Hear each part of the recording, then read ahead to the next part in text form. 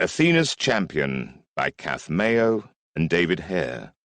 Read by Ben Onwukwe. Prologue. A Dream of the Gods. Tell me, muse, of that resourceful man, twisting and turning in the coiling arms of fate. Homer, the Odyssey.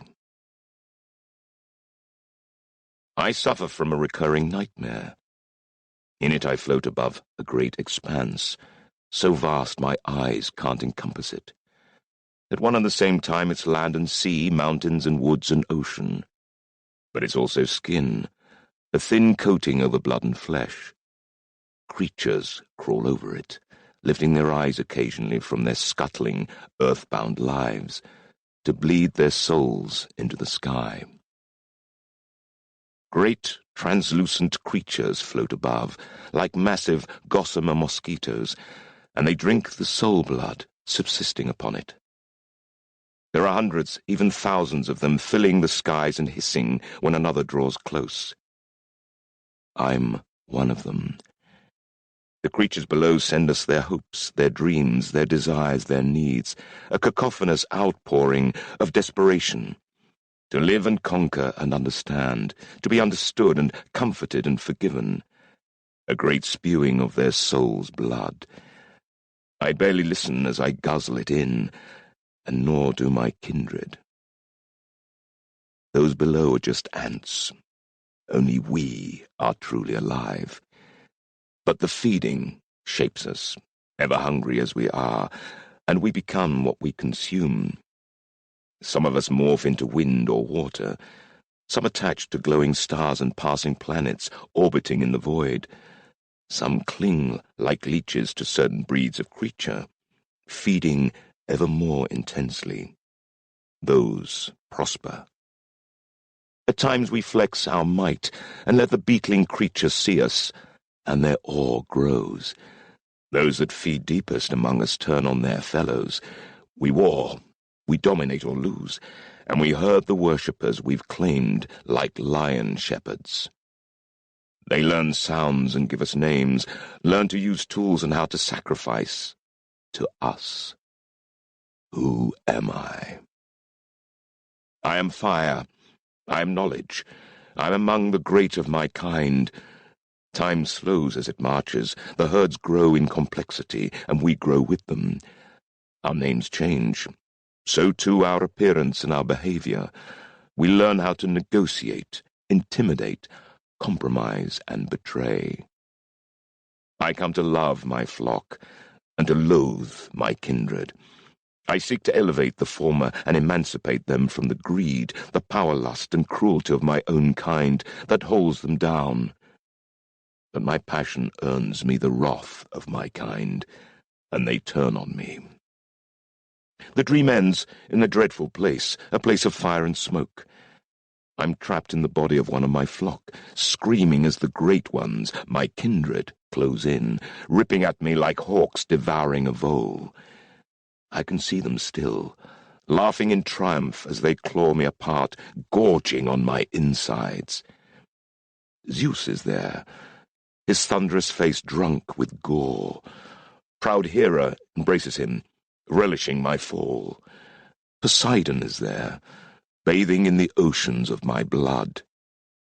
Hades is there, his cold face gloating while his mad consort Persephone strokes his thigh, mocking me. Ares hammers his nails through my wrists to pin me, arms outstretched and feet dangling, to a rock for all eternity. Aphrodite sniggers, her luscious face alive with lust at the spectacle of my destruction. Hermes jeers as he pierces my side with his staff, and Dionysus toasts me with a chalice of my own heart-blood. Then Zeus becomes a massive eagle, tearing open my belly to feast once more, while his companions laugh. I burst, screaming through smoke and fire to wake with my heart hammering and my skin bathed in sweat.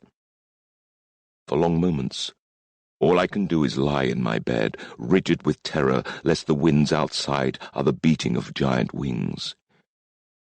Gradually, the distant kiss of the waves on the shore slows my pulse, and my heart ceases to pummel my ribs. My throat unclenches, and I can breathe again. Ithaca, my island home, lends me her calm. My name is Odysseus. I've dreamt that dream since I was a small child. I've told myself over and again that it can't be real. I'm a creature of reason, of rationality, a debunker of charlatan seers that prey on fools in the port taverns. The gods are just primitive imaginings that we humans will someday outgrow.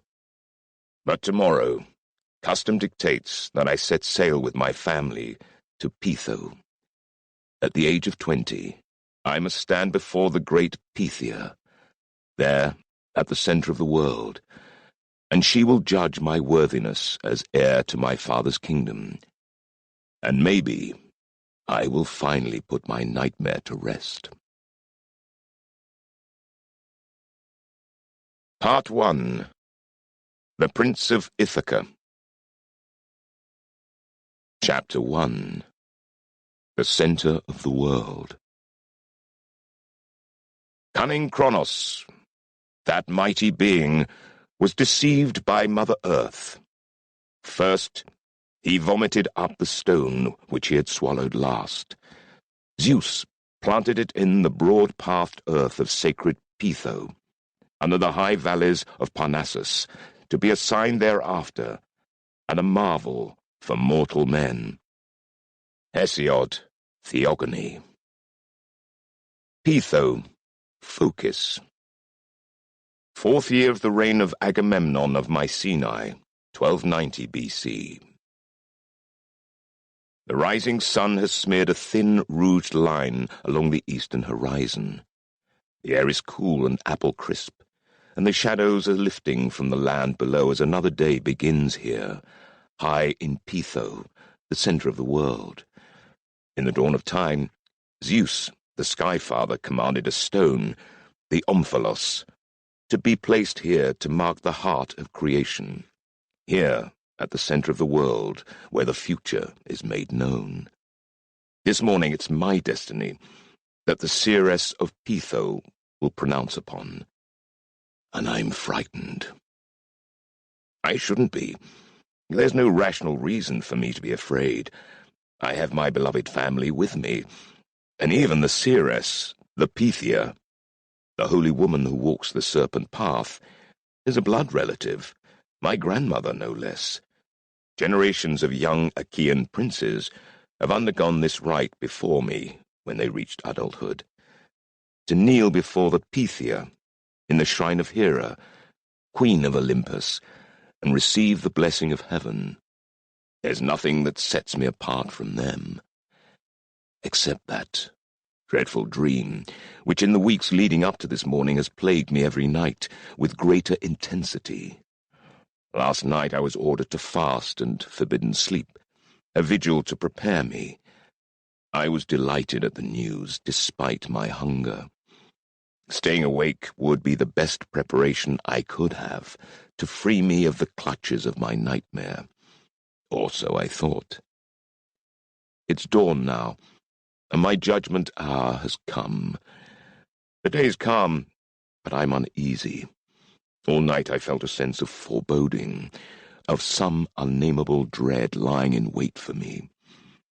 In the small shrine where I prayed before the sacred spherical boulder, the Omphalos, I felt the painted images of the gods behind me were whispering and moving. The candle swayed to unfelt winds, and a sensation plagued me of a great serpent slithering by. Twice I was certain I glimpsed its coils in the gloom, and once, I swear, I felt its touch, cold, smooth, sinuous, against my leg. Odysseus! Eurybates calls. Yuri is my father's half-Egyptian Kerix, his herald, aide, and indispensable master of the household. "You'll be fine," he says as he joins me. "It's just a ritual." I pray he's right. Yuri and I think alike. We share a healthy skepticism of the uncanny, but today his reassurance doesn't ring true. This place is truly strange. I shiver as I take one last longing look west across the hills towards my distant island home. I wish I was anywhere but here. But the sun's first rays are lighting up the cliffs behind Pitho, bathing them in orange and silver. The time has come. I square my shoulders and go to join my family waiting outside the shrine. Pitho consists of a shrine complex surrounded by a cluster of outbuildings and a nearby village which contains houses for the senior priests and priestesses. The building's large enough to accommodate distinguished visitors. Dormitories are provided for the acolytes and lesser guests. On our arrival yesterday evening, my family were housed by one of the senior priests. I assume their beds were comfortable and they were well fed. 2 sacred springs flow year-round.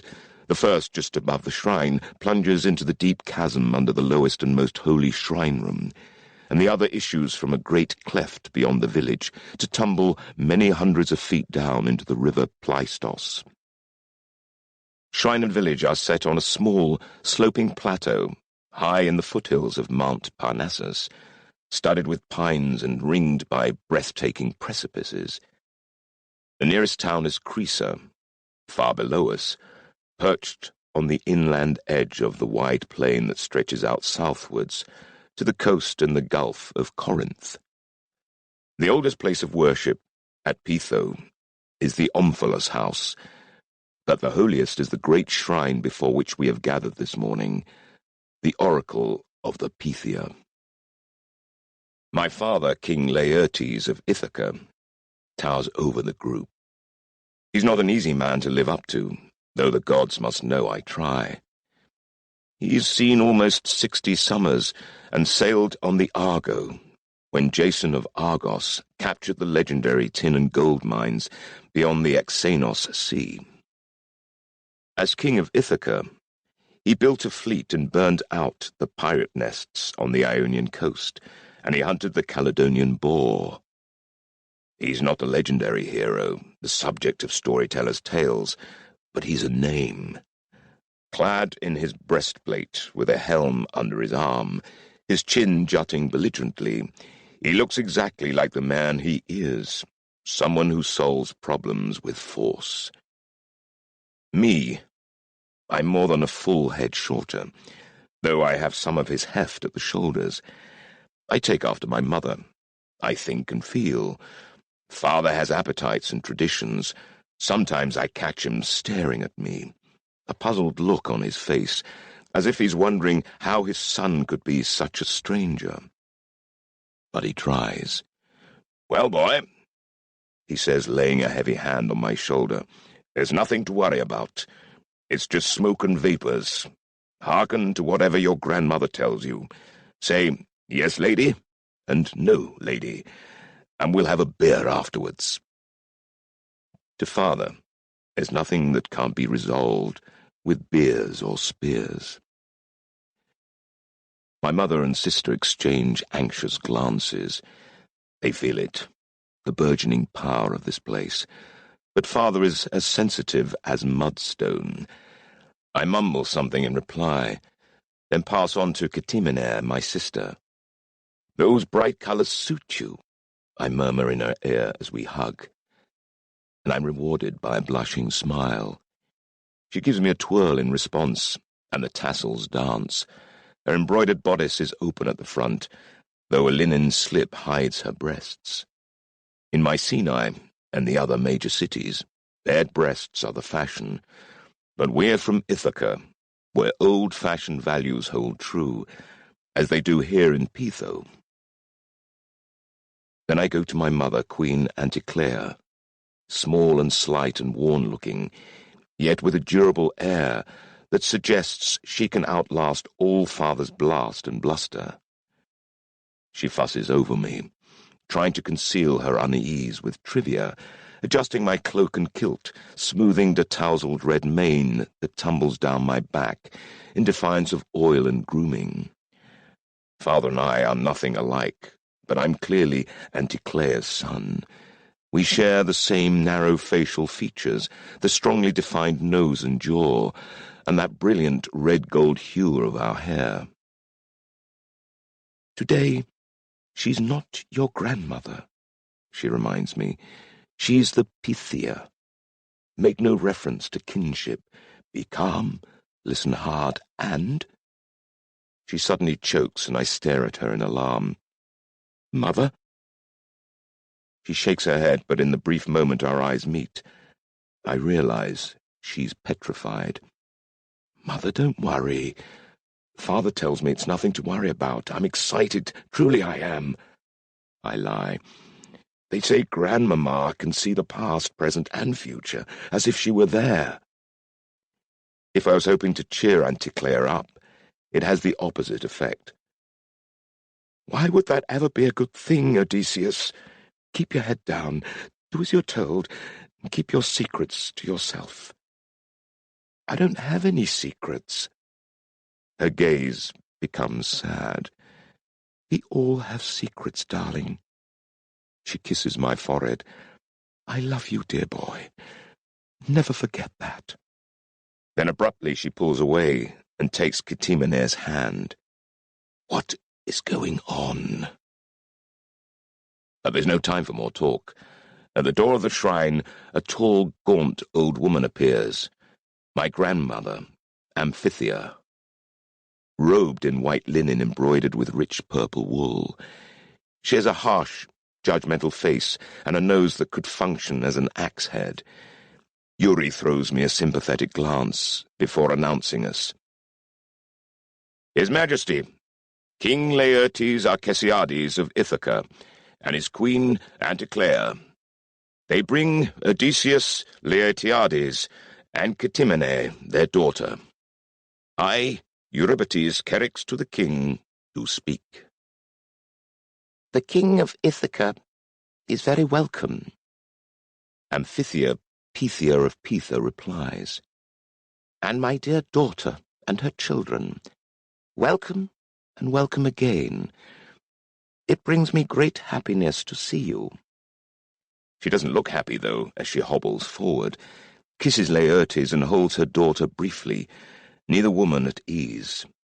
Then she gestures to Clytemne, declaring that my sister should eat more, to cover her bones, before embracing her. Then it's my turn. Her eyes sharpen as she looks me over. Odysseus, born out of grief, your parents thought themselves barren until you were conceived. I trust you bring them joy. I try, I tell her. She doesn't appear to be someone to whom the word joy is especially familiar, but caught in the beam of her chilling eyes, I can see how people believe she has the power to see the future.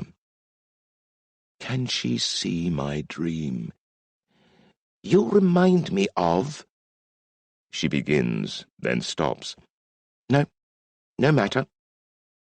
She beckons forward a bald, angular man with deep-set eyes. This is Doripenes, one of our most senior priests. He will take you through your preparations. She looks me up and down again, clearly disturbed. I must also prepare, clear my mind. She hesitates, her eyes boring into mine, as if there's something hidden within that she doesn't like, then stalks off, leaving me standing there.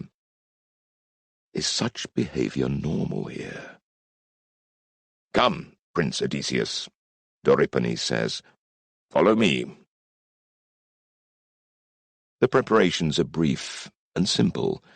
Doripenes takes me to a small chamber where a copper bowl has been filled with water from the nearest, most sacred spring.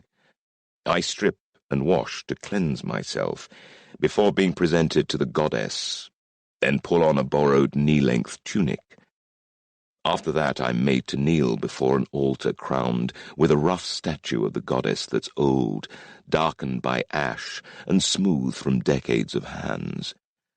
An open chalice of scented lamp oil burns slowly, filling the air with fragrant smoke. Then a hissing voice whispers, Odysseus. Odysseus, it says, man of fire. I startle, and Euripides looks at me.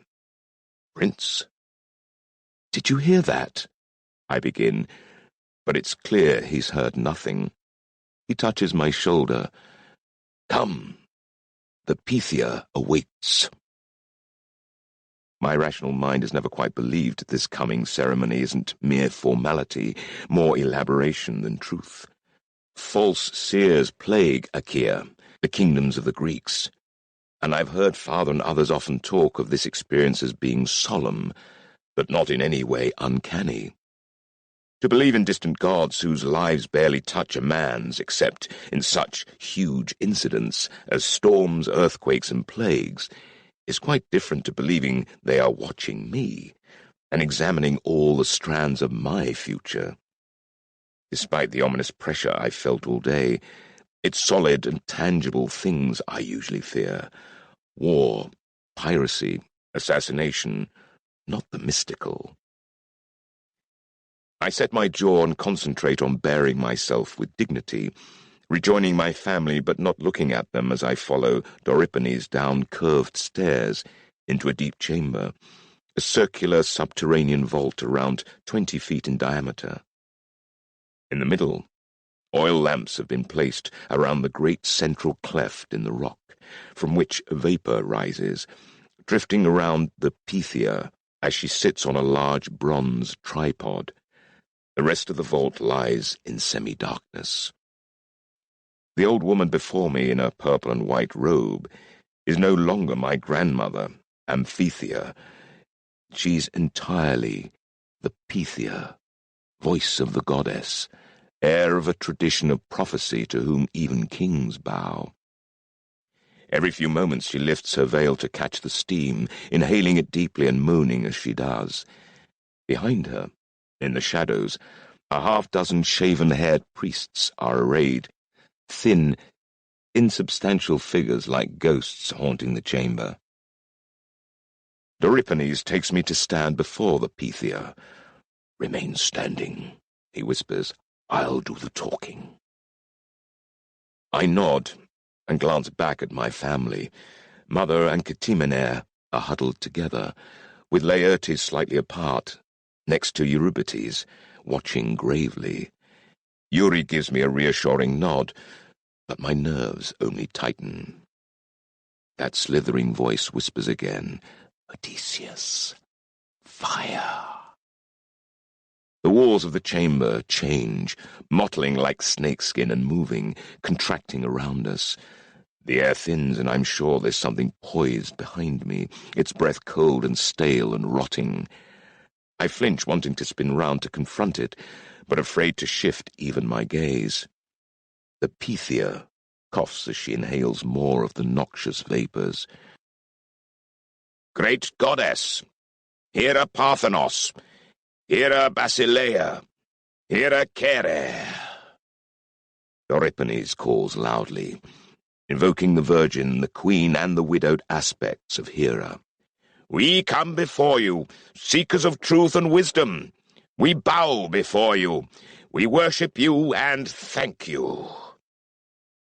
The Pythia takes yet another deep inhalation of the vapours that swirl around her, before parting her veil to reveal her face, the wrinkles deep-etched in the lamplight, her eyes rolling back in her skull. "Who comes?" she rasps, her voice a full octave lower than her speaking voice, a low rattle filled with menace. "Odysseus, Prince of Ithaca, as a supplicant to your holiness," Euripides announces. "He comes before you humbly, purified and desirous of knowledge. His family await your judgment. Upon his line rests the peace and prosperity of his homeland. Will the kingdom of Ithaca pass into worthy hands? His parents have given consent, for he is their legacy, their heir. Will you walk the viper's path with him and measure his worth?" The viper's path?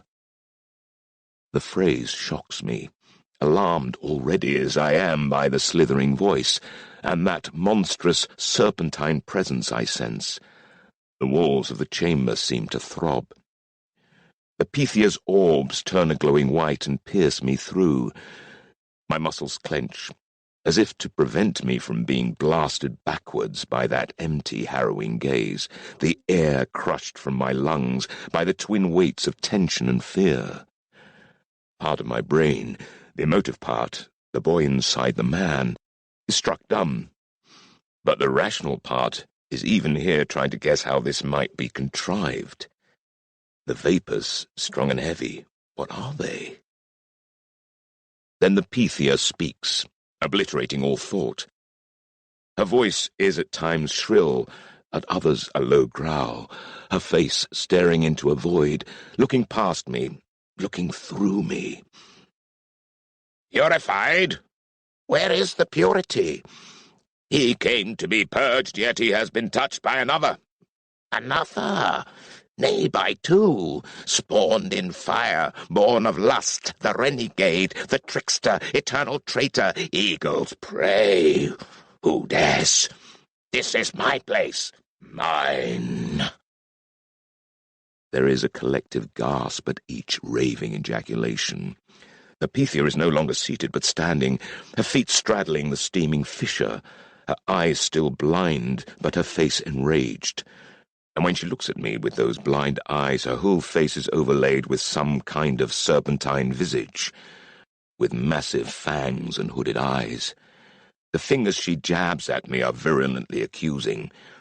Wit before wisdom, concealed hands and hearts, faithful yet false, loved and loathed, touched, more than touched, claimed by another. I see you, false daughter, the owl that swoops, but this one is not for you. Tainted chalice, envenomed blade, odorless, perilous, lost wanderer, twin finder, and dangerous, yes, most dangerous, wall breaker, lock picker, true-hearted deceiver. I stare, petrified, as the seeress sways towards me, holding her hands high as if admonishing the heavens, then twisting to hurl imprecations at the enclosing shadows. My mind is roiling. Is this normal? Is it genuine or some kind of performance? Then she spins to leer into my face. I see you, cuckoo's egg, seed of the cursed, rotted fruit of the tainted seed. I see you, son of Sisyphus! The chamber is utterly quiet, the stillness broken by an awful sound, the startled sob of the woman I love most in the world, my mother, Anticlea. But I can't look away from the hooded, pupil-less eyes of the prophetess, her bared teeth a hand's breadth from my own, as the true horror of her words sinks in. Then I reel as the old woman gives an ear-splitting shriek and collapses to the ground. The priests, led by an ashen-faced Doripenes, hurry to the Pythia's aid as I stare at her prone form, momentarily paralyzed. Anticlea has fallen to her knees, staring open-mouthed at the crumpled figure of her mother, and Catimene has dropped to hold her, her face upturned to see the reaction of Laertes, her mouth moving, but no words coming out. Cuckoo's egg, seed of the cursed, son of Sisyphus. Mother, I croak. The wretched look on her face tells me the rest. She'd resisted coming here because she'd feared this very moment. Her final words before we entered the shrine take on new resonance. We all have secrets. My father. No, not my father. King Laertes is staring at me as if Hades himself has risen to claim him. His normally stolid face is torn open with anguish and rage. Mother slept with another man, and the two of them clasped in adultery conceived me. Anticlea crawls to her husband, tries to seize his knees. He bends and catches her arms, lifts her, and for a moment I hope for some kind of understanding. Then Laertes' right hand cracks across Mother's face, and she's sent flying, sprawling on her back, her head striking the stone floor. I rush to her side. Her cheek is split. She's been struck senseless, but she still breathes. "Mother, wake up!" I cry. "Please, I beg you, wake!" Then I look up. "Father," I plead. "I'm not your father," Laertes croaks. The king rocks on his heels, almost falling before he regains his balance. Then he turns and strides to the stairs, taking them at a run, and vanishes. Chapter 2. Family Fissures. My mother says I am indeed his son, but no man can be certain who his father is. If only I was the son of a man lucky enough to grow old while he was still in command of his own estate. As things stand, the man whose son they say I am is the most unfortunate man who ever lived. Homer, The Odyssey. Crisa, Focus. The short walk from the shrine to my father's accommodation in the village is as terrible a journey as any legendary descent into Hades' realm. Doripenes initially leads us, but his arm is seized by another priest, who whispers urgently in his ear and drags him back inside. Laertes has stalked on ahead, and we follow. Eurybates, carrying my mother, conscious but dazed, bleeding and inconsolable with grief. Ctimene is weeping, consumed by her own misery. I stumble along behind, stricken by what I've seen and heard, and with my future hanging in the balance. I'm still hoping against hope that it's not true. "Mother," I try to ask, "what happened? I have to know." But Anticlea only sobs the harder, leaving me feeling even more of a monster, some vile creature that usurped her womb. Finally we reach the house, Doripenes' own, and Eurybates carries Anticlea to the upstairs bedroom, which the priest had vacated last night for her and Laertes to share. Ctimene throws me a baleful look, as if this is all my fault, before scaling the stairs after the Kerricks. I clamber up in their wake, already feeling like a dog that's been banished from the hearth. Laertes is sitting on the balcony, his face as grey as his beard, staring away into the distance. He doesn't turn as we enter the room. Eurybates places Anticlea on the bed, where she lies like a dying woman, Ctimene perched beside her. For once, even Eurybates seems uncertain what to say. Finally, Laertes comes inside. "Is it true?" he demands in a flint-like voice. You should have asked that before you hit her," Ctimene cries, wide-eyed at her own temerity. Anticlea rolls onto her side and buries her face in the now blood-smeared pillow. "Well?" Laertes demands.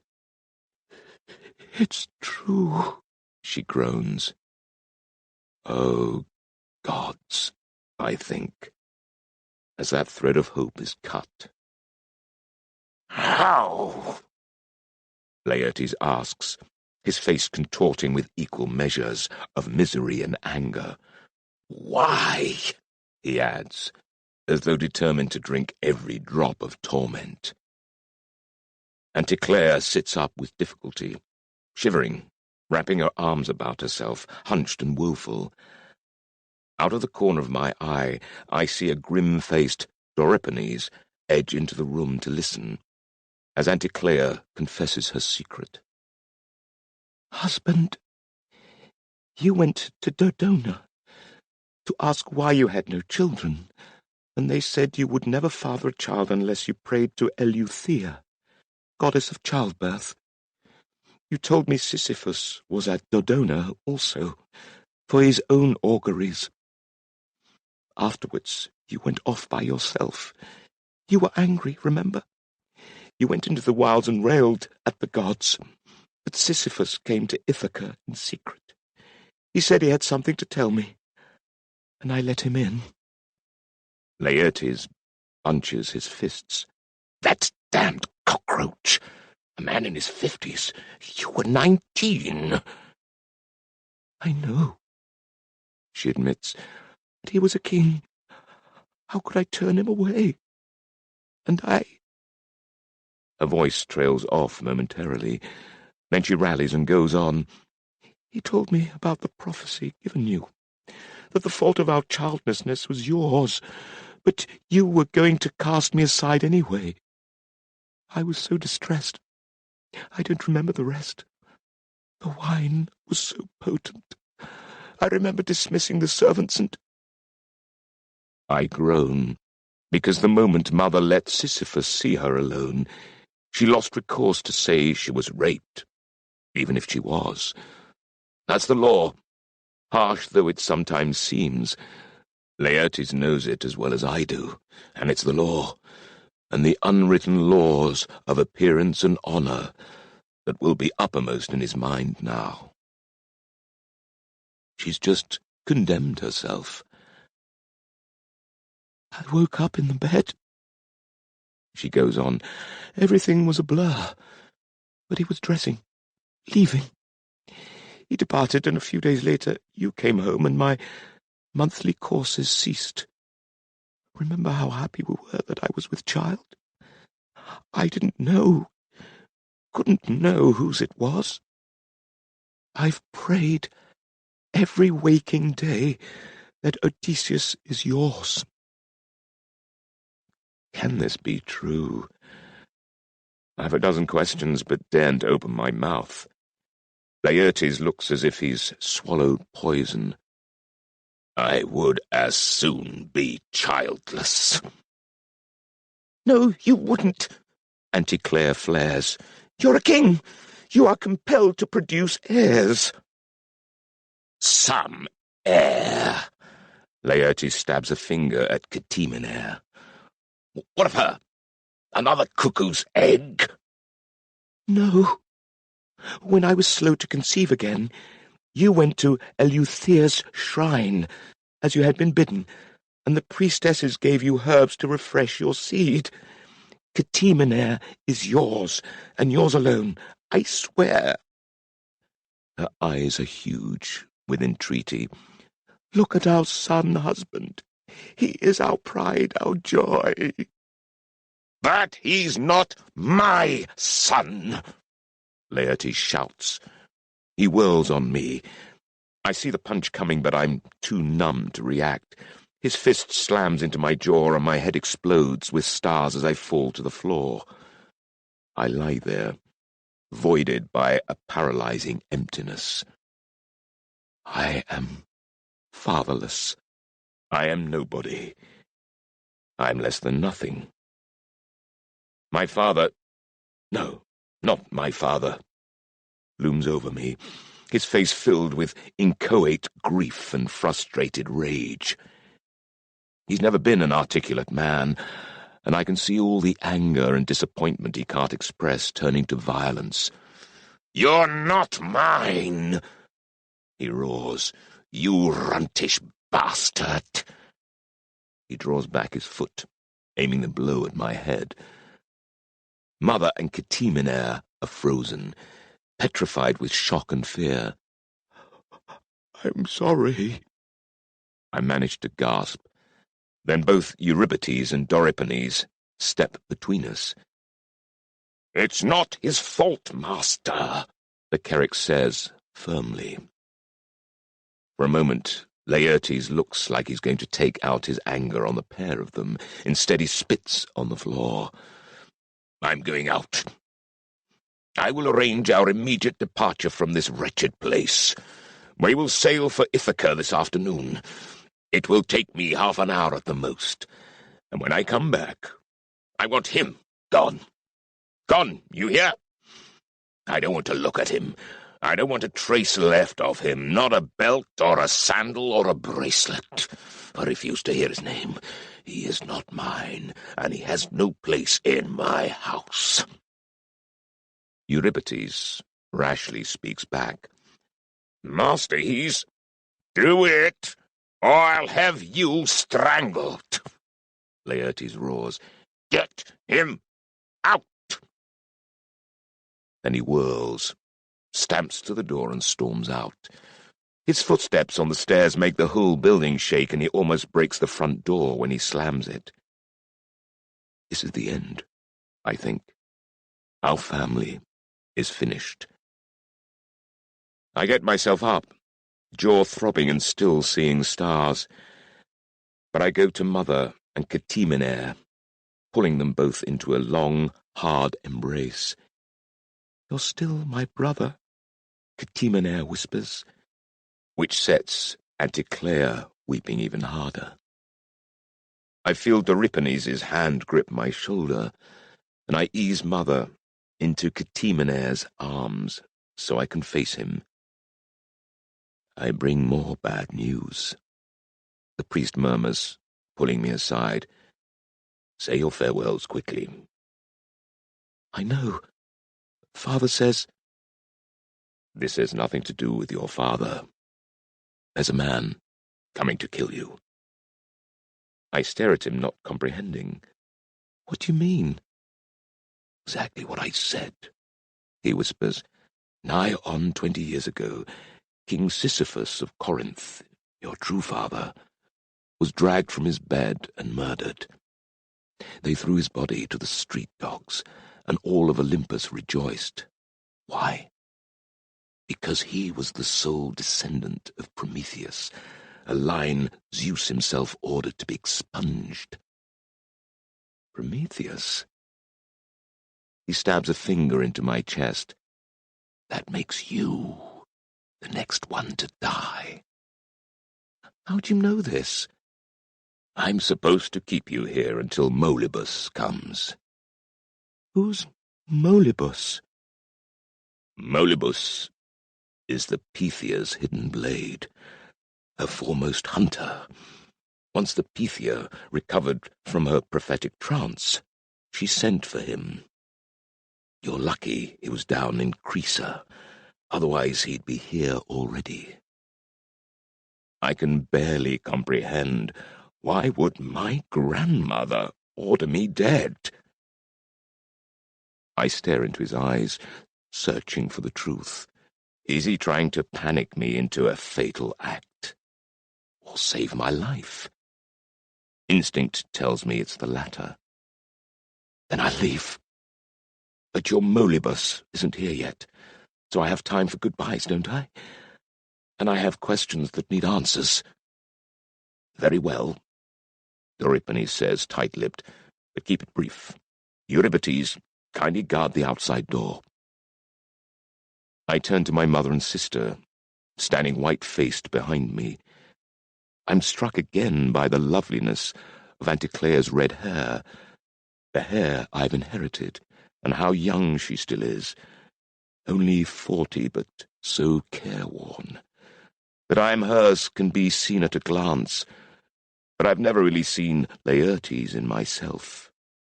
Now I know why. Tell me about Sisyphus, I say in a choked voice. Anticlea looks at Catimenaire and me, her expression pleading for us to understand. Sisyphus was the most charming of men. Not in a smooth, sly way, but full of energy and dynamism. He and my father were friends, and as a child I longed for a husband just like him.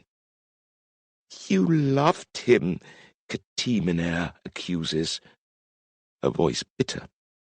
No, I idolized him. You loved him, Ctimenaire shouts, her compassion of a moment ago vanquished by rage. The most despicable man in Achaea. That's disgusting. She thrusts Anticlea away, her face blazing. That's why you've never loved me. You only love Odysseus. It's always him, him, him. At least now I know why. She bursts into tears and stumbles from the room, ignoring my distraught cry. The door slams, and we hear her shrieking at Eurybates before running from the house. Anticlea collapses against me, crying uncontrollably. All I can do is hold her, unable to offer any kind of comfort other than my arms. It's the most horrible feeling to be so helpless in the face of such grief. But after what seems forever, she gains some semblance of control. I suppose you want to know the rest. Doripenes moves towards me. Prince, he pleads, you must leave now. Out of mother's sight, he mouths, Molybus. Give me a minute. I fume. I have to know this. Anticlea's lips tremble with resolve. You deserve the truth, she says, but you have to understand. I had no intention of being unfaithful. I was never supposed to be alone. My serving women were always with me. But when Sisyphus started talking about Laertes' inability to give me a child, I couldn't let the servants hear. This was dangerous talk. A sterile king is an invitation to rebellion. So I dismissed them. It was already late into the night, and now that only Sisyphus and I were awake, I became nervous. I can feel Anticlea's distress as she reaches out to grip my hands, caught up in a vision of that night, the young, vulnerable queen and the worldly, cunning warrior. Then Sisyphus spoke of his own auguries from Dodona. My enemies are closing in, he said. People I trusted want me dead, as do the gods. I fear I soon will be murdered, but the prophecies say that one of my line may yet endure and do a great deed that will bring salvation to all Achaea. None of my surviving sons are worthy, and Bellerophon, my magnificent grandson, is dead. Destroyed by the gods, I need another son, a secret son. Then he looked into my eyes. And you, dear child, need any kind of son to save your marriage and your life. I see the same sick hopelessness on her face that I feel in my heart. Trapped by fate. What choice did either Sisyphus or mother have? Every choice, another part of me argues. The choice to be faithful and loyal and accept the ill chances of life with honor and honesty. But she'd been frightened, on the verge of being utterly cast out. I wanted him, and I knew I was fertile that night, Anticlea admits quietly. Although I've already guessed it, my shock at her words is like a punch to my belly. Yes, he was much older than me, but he could have awakened passion in a woman made of ice. One night, and I knew it would haunt me forever. Laertes returned home a few days later, determined to defy the prophecies. I was already late with my cycles, but not so late that I couldn't pass the pregnancy off as his. And Sisyphus. I cannot bring myself to call him my father. I never saw him again. A few months later, tidings came of his assassination. She buries her head in her hands. If it becomes known whose son you are, his enemies will try and destroy you. Madam, they already are, Doripenes interrupts. You have said enough. Allow your son to escape. Perhaps it would be better if I were dead, I mutter, as despair hits me. I'm the bastard of a murdered king. He seduced my mother. Then he was poisoned and thrown to the dogs. Euripides says Zeus himself wanted his death, and now mine. What kind of life can I ever have now? But Dodona's prophecy said I will save all Achaea from some great peril. Impossible. Sisyphus lied to seduce her. Or not. I gaze into her eyes. She is my mother still, and I love her despite all her fallibility. "Don't be a fool," she says intently. "Don't you dare give up. I jeopardized my entire life to create you, and I would do it again. Don't you throw that sacrifice away." "Of course I won't," I tell her sincerely. "But what will you do now?" I ask, aware Euripides is exasperated. "I want my family back," she whispers. "I do love your father, Laertes. He's my world. Here, you in Ctimenae. It's too late for me to start again." I want to say, "Mother, you're only 40. You've got years ahead." But the fact is, she's right. A woman, even a queen past childbearing age and cast out for infidelity, has no future. Mother, you must hold on to your marriage.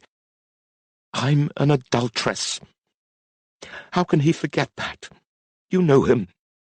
He'll disown me, too. I see Euripides slip out of the room.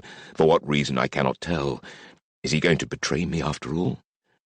But I still have more I need to say. "No, Mother. Beg Laertes' forgiveness. He's a proud man. He won't want to admit to others that he's been cuckolded. And he can't afford to tell the Ithacans he has no heir. Do the things he loves. Provide his favourite meals. Comb your hair by the fire. It won't work straight away. But it'll work eventually. My dear son, when did you become so calculating?" She stares at me, her eyes tremulous. "You're so much like your real father, you know." I don't want to hear that. "Mend bridges with Ctimenae, Mother," I tell her. "She'll be either your greatest ally or your worst enemy." Her chin lifts. "Yes, but you, what will you do?" "I'll go to Menelaus in Mycenae. He'll take me in. Menelaus is the younger brother of the High King. He's also my best friend." "Yes," she says, "go to Menelaus, but don't admit you're Sisyphus' son to anyone, even Menelaus." Footsteps come pounding up the stairs and we freeze. But it's only Euripides and Euripides, their faces set hard. "It's time, Prince," the priest announces.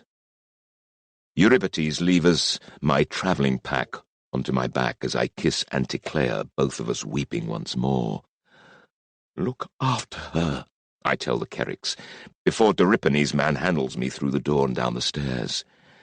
I collect my sword from the small room by the outside door, where I would have slept tonight, had the Pythia not denounced me, sling the scabbard strap over my shoulder, and take the staff Euripides hands me. "Which way should I go?" I ask. "I can't make for Crisa, if that's where Molybus is coming from." Crisa, the nearest port, is the only place here I know. "Go inland," he tells me. "There's a zigzag path up to the cliffs behind the village. At the top, follow the goatherd's trail north to High Mountain Plateau. There's a distinctive outcrop near the base of a steep ridge. Below it, you'll find the Corycian Cave. Hide there. I'll come when I can." He smiles, a crooked smile. "Now hit me. Hit me like you mean it, and run." Hit him? Then I realize the blow will give him an alibi against betrayal. Though I still scarcely believe this is all real, I do it, striking his jaw crisply. Despite my lack of height, I've plenty of power. He staggers and slumps to the ground, while I cradle my now throbbing hand. His jaw is hard as rock. Then I head out the door and run for my life. Chapter 3. Corikia's Cave. As a wild boar, high in the wooded mountain glens, terrifying for a man to behold, determines to fight. He gnashes and whets his pale tusks, turning sideways, his eyes like flaming fire and his mouth foaming, his mane and the hair around his neck bristling. Hesiod, shield of Heracles. Pitho, focus. I'm still scrambling to make sense of it all. I'm suddenly a homeless outcast, a destitute bastard with no standing or honor. I'm beyond distraught. But right now I have to run or die. It's still early, the sun barely above the horizon. The narrow path that twists up past the cliffs above the shrine is no great obstacle for me. I'm a good runner, with powerful thighs, and I've always trained hard. A warrior must be able to endure past exhaustion, and rocky Ithaca is a testing training ground. Fitness and fear propel me up the slope, breathing hard. After the zigzag crests the cliff line, the track borders a swift stream before plunging into pine forest. I pause to slake my thirst, just enough to replace my perspiration. I'm sweating hard despite a chill breeze that makes the pines ripple and sigh. This is a land of rugged grandeur. The morning sky is dappled with clouds, and to the east, the massive bulk of Mount Parnassus is a patchwork of shadow and dazzling snow. To the south, the way I've come, I can see right across the Corinthian Gulf to the far shore, softened by haze. I feel utterly alone in the world, a rugged, beautiful world of rocks and cliffs, rushing water, early summer flowers, old pines and gnarled scrub. Achaea, my homeland. My ears are straining for any strange sounds from the path below. Is Olympus coming? And who exactly is he? Why would the Pythia employ someone to kill on her behalf? And if he does find me, what chance do I have? Best he never finds me. I move on, jogging along a goat trail Doripenes told me of. It's heavy going, rocky and scoured deep by the spring melt, and I must watch my footing lest I twist an ankle or wrench a knee. At last I reach a rock outcrop, where I rest briefly before tackling the climb to my destination, the cave Doripenes described. Gradually the pines yield to fragana, low, thorny scrub. The hillside is punctuated by tree stumps, still bearing the charred marks of lightning strikes. I force a way up through the tangled branches, their prickly leaves tearing my tunic and legs. Then abruptly the slope eases, harsh scrub yielding to soft grass, and there it is, Corikia's Cave. At first glance, there's nothing remarkable about it, just a hole in a cliff face punctuated by a single shard of rock, like a tooth. Water trickles over a lip in the rock, into a clay jug with a cup beside it, the only signs of humanity. I fill the cup from the jug and drink. Corikia, I thank you for the gift of water. I murmur in appeasement, though I feel foolish doing so. Father is a great one for thanking every god and spirit, but I've never truly believed. Not until I saw the Pythia change today. Or did I? Is there something in the vapor from the cleft that breeds hallucinations? I put such thoughts aside and explore. The cave proves surprisingly large inside. I set about making my stay a comfortable one, gathering fallen pine needles into a hollow in the cave floor, in case I need to sleep here, after keeping vigil all last night, and Father's fist. I'm feeling heavy-headed, running on adrenaline and dread. Then I climb to the crest of the ridge above the cave and find a vantage point where I can watch the trail. The wind has swung west. If Laertes truly means to leave today, it will mean a lot of rowing. I still can't believe he'll leave me behind. He's raised me as his heir. I'm Mother's only son. He'll see reason. He has to. Wait. What's that? Something moved on the plateau below, a dark shape in the clearing by the outcrop where I'd stood only an hour ago. There. A man in a dark tunic. Too far away to identify, but already my heart is pounding. Is this the Pythia's killer, Olympus? He's looking up at the ridge, right at me. I roll onto my belly to peer between two boulders. Too late. He lifts his hand as if in ironic salute, then vanishes into a tangle of pines. A few heartbeats pass, lengthened by fear. Then a creature emerges from the trees, not a man, but a low-slung and bulky shape. A boar, perhaps. It thrusts through the bushes round the edge of the outcrop, then dashes across the clearing and plunges into the forest below me. I stare at the last point I'd seen it, guessing at its size and speed. That it's coming for me, I have no doubt.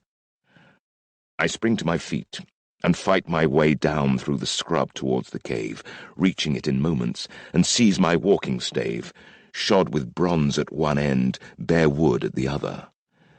I draw my short sword, with muttered apologies to Coricia for the naked blade, and begin to hack a point into the blunt end of the stave to make a spear. My sword will be little use against such a beast. All the while, my ears are primed for the sound of an animal crashing up through the undergrowth. Legendary boars are part of our lore. The Caledonian boar that my father helped hunt, which Meleager slew. The Crommyonian sow slain by Theseus, the Erymanthian boar captured by Heracles. But even an ordinary boar is a dangerous beast. When roused to attack, they charge in with razor-sharp tusks, gouging at the upper thigh and groin to sever arteries and rip open bellies. Men die on hunts.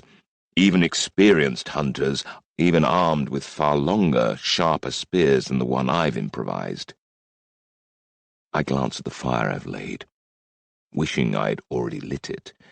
No time for fire sticks and tinder now. I need a place where a cloven-hooved creature can't reach me, like up a tree. I sling the sword and scabbard over my shoulder, then scurry through the scrub to a tall pine, high on a rim above the cave. Pushing the stave into my shoulder strap, I haul myself up into the branches. I'm barely 10 yards from the ground when the creature bursts out of the trees. I go rigid, my heart hammering because it surely can't be natural. The boar is perhaps thrice the bulk of a man, bristling and tossing its head, snarling, its red-rimmed eyes livid. It ploughs through the scrub right to the base of my tree. I pull out my makeshift spear, blood drumming in my ears as I calculate angles and trajectories. No, better not to throw. The odds of piercing anything vital are negligible, and to be caught with no weapon afterwards would be to die. For a few seconds it stares up at me, thwarted or so I think. What I see next confirms that I've stepped out of reality. It emits a heart-stopping bellow, its whole body rippling with shifting muscles and cracking joints. Then it rises on its hind legs, its forelegs becoming arms, hooves turning to claws. With a roar that's part agony, part bloodlust, The creature grips the lower branches, shoulders hunched, head low set, and jaws drooling as it hauls itself up the trunk. With a terrified gasp, I climb higher, my makeshift spear tangling in the branches as I seek grip and leverage. Incredibly, the boar man continues to follow, clambering after me as I struggle up to the thinner branches, seeking a place which might take my weight, but not his. Though I've gone as high as I dare, I'm not high enough. It climbs almost within reach, and I jab at it with the sharpened stave. My hands are shaking, my breath rapid. This can't be real. The boar man looks up at me, a look of cunning in its piggy eyes. "Oh, Jesus," it snarls, and I almost drop the stave in shock. It tried to say my name. It did say my name. I jab again, jerking the spear back as the boar lunges at the haft to wrench it from me. It pulls back lips from a mouthful of yellowed teeth and tusks and circles to the far side of the trunk, climbing again. I force myself higher still, onto the flimsy branches above, panting for breath as I cast about for some means of escape. Then the monster's right claw shoots around the trunk and rakes at my ankle. I jerk away and ram the stave down, puncturing the creature's hairy arm enough to draw blood. It squeals and retreats, snorting. This is impossible. I'll wake up any moment. We're a good 20 yards up now. The tree is on the lip of a steep slope, which plunges away at least 40 yards on the far side. If I jump that way, I'll break my neck. I discard one plan after another. Then the boar man moves, barreling round the trunk, tusks and snout flashing into view. I jerk out of reach of a swinging claw and thrust the stave at the creature's throat, but it's already gone. Then it's lunging at me from the other side. I'm forced to let go of the trunk, balancing precariously out on a creaking, sagging branch. Somehow I get the stave interposed between us. The creature's laughing now, a sputtering sound that is horribly human. And it comes fully round the trunk. I give way, backing even further out onto the branch, which bends alarmingly under my weight. I glance down, picturing the movements needed. The beast launches itself, and I thrust with the spear, only to have it swatted away as if it were a willow wand. I bunch my limbs and, as I'm about to be engulfed, throw myself sideways into thin air. The beast hurtles past me, landing where I'd been standing and snapping the branch, even as I catch hold of another branch below, swinging and turning to plant my feet on an even lower one as the boar plummets past me. It should have been perfect. Brilliant. The boar man should have crashed to the ground, winded and helpless. But as the beast falls, the air seems to bend around it. It lands on its hind legs on the ground below, the sharpened stave spinning into its clawed hands. Then the branch under my feet breaks. My arms are almost wrenched from their sockets as I kick frantically, dangling, until the top branch cracks too, swinging inwards towards the trunk. I twist to avoid being impaled on the jagged end of the lower branch, plummet through foliage and strike the sloped ground a dozen yards from the boar creature, jarred and then rolling. The beast man hurls the makeshift spear. I jerk to one side frantically, and the weapon plunges into the turf beside my hip. I lunge for it, launch myself over the lip of the slope, with the haft gripped in both hands. An instant before the boar's huge hind hoof slams down where my head had been. I crash down the slope, bouncing off rocks and stumps, hearing the enraged roar of the beast as it tumbles after me. Then I'm rolling and sprawling in a small clearing, clambering to my feet, battered, bleeding and breathing hard just as the beast lands nearby. It rises, snarling and pawing the earth with its clawed feet. Now we're on level ground, and there's nowhere to climb, nothing to jump off or hide behind. If this boar man stood, it'd be 8 feet tall, and now its tusks seem to sprout in length as it crouches. If I try to run, it'll mow me down, but running isn't my plan.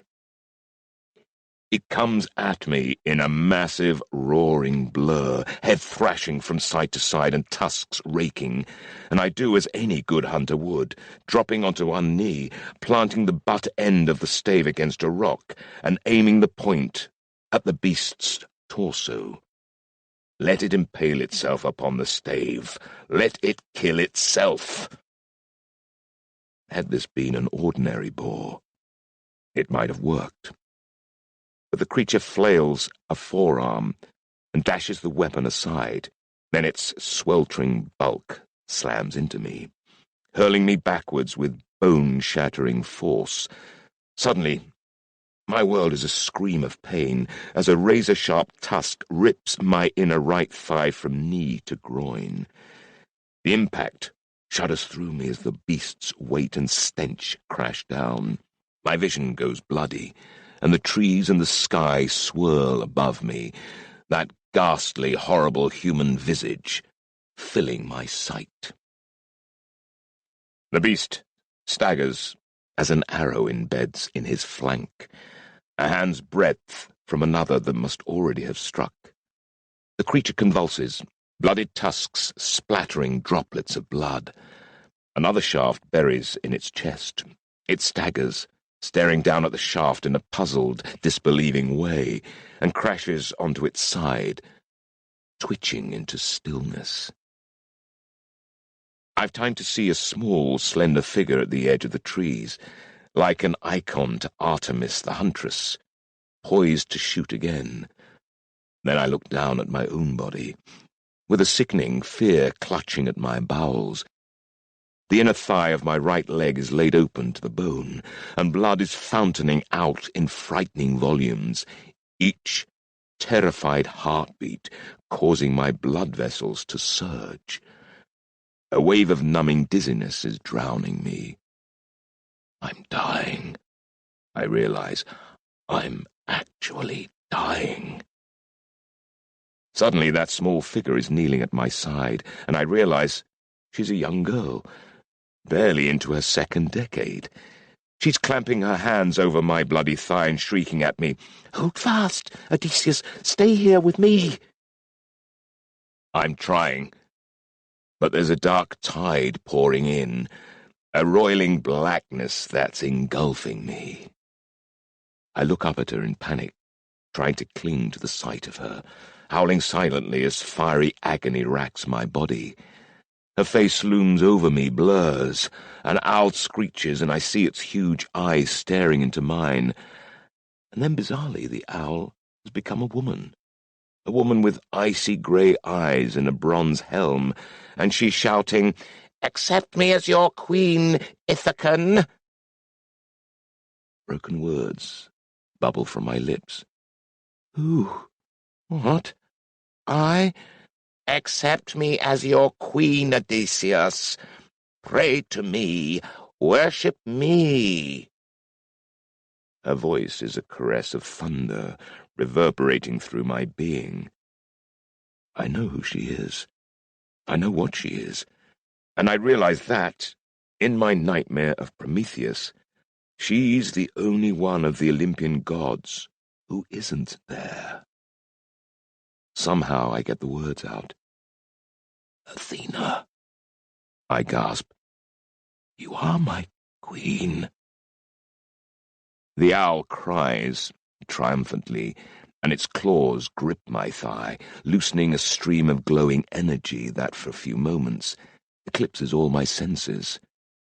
My body's ablaze, the owl's face immense, hovering above me, its gaze piercing my flesh, my mind, my heart. Then everything goes blank. I seem to be floating endlessly, back arched and limbs widespread, surrounded not by the darkness that earlier threatened me, but cocooned in a weightless embrace. I drift through a delirium of dreams in which a flitting, wispy creature stalks the edges of my consciousness. Then a cold, bitter liquid fills my throat. Some enters my windpipe, and I jerk awake in a paroxysm of coughing. Someone tisks as I spit and retch. I'm wrapped in a blanket, dimly aware of smoke. Only light a red glow beside me, and a dim whiteness glimpsed far away in the darkness. I try to focus, make out a crescent moon. Then someone bends over me, and a high-pitched voice says, "Try to drink some more." I manage another mouthful, and then... When I next wake, it's to pain, an awful throbbing as if I'm trying to give birth through my thigh. I scream silently, contorting and rigid in turns, unable to see through a red fog. Then a smoky rag is laid over my mouth. I breathe in a fragrance both heavy and sweet, and I'm in a floating haze again. Dreams return as the pain recedes. I'm in a house, and something is outside the shutters, mewling to be let in. I go to unlatch the shutters. "Don't," a woman's voice advises, and I drop the latch and turn, fall out of the dream and wake. It's dawn.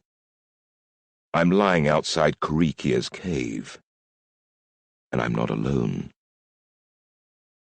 At first I think my rescuer is a stranger, a boy, but then I see she's that girl, my Artemis.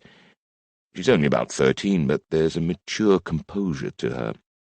"Don't try to move," she says, as I groan. "Here, drink this." She hands me a mug of the same dark, bitter liquid I remember drinking before, and when it takes hold, I drift for a while in a state of warped euphoria. After a while, my brain clears a little, though I'm left with a thunderous headache, and I'm able to observe her more closely. She's clad in a short brown tunic, man's garb, her bony legs deeply tanned and her hair hacked short. The smell of stale perspiration and smoke clings to her, the dust on her face is being sweated off in shiny streaks, and a copper bracelet of strange design has been pushed up her forearm until it's tight to her skin, the only unusual thing about her. "What's that beast? Was it Molybus?" I ask, curious to see how she responds, despite my pain and exhaustion. She gives me an interested look. She says. "The Pythia's going to be pissed off." "Is he?" "Did he?" "He's in a hole," she drawls, a manner more 30 than 13. "She killed a man, if that's what he was." From her manner, I doubt it's the first time. "How did I get here?" I ask. "I dragged you," the girl says. "Lucky you're a short ass. Otherwise I'd not have managed." I look down at my leg, wrapped tightly in a blooded swathe of my own cloak, and shudder as I remember seeing my thigh bone amidst the torn meat and pumping blood. I grope at the bandages, my chest constricting in fear. "Don't touch," the girl snaps. "Athena stopped the blood and closed the wound. That saved your life, but there's still much healing to be done. You interfere with it, you'll mess it up."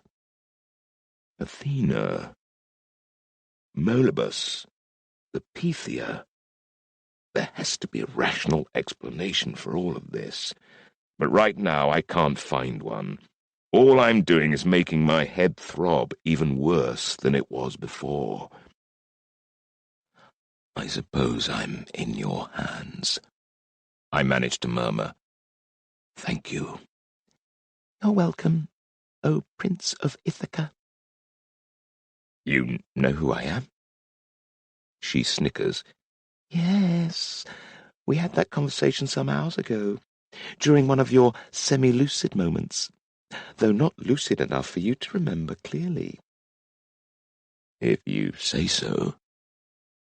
She turns her attention to the fire, and I realize she has a rabbit cooking on a makeshift spit made from green wood, while her bow and arrows lie propped against a rock.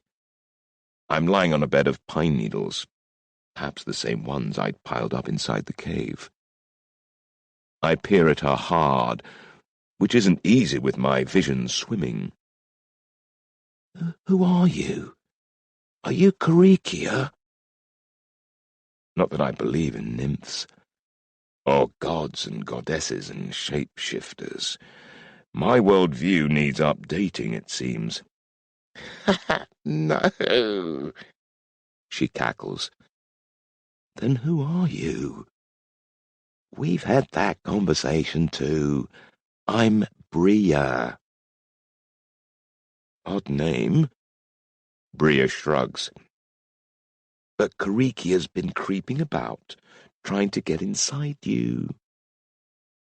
Inside me? Into your head, Ithaca, Bria says, tapping her skull. Dirty little parasite. That's what these nymphs and dryads and the like do, you know. Try to get inside for a ride. They target stupid people, wounded people, small children. You have to be careful in places like this. That's why we're outside the cave, not in it. You wouldn't have stood a chance in there. Lucky it didn't rain. She's just a peasant girl. She's talking nonsense. I try to clear my head again with a brisk shake. Bad move. Rattling my brain around only makes my headache worse. I'm expecting, Euripides, she says brightly. He'll arrive later this morning. You know Euripides? We're kind of colleagues. I hesitate to ask the next question. Surely I've been hallucinating, but I need her reaction. Yesterday I was dying, wasn't I? Did Athena really come? I stare at her pert, knowing little face and wait for her to scoff. Yes, Ithaca, that was real, she replies. You were 10 heartbeats from oblivion when she arrived. Yes, but... My words dry up as I try to reconcile what I've experienced since I arrived in Pytho with how I've always thought the world to be. Having a little trouble with all this, are you? Bria says with a trace of sympathy. You don't understand. Or maybe you do, I don't know. To me, the gods have only ever been concepts. I tell her, I've never seen anything remotely miraculous before, and the stories that explain Wither and the moon and all the rest just sound childish to me. I've seen charlatans fleecing good people in the name of the gods, and priests living like kings while never doing a day's work. But now it's all different, isn't it? Bria says in a smug purr. I remember all the discussions I've had with Euripides about this. It still makes no sense to me. How can every race of people have different gods for the same thing if the gods are real? Why is the moon a goddess to us, but a male god to the Hittites? Does it suddenly grow a penis halfway across the Aegean Sea? The old tales are a mess of contradictory nonsense. I throw up my hands in exasperation. So I've always believed they're just fantasies. Even as I'm saying that, I'm thinking of my recurring dream. I'm wondering if I'm really just denying a dread that's been haunting me all my life. Bria gazes at me with an oddly ambiguous expression. If only they were, she sighs, but then you'd be dead, and so would I. She strokes my face. Get some rest, Ithaca. You're going to need it. I sleep for what feels like a long time, and when I wake, my headache is gone and the sun is high. Euripides is sitting over me, wrapped in a traveller's cloak and watching me carefully. You're here! I'm not prone to stating the obvious, but I'm not at my best. I am, he agrees gravely. The Pythia is aware of Olympus's death, and has sent out other servants to capture or kill you. But don't fear, he says, laying a restraining hand on my shoulder. That's not my purpose. That's comforting, I say, summoning up a shred of sarcasm. Do my family know of this? No. They left for Ithaca yesterday morning. Laertes would brook no delay. Will the Pythia send more men like Olympus up here? No. I've told the Pythia I've had reports that you've been sighted well east of here, heading for Boeotia. Why are you helping me? You're one of Hera's senior priests. Yes, but I have a higher allegiance. He studies me, his expression inscrutable, and says, Let's have a look at that leg of yours. He removes the bandages to reveal a hideous tear in my thigh, running from just above the knee right up to within a hand span of my groin. It scares me. But it's also incredible. The wound looks weeks old, not something I suffered only yesterday. I'm stunned and chilled, despite its rapid healing. It's a massive injury, one that usually cripples any who survive it, and it's by no means completely repaired. Will I ever walk properly again? For now, though, I'm alive. Something to be grateful for. While Euripides rebinds my thigh, I swallow another dose of Bria's pain drugs, drain the water pitcher, and eat my way through a breakfast of bread, olives, and fruit she's placed beside me. When that's done, they half carry me over to a latrine hole in the trees. Despite the drugs, I suffer agony trying to purge myself. Bending my right leg is impossible, and flexing my groin muscles nearly makes me scream. Euripides offers to help me clean myself, but I wave him away with an angry hand. I can swab myself without his help, thank you. Once I'm back on my pine needle bed, Bria sits beside me. Are you ready for some truths, Ithaca? She asks. I'm always ready for truth, I tell her, while inside I'm wondering how much truth to reveal. Should I confess my nightmare to them? No. It's no business of theirs. Please explain what I'm going through, because all my life I've thought to understand my world through reason and logic. Then Athena did well to save you, Euripides says, for that's how she also thinks. There didn't seem to be anything rational and logical about Athena yesterday, if that was really her. It was. Euripides shares a look with Bria. I suspect the boy's beginning to realize that the world is a great deal more complex than he thought. He turns his attention back to me. If the facts change, Odysseus, a wise man changes with them. It's a glib but seductive aphorism. But if I embrace it, I'll have to throw away everything I've ever believed in. And I've already lost my family and my identity. I feel I am standing on the brink of a crumbling precipice, with Euripides urging me to fling myself over the edge. So, Bria says, perhaps guessing at my rising panic, let's start with who I am. The girl you see before you is a goatherd of Phokis. Her own name is Herbea. She and her father live alone in a wattle daub hut 7 miles west from here. Her mother's dead, and her father occasionally contemplates incestuous union with her. But he's tormented by guilt and grief, and flagellates himself instead. I stare at her, trying to work out if she's lying. But what young girl talks of incest and flagellation?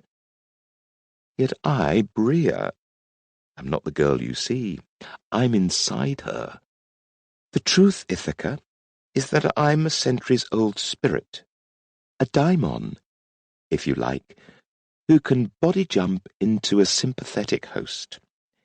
This girl, Herbea, is one such host. I don't want to believe a word of it, but my brain is searching through all the superstitions I've dismissed since childhood. Diamonds, the priests say, are a soul or spirit we all have, implying neither good nor evil.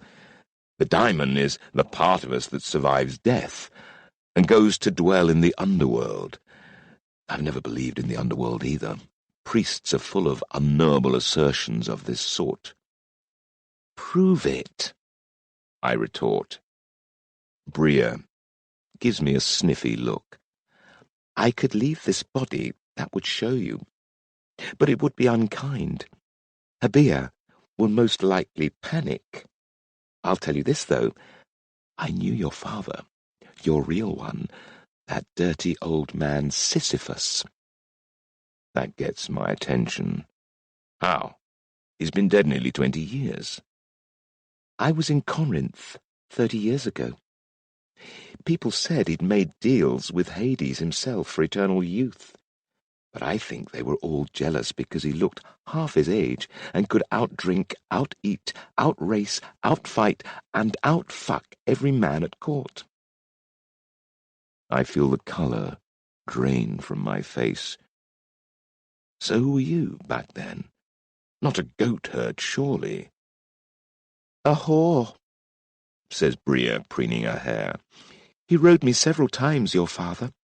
Excellent technique and perpetually horny. She pats my unwounded thigh. Once you're healed fully, you're welcome to show me if you've got your old man's stamina. I push her hand away, scandalized, because if she's telling the truth, it's not her body she's offering, but Herbea's, and that's repulsive.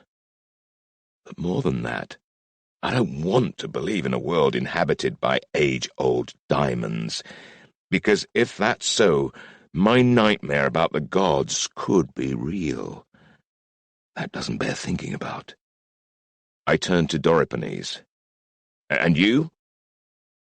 I'm a priest, as you see, he replies, but secretly of Athena, not Hera. I'm her eyes and ears in Pytho. I'm also a Theos. The term means little to me, and Doripenes doesn't explain it. Do you believe in the gods, Odysseus? What do you mean by gods? I riposte. You believe in gods who made the world, says Doripenes, who dwell on Olympus and watch and judge us, control the winds and the waves, the harvest and seasons, who preside over love and war and the underworld, where our diamonds will one day dwell for the rest of eternity. I groan. He's just giving me the same tired fairy tales that priests always tell. But my nightmare is pressing in on me, along with vivid images of the Pythia's ecstatic madness yesterday, the hissing serpent, the throbbing walls of Pytho's underground shrine, Molybus with his clawed hands transforming from a boar into a monster, Athena and her owl. It could, I suppose, all be passed off as a hallucination, but then there's my wounded thigh, and that is incontrovertibly real. A miraculous healing that can't be explained by drugs and warped recollections. I spread my hands in appeal. After yesterday, I feel I don't know anything anymore. If the facts change, a wise man changes with them. What about the Pythia? Bria asks. Do you think she can really see the future? Well, she's made a fucking mess of mine, I retort. Ooh, sarcasm again. Don't roll your eyes at me. You look like a frog. Bria leans forward, suddenly serious. Listen carefully, princeling. The gods are real, not concepts. That is the most crucial truth you will ever hear. There's a long pause while I master my emotions. It feels as though I have indeed plunged off the lip of the precipice into a deep abyss, and I'm still falling. Then, as I've always done, I turn to questioning as a path towards understanding, as a lifeline. Euripides, you just called yourself a theos. It means God touched, and Athena touched me yesterday. Does that make me a theos too?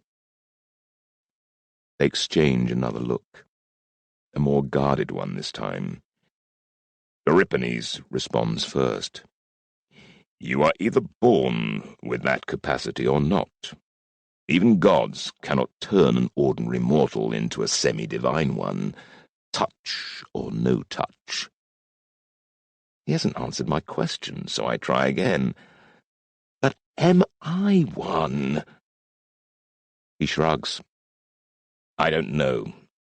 Theoi are born of or descend from, a coupling between a god or goddess and a human. Athena's healing should awaken your potential if you have any, but it usually takes some time for that potential to emerge. Or a crisis. Spare me the crisis, I remarked dryly, looking them both over. So you're both theoi, then? They nod. So what's it like? Bria grins. It's a little like marriage, though without the fun aspects. You let them into you, and they leave something of themselves that you can use. More power, more speed, it depends what kind of theos you are, and what God bred you. This conversation is getting stranger and stranger, but it makes a certain sense. I'd always believed Theseus killed an ordinary bull on Crete, that Heracles killed a perfectly normal lion in Nemea, but perhaps these heroes were God-touched, and maybe those mythical beasts were like Olympus. Bria breaks in on my thoughts. So what are we going to do with him, she asks, if even the great goddess isn't sure? Euripides turns his head to mouth something at Bria, but I still make out the word. Prometheus. He's already mentioned Prometheus back at Pytho, claiming him as a distant ancestor of mine, the original man of fire, the trickster who fooled Zeus. Odysseus, Euripides says, addressing me again, only the goddess knows who and what you truly are. But she must think you worth saving. What you experienced yesterday was a divine healing, an immense favor in itself. And she has a task for you, an urgent one. I blink in shock. Already? I manage to stutter. With my wounded leg? Yes, indeed, Euripides replies. Are you sure you can't find someone else? He shakes his head. Quite apart from the nature of the mission, which only you can perform, the chosen servants of Athena are few. As a virgin, she cannot simply possess women during conception and breathe theoi at will. That would damage her identity and weaken, even destroy her religion. So we must always convert doubters like you, those who question, those who share her essential character. We're perpetually short-handed. I feel I can risk a joke. Perhaps I should have joined Aphrodite. She must have all sorts of helpers. Our gods are chosen for us by our nature, Odysseus of Ithaca, Doriphanes says seriously. And I didn't notice Aphrodite offering you the job. Now, let's see if you can walk unsupported. Chapter 4. The Trojan Prophecies. Cassandra, the fairest of the daughters of Priam. Homer, Iliad 13. Peitho, focus. Walking goes better than I expected. My first steps are excruciating, but the wound doesn't tear itself open and I don't hemorrhage to death. Even so, I'm relieved I don't need to travel until the next morning, by which time, they assure me, I will be much improved again. Doriphanes departs soon after, to confirm to the Pythia that I'm definitely not at the Corician cave, and he hasn't seen any trace of me anywhere nearby, leaving me with Bria's prickly, sarcastic company. The priest has left us small flatbreads, olive paste and goat's cheese, some dried figs and a flask of wine. I gulp my share down ravenously. Healing is hard work and requires all the nourishment I can keep down. By day's end, I'm hobbling unaided, and the next morning I can even jog. Incredible, wonderful, miraculous. If this is the illogical world I have feared all my life, at least there are tangible benefits. I wash down the last mouthfuls of breakfast with water from Coricia's spring, already dressed for the journeying clothes Doriphanes has left me. A servant's tunic, with my Xephus, my short sword, which I've retrieved from the cave, along with my pack. I have one last question before I go. I have thousands, but I'm out of time. Did you know my father? I ask Bria, then correct myself. I mean Laertes. He was an Argonaut. Bria purses her lips. I wasn't on that little jaunt. I remember Laertes, though. He was a friend of Sisyphus's after a fashion, not someone you could laugh with, but he was good in a fight and he liked to drink. It's an apt enough description that I believed her. Laertes did used to visit Sisyphus, too. It's not a big detail, but it does add to the credibility of her extraordinary claims. He hasn't changed, I tell her, hefting my pack and stamping down the embers of the fire.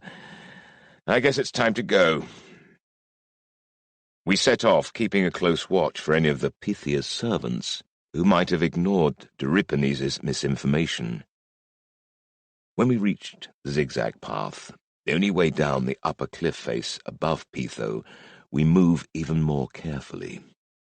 The closer we come to the Peitho shrine, the more sick with dread I feel, so I'm vastly relieved when Bria deviates onto a more obscure and precipitous route, which brings us to a point west of the shrine by a well-concealed path. The terrain is hard on my injured leg. It seems divine healing is an imperfect process, for the pain has become almost unbearable, and I'm limping badly by the time we halt. Bria has still not said where we're going, and I've been in too much pain to ask. It's a relief when, in the late afternoon, we pause in a small copse of trees overlooking the main shrine and its outhouses. This is too close to the shrine for my liking, especially as they haven't yet told me what this mission is that I'm expected to perform. It can't have anything to do with the shrine, not now they're all hunting me. That would be sheer madness and certain death. Bria and Doriphanes rescued me, I remind myself. They don't want me dead. I breathe slowly to settle myself. Perhaps we're just waiting here to be given more instructions by Euripides before we move on. Once the pain in my leg has eased a little, I join Bria in peering out from the thickly leaved oleanders. Pytho is bustling with people today, and I see a lot of visitors, including Easterners, in their distinctive clothes. A true Achaean man wears a knee-length kilt or tunic, but these men have tubes of cloth fitted to the legs from hip to ankles. Very strange. Their skin is darker. They sport oiled beards and braid them. Where are they from? I ask Bria. Troy, she says darkly. I've never been there, but of course I know the name. Troy sits on the western edge of Anatolia, a client kingdom of the massive Hittite Empire. Racially, they're Anatolian, with splashes of Achaean blood. What are they doing here? Consulting the Pythia, of course. Bria replies, Pytho accepts all comers, provided they pay. That seems wrong to me. Aren't they enemies? Are we at war? Bria shrugs. They have their own seers and oracular sites, of course. Their queen Hecuba is said to be second only to the Pythia for oracular insights, but they like to come here sometimes to get a different perspective. It's to both our advantages. They verify their readings, and we learn what they're thinking. We? The Pythia and her mistress Hera, Bria replies, smirking, and Athena through Euripides. Does my mission have anything to do with the Trojans? I ask with some trepidation. Maybe they want me to spy on them once they leave the shrine. But I can't see the sense in that. Surely Euripides will be inside the shrine and hear it all. Besides, my leg will be a major handicap if I'm to do any slinking around. Your presence stirred up the spirits the other morning, Ithaca. Bria says, suddenly serious. We'd like to see what comes out of the Pythia's mouth during the Trojan session, with you present. What? I recoil in shock. You want me to go in there again? They're hunting for me right now. They think you're many miles away, Ithaca. Bria drawls. Just keep a fold of your cloak over your head and don't draw attention to yourself. Don't draw attention? Bria must be mad, stark staring mad. I remember the Pythia's serpentine, piercing gaze. Amphithea will see through any disguise I can muster. I can't, and I won't. You worry like an old woman, she scoffs. Says she who remembers the Argonauts. So I know what I'm talking about. I gave her the full Laertiades glare. Going in there is suicide. Hardly. Try breaking into the house of an Athenian merchant or a Spartan king if you want real danger. Those are priests down there, Ithaca. They had to send to Crisa for Molybus when they wanted some killing done. Or aren't you smart enough to outwit some dew-pated prayer merchants? It's hard not to punch her, but I manage. But her needling has done exactly what she intended. Set my mind off on its own little journey of speculation. You're clever, Odysseus, it's whispering. Cleverer than anyone else you know. Perhaps there's somewhere you can hide without being seen. And think what you might learn about yourself. What's so damn important that you need me to get killed over?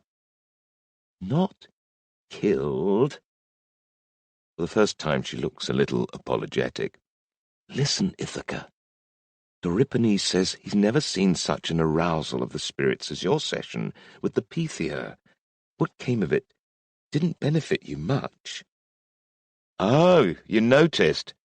But we fear the Trojans and their ambitions, she goes on blithely. Both Hera and Athena will suffer if Troy gains ascendancy over Achaea. With you present in the shrine, the spirits of the oracle may reveal much, much more than otherwise about the Trojans' plans.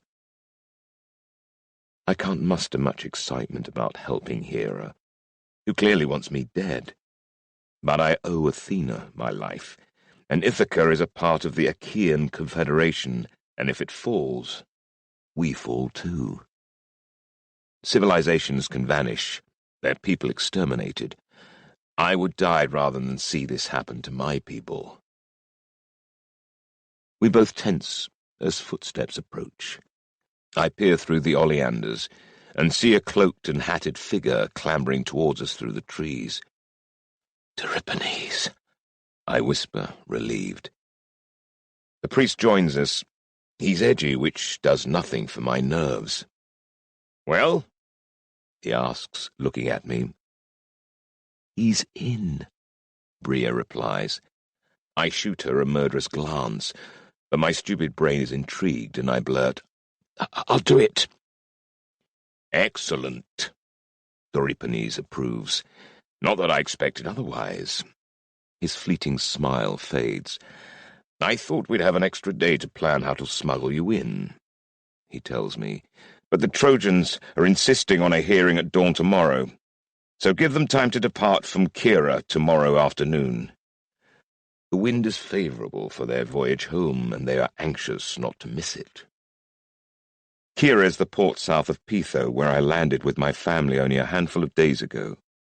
It's built on a stretch of coast where large ships can safely approach the shore, or even the beach. The Trojans will have sailed their own vessels across the Aegean, crossed the Isthmus of Corinth on foot, then hired Greek ships from Corinth for the last leg here. "Who's in the Trojan party?" Bria asks. "Prince Sciamandu," Euripides replies, "and his twin sister, Kiishanda." Bria whistles. "Sciamandu is second in line to the throne, behind Prince Hekataru, and Kiishanda is King Priyamu and Queen Hecuba's eldest daughter. Dear gods, are you sure we're not allowed to knife them?" Euripides shakes his head. "Tempting, but Pytho must remain neutral and safe to all comers." "If you insist," Bria scowls.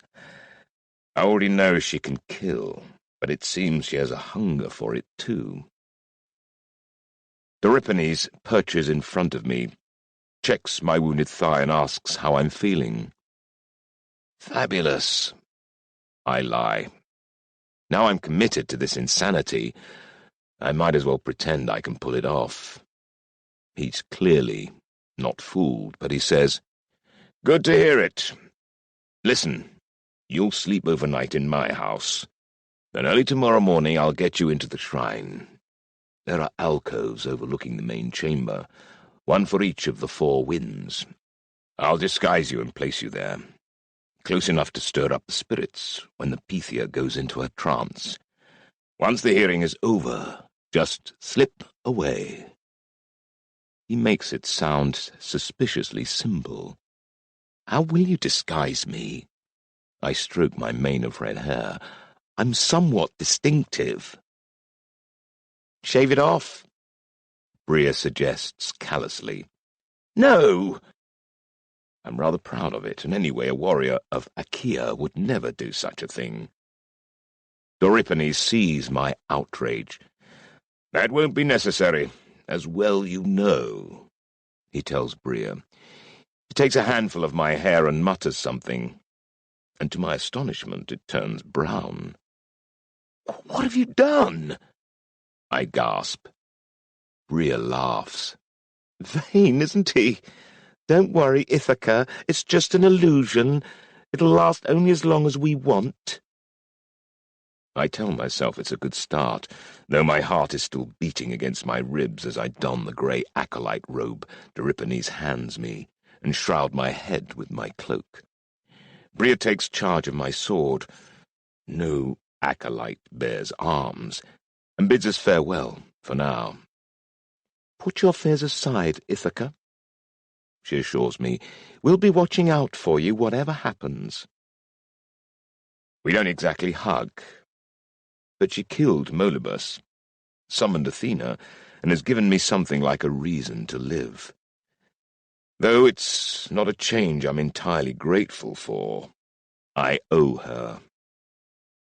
By now it's dusk and the air is chill. Doripenes and I walk over to the village, bold as you like.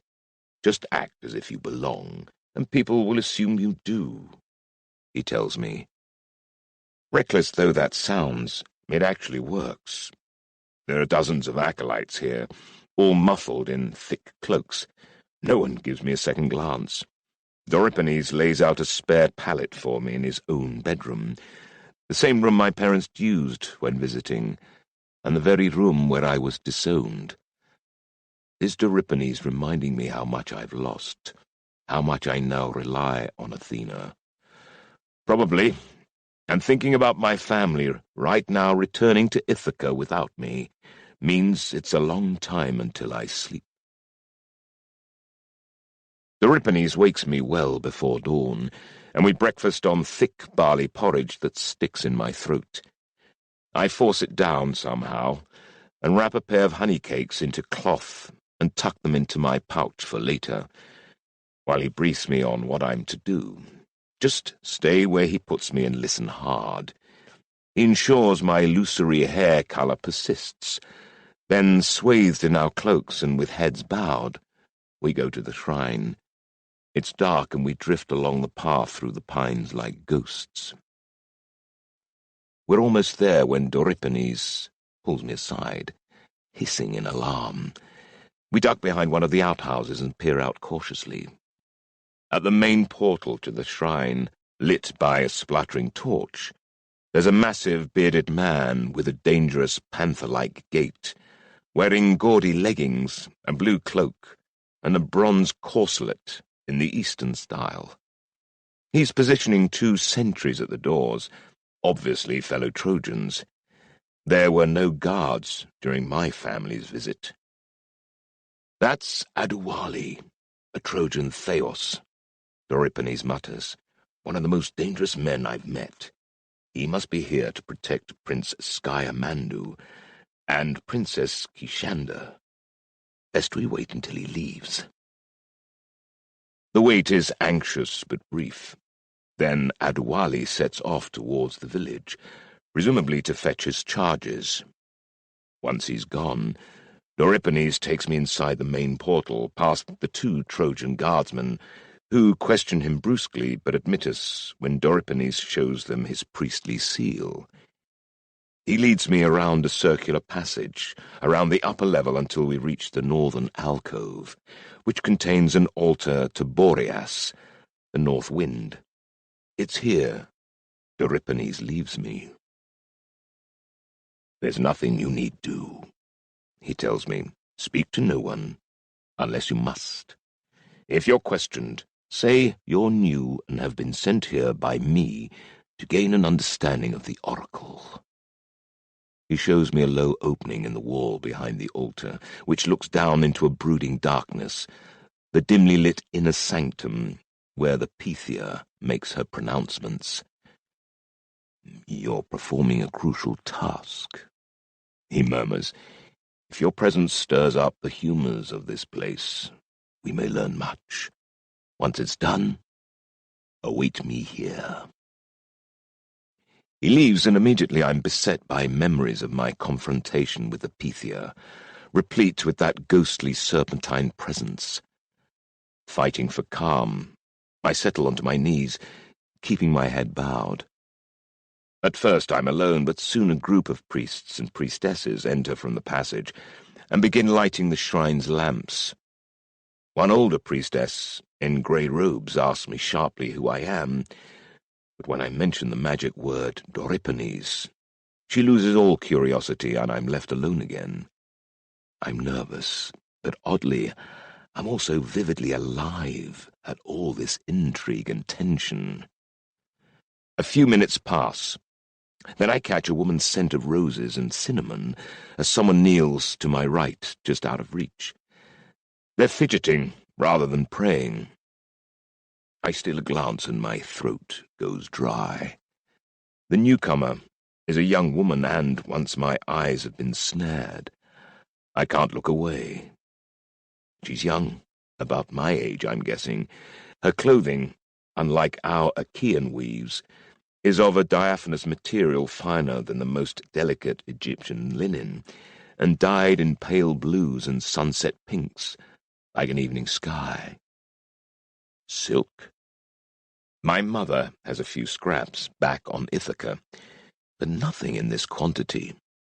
Gold earrings frame the most delicately beautiful face I've ever seen, narrow and equine and utterly enchanting. She catches me staring, and something in her eyes flickers as she pulls a veil up and over her head, wrapping it around so that only her eyes show. "You don't get to look at me," the gesture implies. Flustered, I look away, and there's an awkward silence, before she surprises me by speaking. "What god does this altar honor?" She speaks Achaean with a dusky, lilting accent. There's music in her, and a confident hauteur that's instantly appealing. She's obviously Trojan, and from her clothes and jewelry, I realize she must be one of the royal twins Euripides and Bria spoke of. Kishanda, the eldest daughter of King Priyamu and Queen Hecuba. I can barely make my tongue work. I'm so stunned. Then my usual nature, garrulous, my sister calls it, takes over. "This is the altar of Boreas," I explain. "He's god of the north wind and a patron of Athens. He stole an Athenian princess and made her his wife, so the Athenians revere him." The Trojan princess arches an eyebrow. "Stole? So these Athenians admire kidnap and rape, then?" Her directness shocks me, but I recover my wits before she thinks me a tongue-tied fool. No, it's not like that. In Achaea, a woman is expected to go unwillingly into marriage. It's customary that there is an element of theft in all wedding ceremonies. A good girl is expected to prefer to remain." I blush. Virginal, even when she loves the man who steals her." She looks at me fully, her veil slipping. Again I'm lost in her big, deep-set eyes, which are thoughtful as she takes this in. Then she startles me again by suppressing a giggle, which she only controls by putting her fingers to her cherry lips. "Really?" We share a smile that bathes me in the honey warmth of empathy. "It is indeed so," I assure her. "And do the men go all unwilling too?" she asks, and I sense a delightful and unexpected mischief in her, a worldly but playful curiosity akin to my own. "No, we're expected to be experienced and full of ardour." "Then how," she says with faked coyness, "do you acquire all this experience, Achaean?" I glance about. This is a most improper conversation to be having before a sacred altar, but we're still alone. In truth, some young men go to their wedding, virginal also, having only the knowledge given them by older mentors, but others have lain with widows or slaves, both of which are permitted. Her face hardens a fraction. "Unprotected women, then? So you Achaeans do practice rape?" I colour again. "Lady, I can't pretend some are not exploited, but a good family looks after their servants and protects them.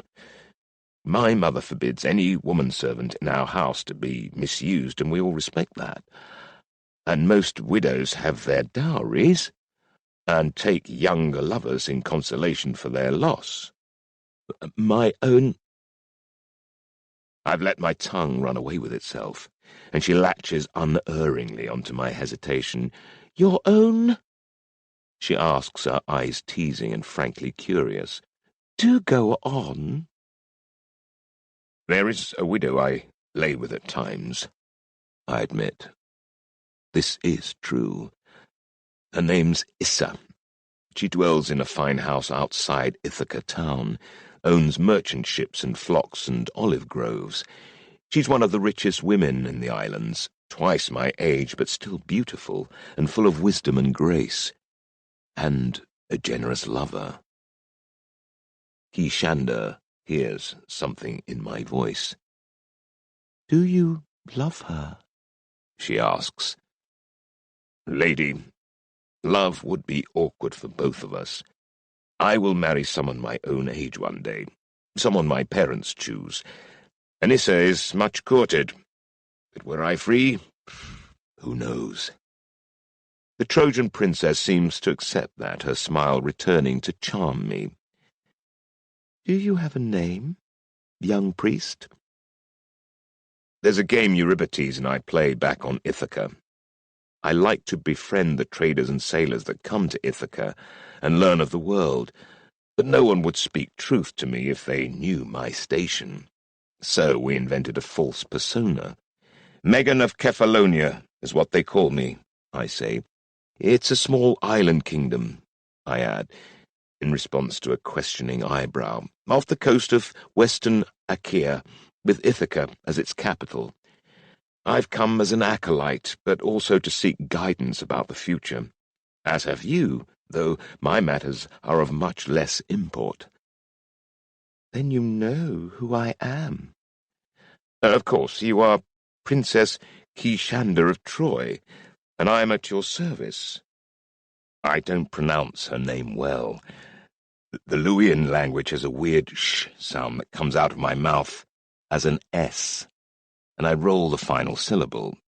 In Achaea, we would render her name as something like Cassandra, which is a pretty name. We fall silent, smiling shyly. My face has character, not beauty, but I know I have a winning smile, and hers is like moonlight. There's something about attraction that defies logic. I've heard many tales where two people meet and instantly want the other in their life. For me, Kishanda is such a one. But her family is as far above mine as can be imagined, despite the fact that I'm also a prince. King Priyamu of Troy rules a rich kingdom, while my father rules a small cluster of islands. Laertes numbers his subjects in the thousands, and Priyamu in the hundreds of thousands. And, thanks to my subterfuge, to her I'm a mere commoner, Megan of Kephallonia, who doesn't even exist. I fear this brush with her will be over soon, and never repeated. And yet, I see an answering spark in her eyes. "Megon," she says, testing the sound of it on her tongue. She glances over her shoulder.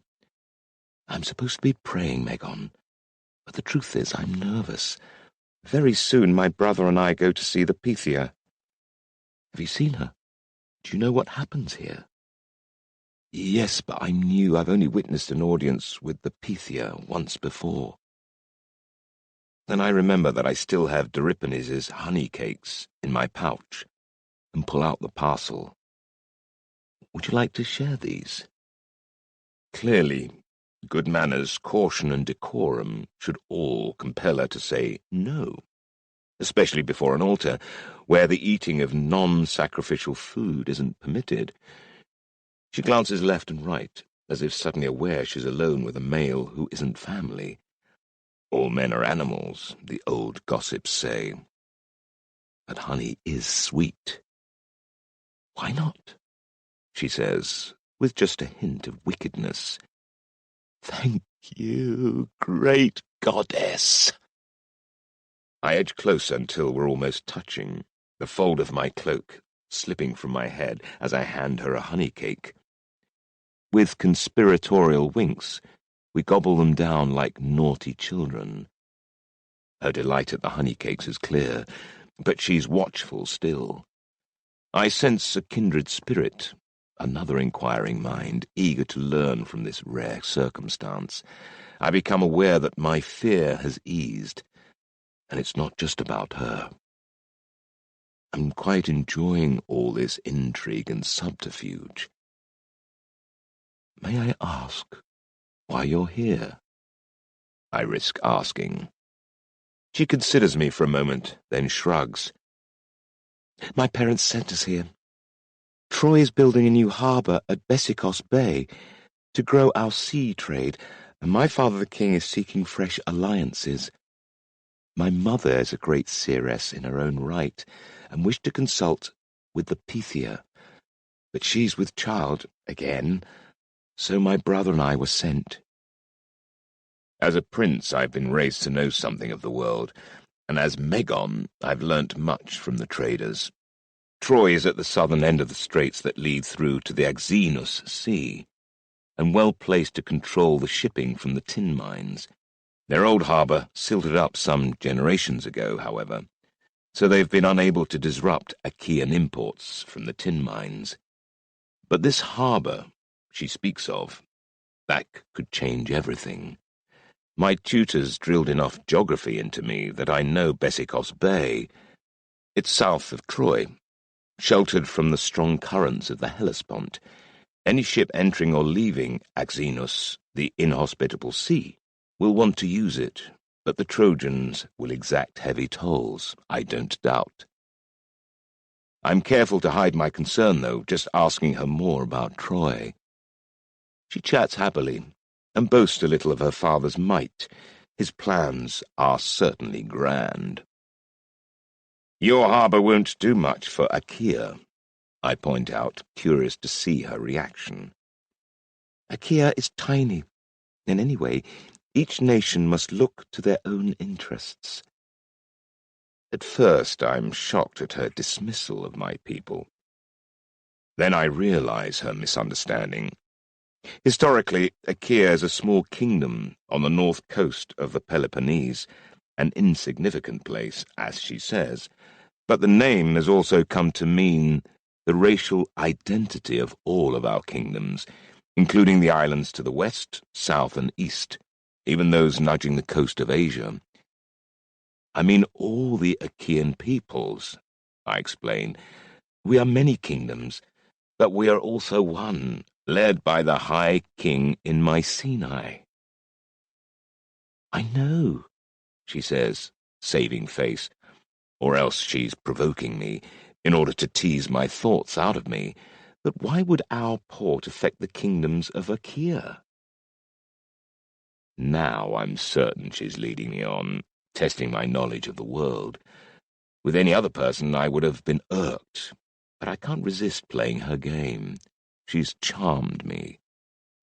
Almost all our tin, which we need for turning copper into bronze, comes from mines beyond the Axenus Sea. If every ship stops at your new port, you can buy their tin and leave us none, or charge tolls they must pass on to us to make a profit. It will be like having a rope around our necks. What are you saying? That we shouldn't build our new port and look after ourselves? She challenges. No, but surely some kind of arrangement can be reached, so that we have our share. A trade treaty, perhaps? She strokes her hair, playing the wise queen. That would be better than conflict, surely. I will speak with my mother. Please do, I urge her. Life is hard enough without struggling for the basics. I promise, she says, eyes shining, and I hope we can still be friends, Megan of Kephallonia. By Aphrodite herself, so do I.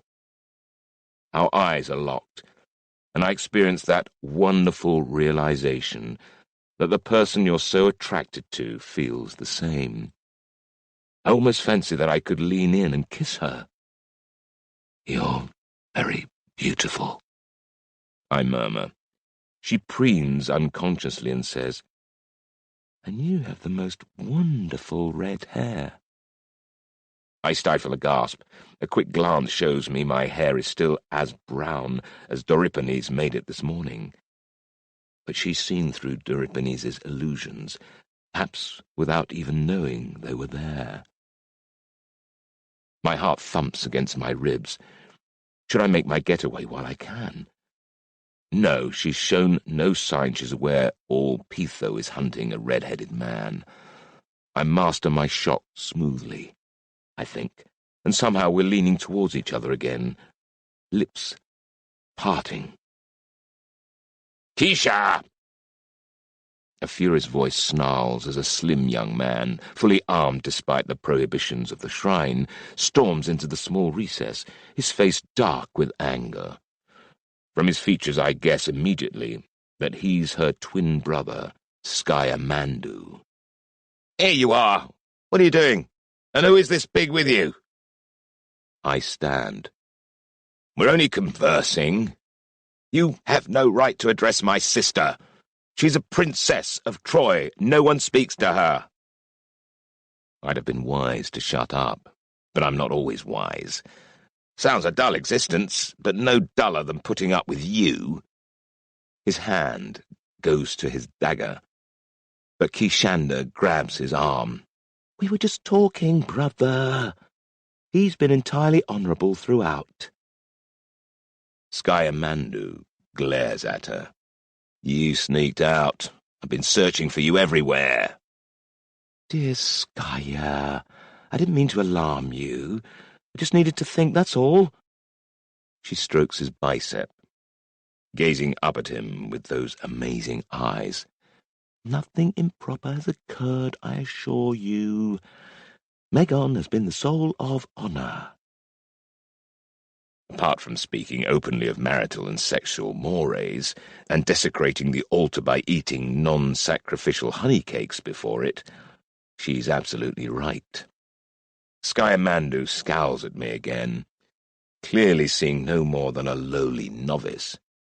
Piss off, dung beetle, before I slash your belly open. I'm not afraid. I've fought bigger men in the training yards all my life, most of them far more intimidating than this slender, arrogant pratfall of a prince. And I do have a temper, and his words have stung me. Kishanda senses impending violence and gives me a warning look. But then a massive figure fills the doorway, the big Trojan captain, Adewale. I remember what Doripenes has told me about him. He's a Theos, and dangerous. The Pythia has arrived, great ones, Adewale growls. It's time. He gives me a cold look. His face is scarred and pockmarked, and his eyes harbour menace. Is all well? Kishanda speaks quickly. Of course. Sky and I are ready. She tugs on Scayamandu's arm. Come, brother, she says, with surprising authority, and he obeys. She glances over her shoulder at me as they walk out, her eyes twinkling. Adewale leaves last, staring down at me coldly before turning away. Relief floods me, but so does adrenaline. I'm enjoying the danger, and I'd walk through fire to see Kishanda again. But for now I settle back onto my knees and peer through the low opening behind the altar to Boreas. I can see most of the inner chamber, which is now illuminated with smoking torches. The Pythia is positioning herself on her tall tripod stool. Vapours are pouring up from the crack in the ground beneath her, wreathing her in smoke, and the priests and priestesses are beginning a hymn to Hera. The Trojans' hearing is about to begin. 3 days ago I came to Pytho as a supplicant, and the energies of this place almost overwhelmed my senses. To be here as an observer is quite a different experience. This time I'm prepared for the essential strangeness of the place. It's still an unearthly experience, though. from the whisperings from unseen voices, the play of light on the walls, the stone floor. Even the people seem to shift and flow as if they've been painted on the smoke. I see the Trojans arrive, hear the ritual announcements of name, rank, and purpose, Euripides' voice reverberating through the chamber. The prince and princess are clearly visible through the opening I'm peering through, and I can bask in Kishander's angular beauty as I watch. At first the Pythia, Amphithea, my grandmother, sits unmoving on her tripod, inhaling the vapours that rise from the fissure at her feet, her calm at odds with her surroundings. But then the cleft comes to life, issuing a thick black smoke rather than the translucent vapour I've seen before, and I hear the priests and priestesses giving little gasps of amazement. The Pythia looks around sharply, and I pull back from my little window. Euripides was right. My presence here really is stirring up the spirits. I expected Prince Sciamandu to lead the Trojans' supplication, but it's Kishander that steps forward. Of course, she's the eldest daughter of the famed Hecuba. She must be a seer in her own right, which only makes her more alluring in my eyes. "Greetings from my father, King Piriyamu of Troy," Kishander begins. "Know that Troy's completing a new harbour at Bessikos Bay, 6 miles from our city fortress. Already the sea traders use it, and our markets thrive. My father wishes to know what this might mean for Troy and all the Aegean, for better or worse." The Pythia gathers her veils, drawing the smoke to her face and breathing it in, her torso swaying as she does. Once again the rock walls throb, as they did 3 days ago, but this time with greater intensity, accompanied by the same hissing sound I felt before.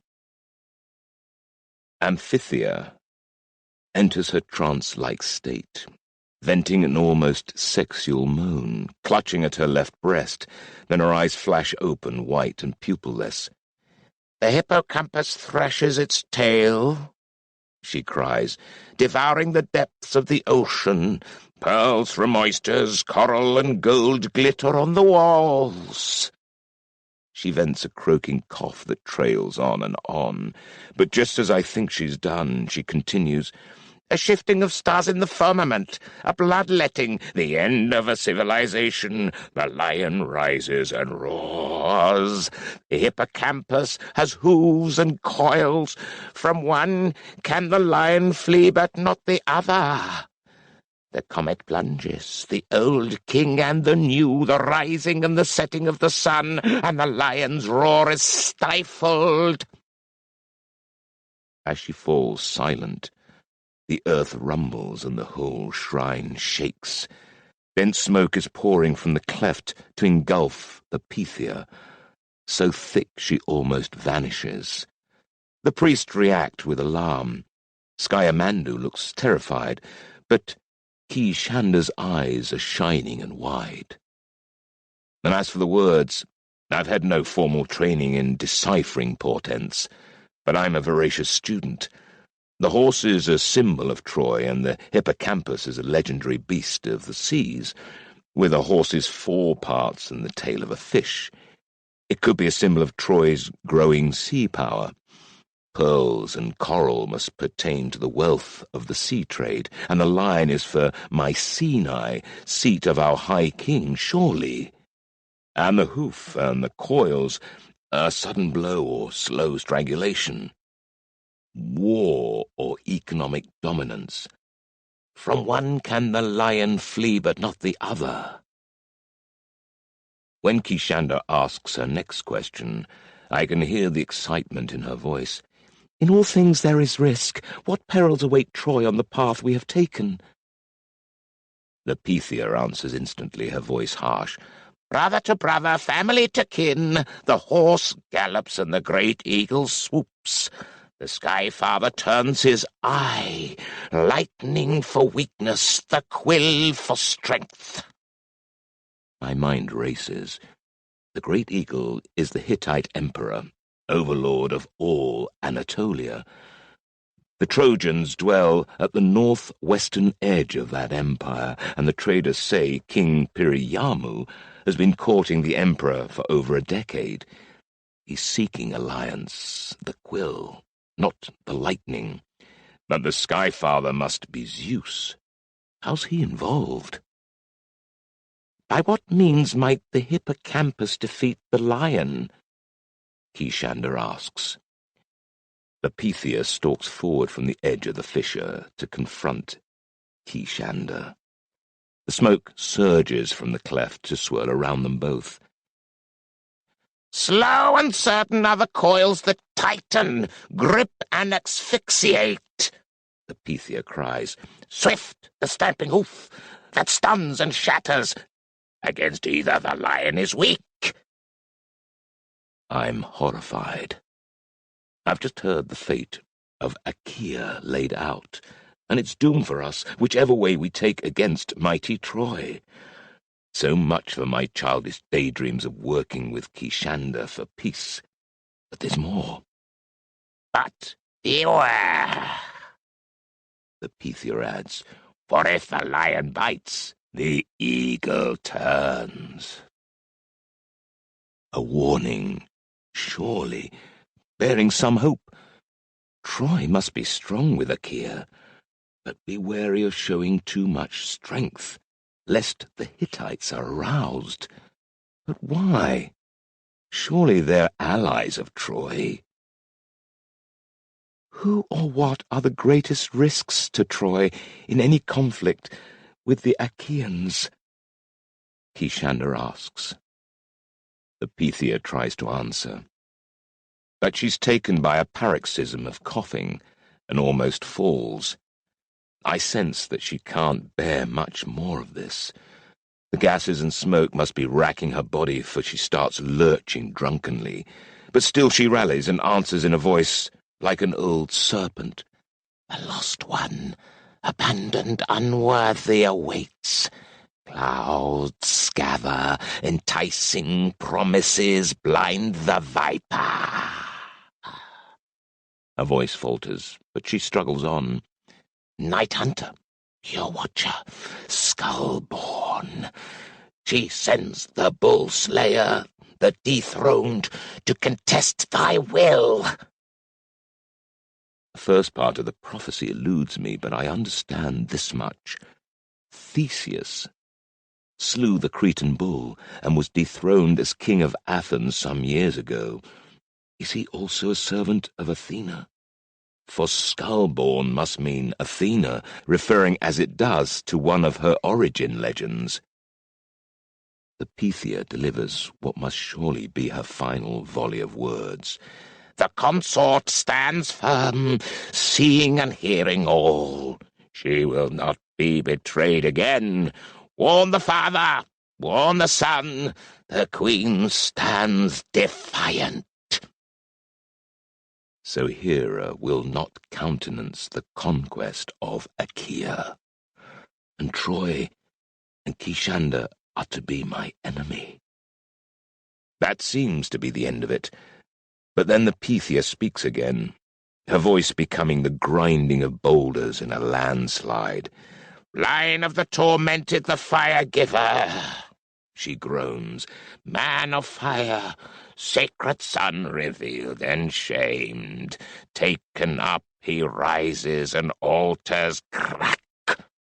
Let it not be. Take the quill and not the blade. She jabs a bony finger at Kishander. O Trojan priestess, the shadows gather about thee. While the flame burns, all thy schemes are threatened. Only his eyes see through thee. Bind, or break him, or ruin take thee. The line of the tormented, the man of fire, the secret son. My heart hammers. She means me. The hissing resumes, and it seems to me that somewhere a giant serpent is searching for me. Then, with a ragged cry, the Pythia pitches forward. her face striking the floor. The priests rush in, and I fear for her life, but she's twitching, and I realize she's only stunned, though her face is bloodied. I hear Euripides bid the Trojans leave. "You have the answers you need," he says. "Thank you," I hear Kishanda reply. "I'm well satisfied." But there's something in her voice, an unspoken question that tells me she's hungry for more.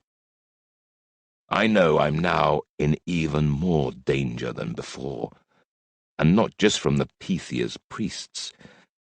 The prophecy has just named Prometheus the fire-giver, and his secret son as a threat to the Trojans. They will want me dead too. My instinct is to pull the fold of my cloak over my head and try to slip away, but Euripides ordered me to await him here. I decide I have no choice but to obey. For several moments no one comes as the Trojans depart and the priests and priestesses attend upon Amphithea. Once she regains her senses, I'm sure she'll realize that some alien presence, my presence, has agitated the spirits of this place. Every voice that carries up to me from below is full of amazement, and the phrase, "man of fire," is on every tongue. Then I hear both booted and sandaled feet approach, and there's nowhere to run. I drop to my knees again and pray, head down, to Athena, who I'm now rather more desperate to please than I could have imagined. Kishanda's fragrance washes over me as she reaches past me to place something on the floor beside the altar, then scoop it up again. "There's my bracelet!" she exclaims, presumably to fool those with her. But as she rises, she mutters, "I wish to see you again. Come to Crisa, to the traveller's shrine near the inn, today at noon." Then she's gone. My racing heart threatens to burst, but my soul is singing.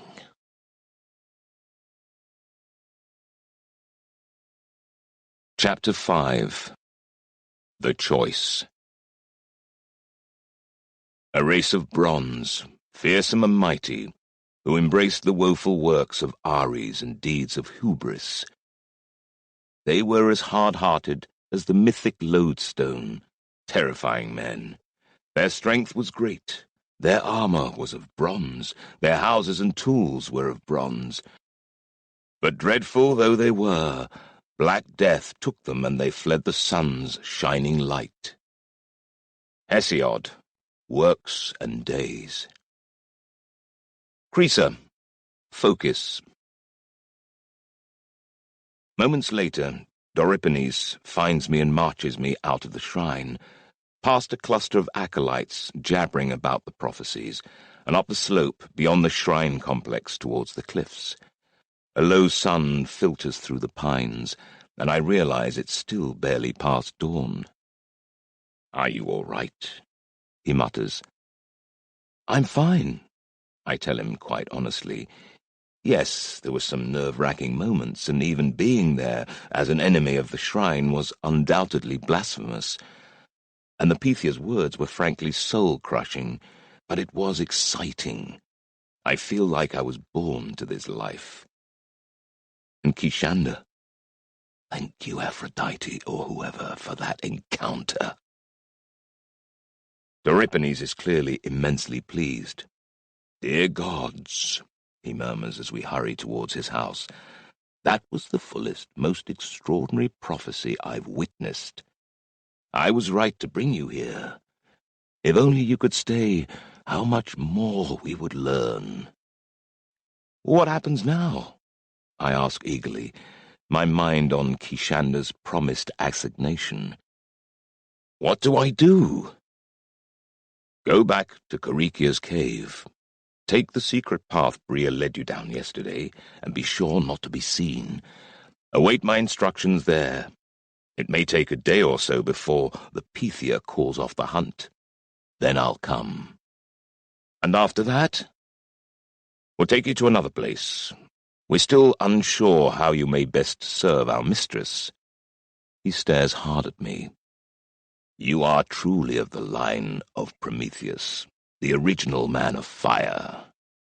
How our goddess views that I still don't know, but some say it was Prometheus who taught Athena about logic and reason. Then we serve the same cause, I reassure him. I'll see you at the cave. We clasp hands. He hurries off and I start climbing the trail.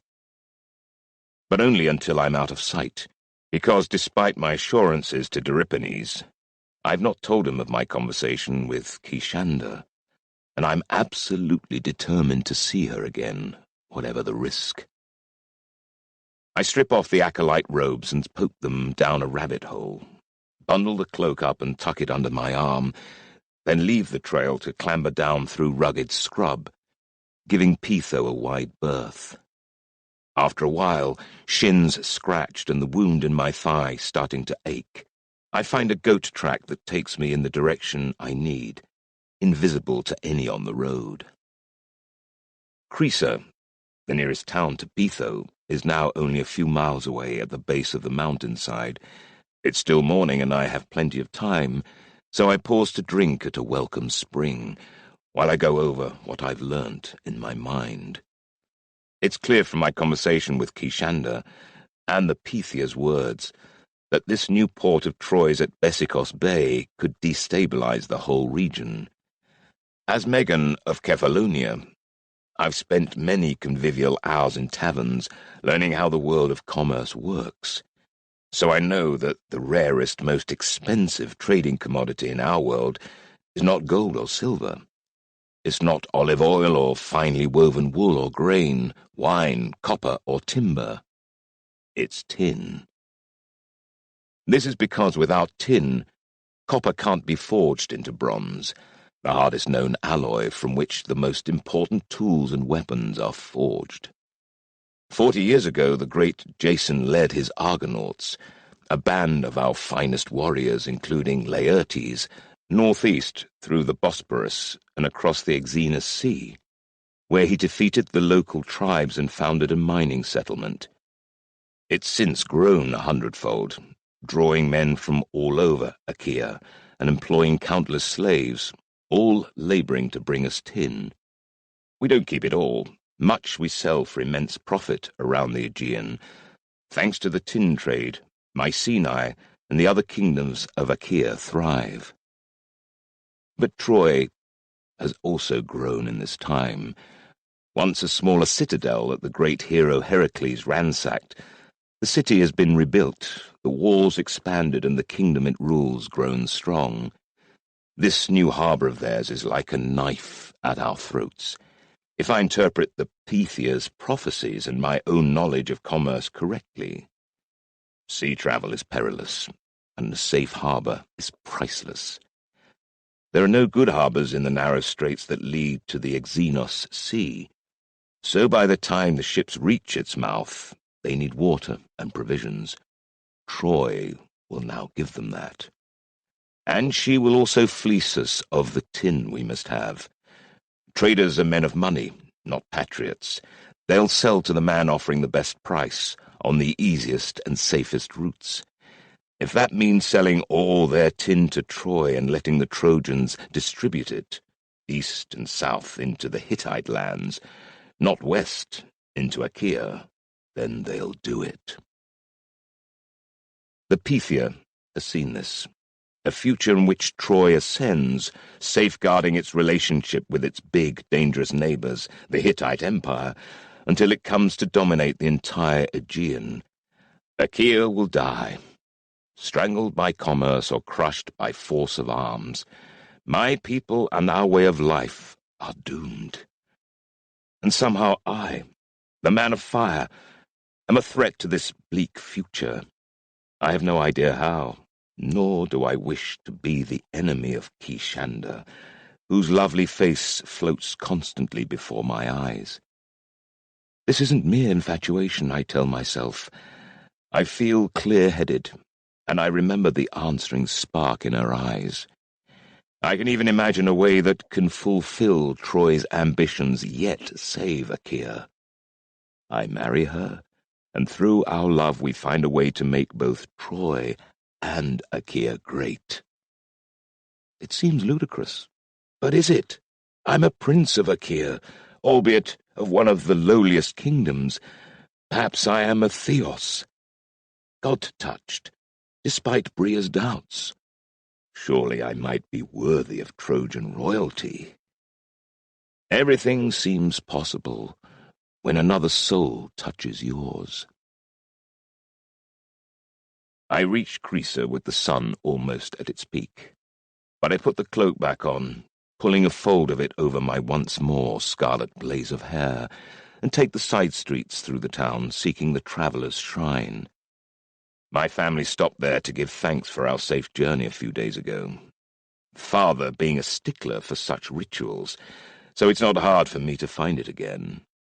I slip into the rear of the building, which is empty at this hour, and settle myself into a shadowed spot near the door. Soon after, Kishanda arrives. I hear her tell her escorting guardsmen to wait outside. A moment later she enters, veiled and wrapped in a travelling cloak, going first to the altar and kneeling. After a surreptitious look over her shoulder, she rises and comes towards me, parting her veil and smiling. I rise, and for a few breaths, we just stare into each other's eyes. We're both a little wary, afraid of being discovered, and also of rejection. There's been time for ardour to cool. But it hasn't. She takes my hand in hers, her fingers twining in mine. She's a fraction shorter than me, and her upturned face studies mine.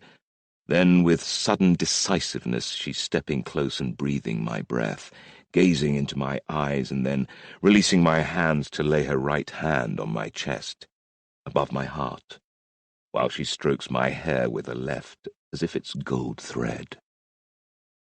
"The man of fire," she whispers. "That's you, isn't it? The Pythia spoke of a fugitive, a young, flame-headed man whom we should capture if we could." My heartbeat skitters. I could deny it, but she won't believe me. "There's not much of a reward," I tell her. "I wouldn't bother." I'm longing to kiss her mouth, and much more besides. I know from Issa, my widow lover, how wonderful a stolen moment in a woman's arms can be, even in a sacred place like this.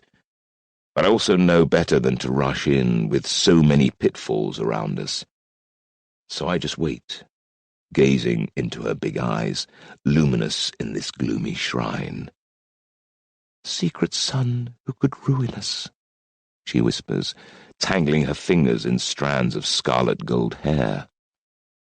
"Taken up, he rises, and altars crack." What does that mean? I have no idea, I tell her honestly. My mother Hecuba has also foreseen a man of fire, and we don't understand that prophecy either. He who will redeem Ordamus, Mother told me, on the very night before I set sail for Achaea. Kishanda's voice is filled with awe. She said we must win his heart, or cut it out. Honestly, I say with a twinkle, I'd prefer the former. In Troy we think all Achaeans are barbarian giants, but you're not like that, are you? Well, I'm not a giant, clearly. Nor the other. Barbarians don't have your wit or self-deprecation, or the audacity to speak to me as an equal. I feel like I've known you for years. Then we do kiss, a slow melting together of our mouths, tasting each other gently, caressing the other's lips and drawing each other in, full of warmth and softness and wanting. Love's arrows can strike swiftly, they say. So do the arrows of the war god. Boots crunch on the gravel outside, and there's barely a heartbeat in which to wrench apart as Prince Skyamandhu storms in, his face livid as he sees his sister too damned close to a stranger.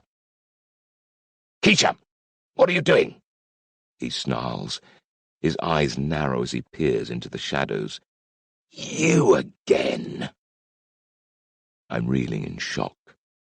My insistently logical mind is suggesting that Kishanda lured me here to end whatever threat the prophecies spoke of. But when she tries to interpose herself between me and her brother, I discard that horrible suspicion.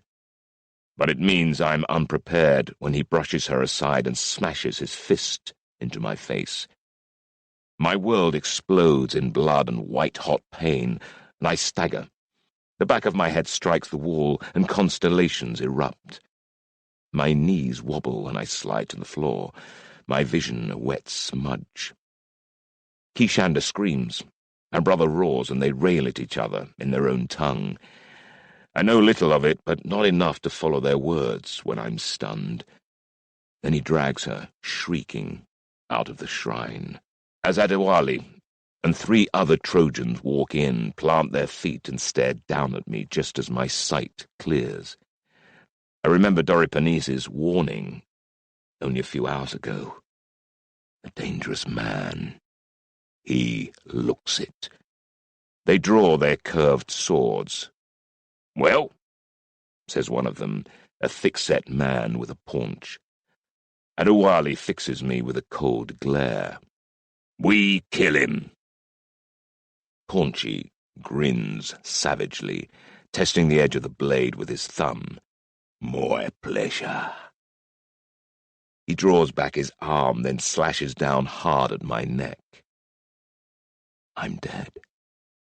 Except that just as Paunchy's arm descends, the air thrums and a shaft whips through the open window above me and takes him in the chest, punching right through his brazen armor and piercing his heart. He convulses, then collapses backwards against his commander, dead. His blade drops into my lap.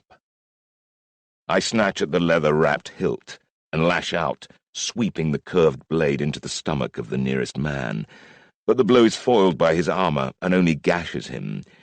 By now, my trained combat reflexes are kicking in as I hammer my left boot into the side of the man's right knee. It buckles, and I rise as he falls. As I come to my feet, an owl cries inside my skull, the sound piercing me through and through. All around me the air seems to glow and shimmer, and suddenly I'm clear-headed again. An incredible sense of well-being suffuses me, from the marrow in my bones to the tiny hairs on my skin. My wound scorches with a searing agony as flesh reknits, an energy I've never felt before floods me. You're mine, Odysseus. A woman's voice calls inside my skull. Mine if you will it. The voice is accompanied by an incredible blend of puissance and well-being. This is an awakening, surely. And I shout in exultation, "Yes! Let it be!" Then Adewale looms over me, a giant of a man, head and shoulders taller than me, and he's trying to cut my head off. A torrent of white energy streams through my veins as I batter his blade away. Suddenly, magically, I truly know what it means to be God-touched. I parry his blows with ease, counter-slash to buy a moment, and manage to get the altar between us as another arrow flashes across the space and buries itself in the throat of the man whose knee I've cracked. He collapses, gurgling. Who is the archer? The 4th guardsman has a dagger in his offhand. He's ducked away from the window as I elude Adewale, and before I've truly registered his presence, his arm flicks straight, and the dagger flies right at my throat. I twist, faster than I've ever moved in my life, and the dagger flashes past. And I grasp the hilt with my trailing left arm, a miracle catch made without thought. I turn and hurl it back wrong-handed, while the Trojan is still frozen in amazement, and the blade buries in the man's breast, through his bronze corselet. With a choking cry, he staggers back. His legs give way, and he goes down, just as two more guards storm into the shrine. I throw my curved sword at them. It loops through the air and takes one of them through the chest. As I feint one way, then leap for the window, praying the archer outside won't shoot me by mistake. I feel Adewale's blade part the air behind me as I burst through the opening and out into the street. A moment later, another arrow whizzes past my head and into the shrine. Someone cries out in pain. Hopefully, Adewale. I strike the ground feeling utterly amazing. Even my recently wounded thigh is like a coil of energy as I regain my feet. Athena has decided to awaken me after all, and just as well. Bria is perched on an opposite rooftop, knocking another arrow. Who else? "Run!" she shouts. I glance around. Beyond the shrine, a Sky-Amandu and more than a dozen armed men, some of them mounted. He's wrestled his sister to her knees, and he's calling her a whore, slapping her viciously. I lose all self-control at the sight. "Trojan cur!" I shout stupidly. He whirls. "There he is!" he shouts at his footman. "Kill the bastard! I want his head!" He clambers onto his horse, heaves his half-conscious sister up with him, and gallops off towards the lower gates of Crisa and the coastal track, his horsemen closing in around him. Is he too much of a coward to face me, or is he making sure his sister is secured? I haven't time to decide, for there's half a dozen footmen charging towards me, and one of them has a drawn bow. There's a time for hopeless valor, but this isn't it. I may be awakened, but I don't know my capabilities, and I never will unless I get out of this. So I run as if all of the Furies are behind me, pelting along the narrow street, weaving as I go. An arrow fizzes past my shoulder and buries itself in an earthen wall. Voices shout in Trojan. The locals have vanished, and I can't blame them. I swerve into the first side alley I come to, my pursuers strung out behind me, their nailed boots pounding on the cobblestones. Ahead of me, Bria's small frame drops from a rooftop, landing badly. She's clutching her bow but staggering like a drunk, making no effort to shoot. Then she drops her bow, her arrow spilling, and collapses onto her knees. I shout in alarm. Then a known and trusted voice rings out unexpectedly. "Odysseus, down!" I drop and roll as a dark shape steps from a doorway. Eurybates of all people. I've never been so pleased to see my father's Cherics in all my life. He swings what looks like a timber post, which bashes straight into the face of the nearest Trojan. The man's head and shoulders fly backwards, while his legs keep running, and he's airborne before crashing down on his back. The Cherics hurls the timber post like a spear, knocking the next Trojan back. The rest have to slow, and I seize the chance to race over to Bria. There's no obvious wound, but she's unconscious. I swing her onto my back, the copper bracelet on her upper arm so hot it almost burns my fingers. Yuri joins us. Two sword scabbards slung over his shoulder. I catch him up effortlessly, despite the burden I'm carrying. I feel immense. Yuri looks like he's been caught up in a tavern brawl. He's got a black eye, a mottled bruise on his cheek, and a gashed lip. "What's happened to you?" "No time!" he shouts. "Run!" Good idea. We hurtle on through the back streets. through the seaward gates and the dust cloud that Sky-Amandu and his horsemen have left in their wake, onto the curving road that heads downhill to the plain, making for the shelter of an olive grove. Burdened by their bronze armor, shields, heavy boots, and helms, the pursuing Trojans fall behind. We make the trees as they come into sight, and I lower Bria's limp form onto the grass behind a large, gnarled trunk. There's 6 of them, led by an unharmed Aduali. Yuri pulls my very own straight-bladed Cephus from one of his scabbards and thrusts it into my hands before drawing his own sword. 6 men on 2. Not good. But I've got adrenaline pumping through me like never before, and I feel invincible. The Trojans come charging at us across the field, but for some reason Aduali calls a halt when he's within shouting range. "I see you have received the blessing," he calls. "The owl woman, yes? Athena?" "Athena," I correct him, stepping into the open. "I presume from all your scars you're not very good with a sword." "Rather you should assume that the men I've killed were very good," Aduali replies. He waves his guards back with a curt, "He's mine." His 2 curved blades snake out, a sword and dagger pairing that weaves complicated patterns. "Much better than you, boy." Then, with a savage cry, he comes at me, sword first, trying to lock blades so he can ram the dagger into my face or throat. Behind him his men close in, 3 of them going for Yuri, while their archer keeps watch over the approach from the town.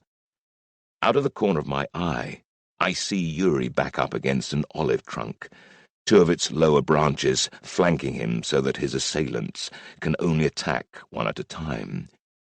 I return all my attention to Aduali, battering his scimitar aside and lunging. My short Cephus feels much more familiar than the curved blade I fought with back in the shrine, and it's answering to my every demand. It's cruel to feel so mighty, but I'm also aware that this man has as many gifts as I, and he's been fighting a lot longer. I'm doomed, barring a miracle. Aduali makes a sight-defying turn and almost takes my head off with a roundhouse swing. I duck beneath the blade, straining every muscle, and riposte even as I dart away. Every blow has been almost too swift to see, but I've been absolutely sure of foot and sword stroke fighting out of my skin. I'm still in this. Then, with a shout, a grey-robed figure appears on the far side of the field, followed by 3 or 4 armed men. Euripides, surely. But who are the men with him?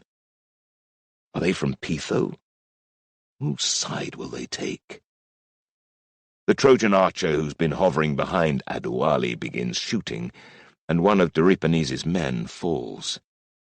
Then, in between hacking at Aduali, I glimpse the Trojan archer collapse, clutching his face and screaming. I haven't time to wonder why or how, because Aduali has redoubled his efforts to kill me. He swings at me powerfully with his sickle sword, and our blades meet, with a sickening crash that jars my whole arm. This time he manages to slide his sword down to lock onto my hilt, all his weight behind it as he punches the dagger at my eyes. I twist aside and catch his wrist. We fall together, and I hammer my forehead at his nose, but only batter his cheekbone. He kicks me viciously in my newly healed thigh.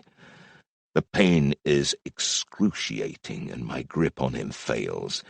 But I roll clear, almost losing my head to a sickle sword swipe, before slashing slantwise to catch Aduali's left hand. The Theos staggers back, blood spurting from his wrist as his dagger spins away. Ha! But in the corner of my sight I see Yuri take a lightning blow to the shoulder and stagger. The sight appalls me, but with Adewale recovering somehow from his wound, there's nothing I can do to protect my friend. But then Doripanes' men burst into the grove, and the Trojan, who is poised to kill Yuri, has to turn to face them. Now they're all battering at each other, the fight still very much in the balance. "Princess Kishanda wants me to come to Troy," I yell at Adewale, hoping to confuse him. "and Prince Skaya wants you dead."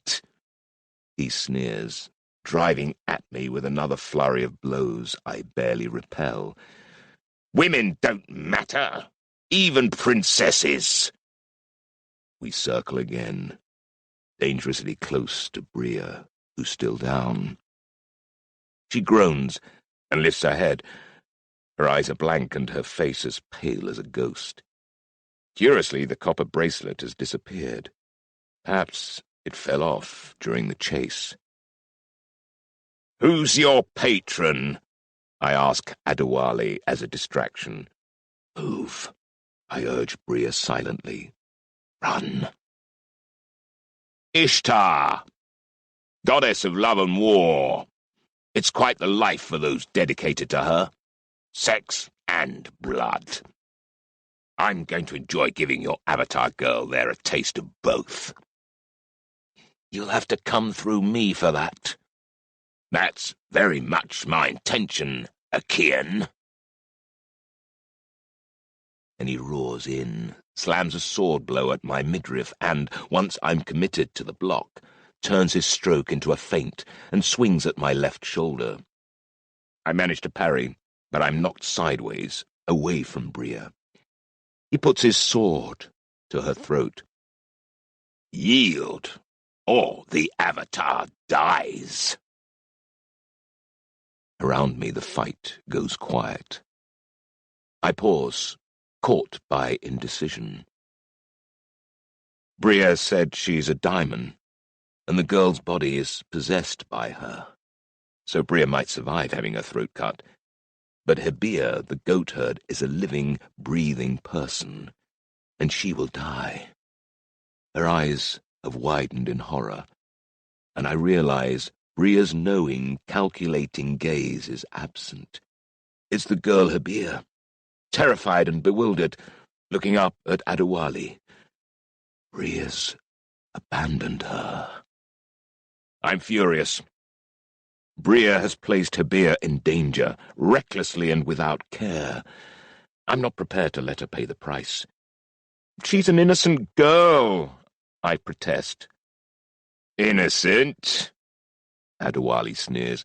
"That little slut's no innocent.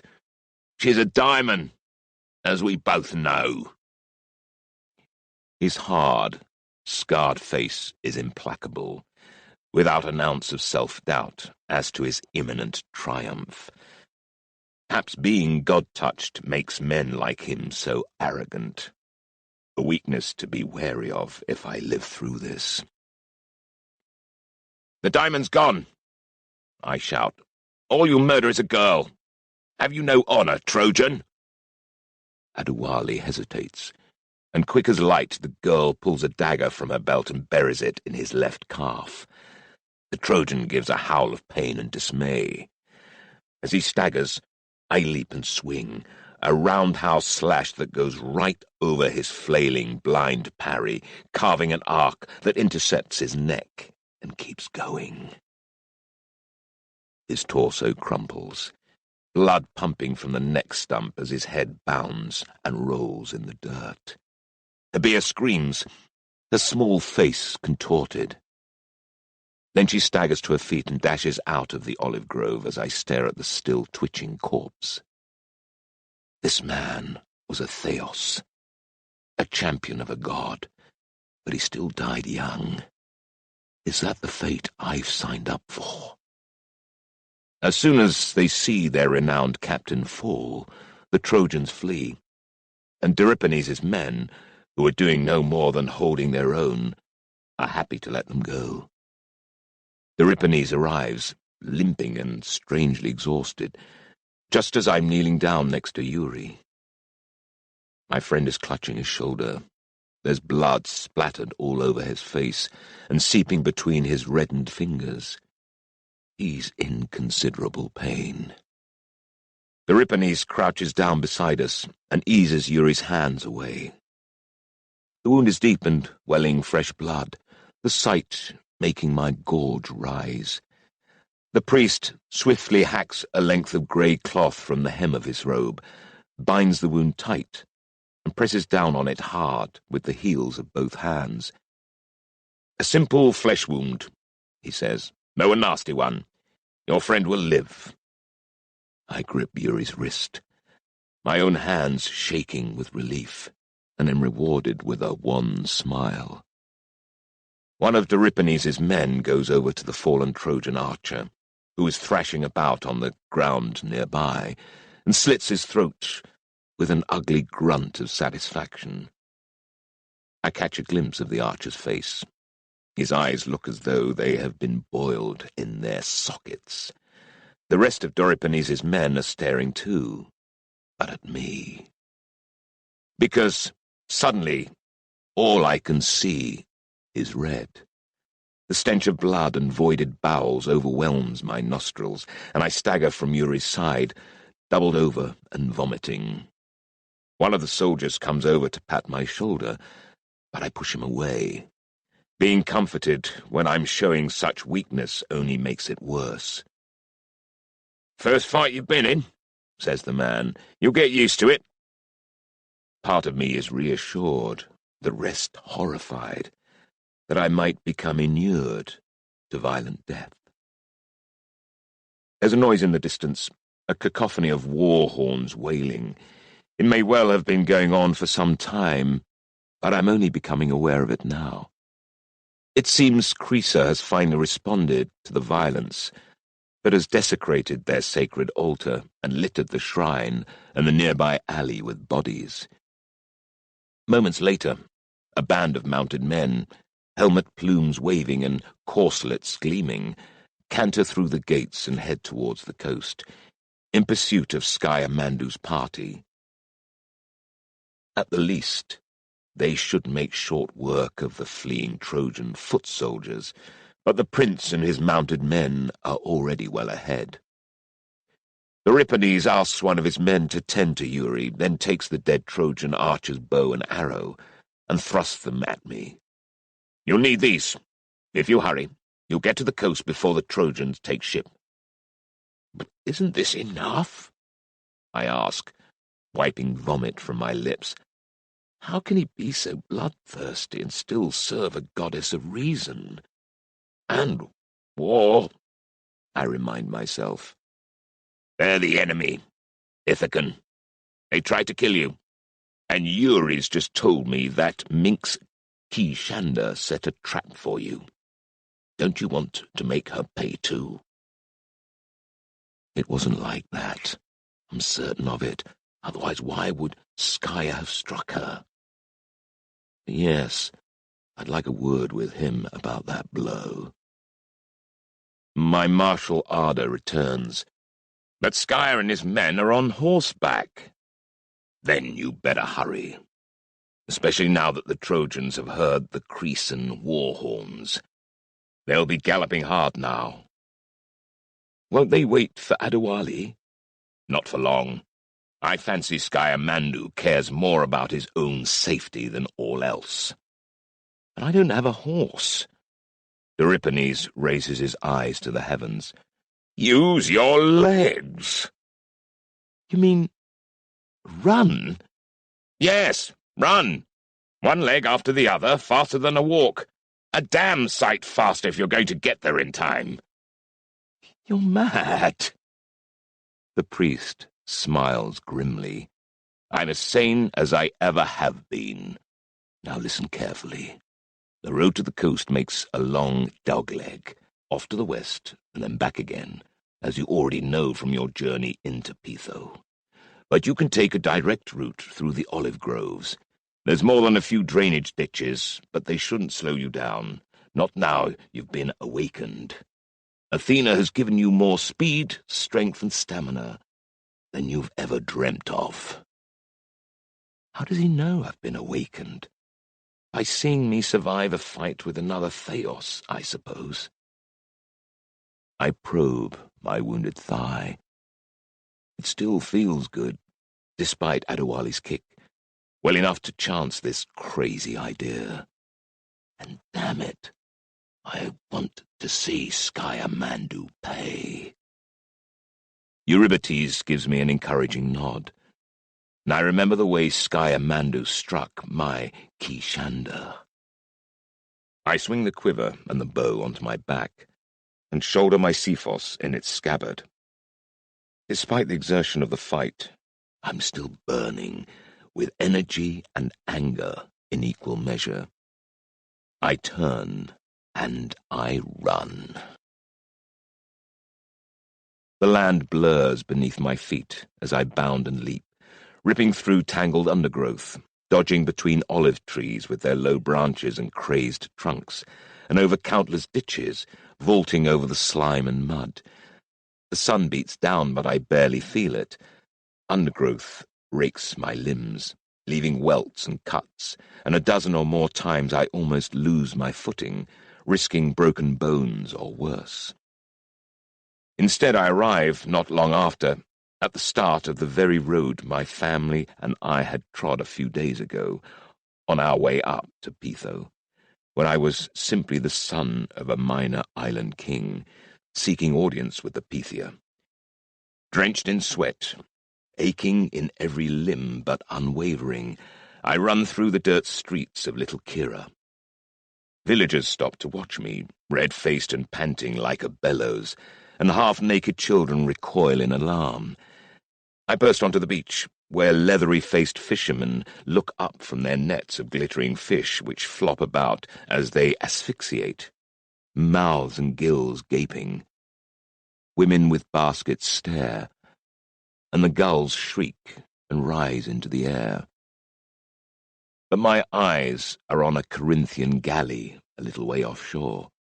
Rowboats are clustered about it, loading stores as the last Trojans are clambering aboard, with only 2 mounted soldiers still on the beach. Those 2 turn as I appear. I nock an arrow and fire in one motion, planting a shaft in the nearest rider's chest. At that, every one of the fisherfolk shrieks and scatters, and a hullabaloo erupts amongst the Trojans out on the ship. The second man, a mounted archer, tries to fire an arrow in reply, but I shoot him even as he takes aim. I heave him off his horse, a mare, and vault onto her back. She fights me and I almost fall off. Ithaca is too mountainous and rocky for horses, but I learnt to ride when I was packed off to Mycenae during my adolescence, not so long ago. After a shaky few heartbeats, I've got her measure. I dig in my heels, urging her into the waves to get within firing range of the ship. I see Skymandu in the stern. His sister joins him, her headscarf fallen around her shoulders and her black hair gleaming in the sunlight. She's breathtakingly lovely, but I'm consumed with fury at her brother as I urge the mount into the sea. Cut the anchor rope! Sky bawls at the ship's crew. Row, you dogs! He turns his head to mutter something accusing to his sister, because she's looking at me, not with hatred, but with wide-eyed wonder. The sailors start hauling on their oars to drive the ship out into deeper water. But now I'm in range. The mare is jittering about, jostled by the waves, and trying to find her footing on the loose shingle of the seabed. With both my hands taken up with the bow, I have only my knees to keep the animal steady, to give me a steady platform for shooting. Somehow, I calm her, draw the bowstring, and take aim at Skya. And he grips his sister's shoulders and forces her in front of him. For what feels like an eternity, we all stare at each other. I can see that Kishanda is stiff with shame, rage, and terror as she looks along the shaft I'm aiming straight at her. You piece of dung, I hear her cry, and I know she doesn't mean me.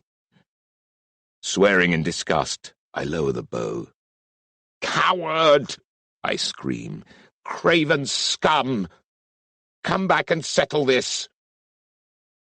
And a rogue wave slews into us. The horse staggers, and it's all I can do to stay on her back. Skya crows with laughter, clamping Kishander to him as the Trojan ship glides beyond range. There's no point in giving vent to my fury, but I do anyway, before nudging the mare's nose shoreward and letting her pick her way back to dry land.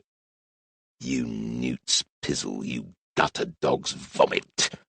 I roar, shaking my fist, but the Trojan just laughs more. I now have to face the long inland journey back to Crisa. All my adrenaline is spent. I'm worn to the bone. My tunic is clotted and stiff with Adewale's blood. Every bruise is beginning to throb, and every welt and scratch stings from the salt water. I keep the horse. Yes, I know it isn't mine. The Kira man the Trojans rented it from comes running after me demanding payment. But I have no obols on me. I'll give her back later and pay him well. But frankly, I'm not going to make it back to Crisa without her. Chapter 6. The Goatherd Girl. Being the child of invention and need, love is always poor, and far from gentle or fair, as most assume him to be. Instead, he is bitter and thirsty, barefoot and homeless. Plato, Symposium. Crisa. Focus. The evening shadows are lengthening as the mud-brick walls of Crisa come into sight. I'm desperate to get to safety. My right leg, which had borne up well in the long chase to the sea, is now throbbing painfully, and every jolt makes me grit my teeth. The wound isn't fully healed, despite Athena's touch. In some bizarre and illogical way, it's reassuring that her powers have limitations. I trot the mare through the town gates as a grey-robed man steps from the shadows.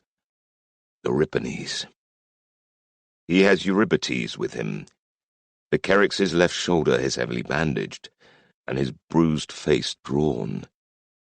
There's no sign of Hebea. "Well?" the priest asks, as he leads me away from the gateway and the listening guards. I slip from the horse's back, grabbing the horse for support as my wounded thigh struggles to take my weight again. "They got away," I admit. I had Skya Mandu lined up, but he pushed Kishander in front of him.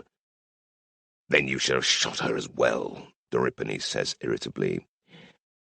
I've been anticipating this all the way back from the coast. If I argue that Kishander didn't try to trap me, I'll have to confess that she wants to convert me to the Trojan cause. Even if I try and couch it purely in political terms, Euripides will probably guess I've fallen in love with her, and he'll never trust me again. So I can't.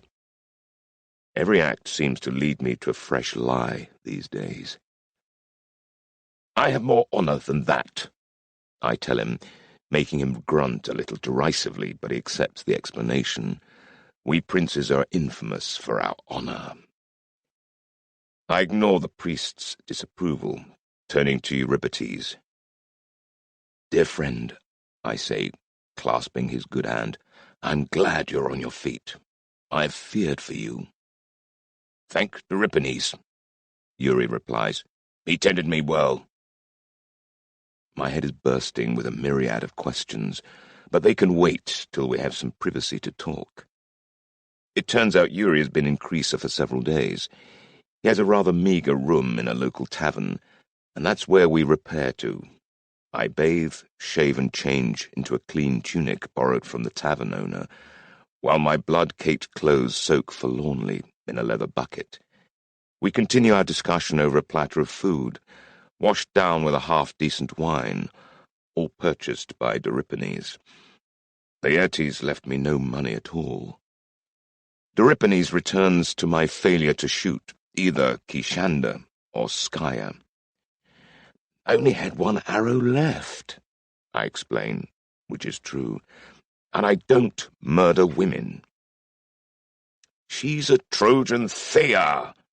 Slaying either of them would have been an immense blow to Troy, and probably would have launched the very war we're trying to prevent, remember? The one that Troy inevitably wins, I reply. To my surprise, Euripides concedes the point with a frown. Yuri, I say, not only to change the subject, but because I'm burning to know, what are you doing here? I'd imagined you'd be back on Ithaca by now. The Kerix gives me a rueful look. When we came to take ship, I tried to argue your case.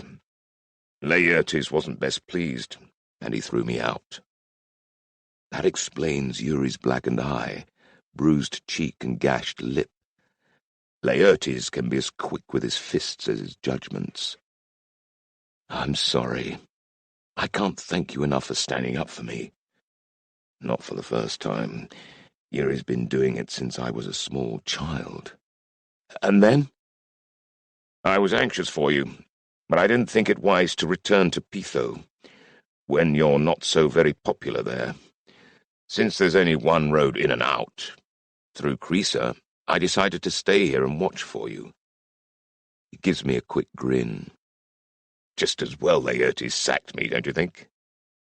My father can be a right bastard, I say. Then I redden as all the ironies of that statement hit me.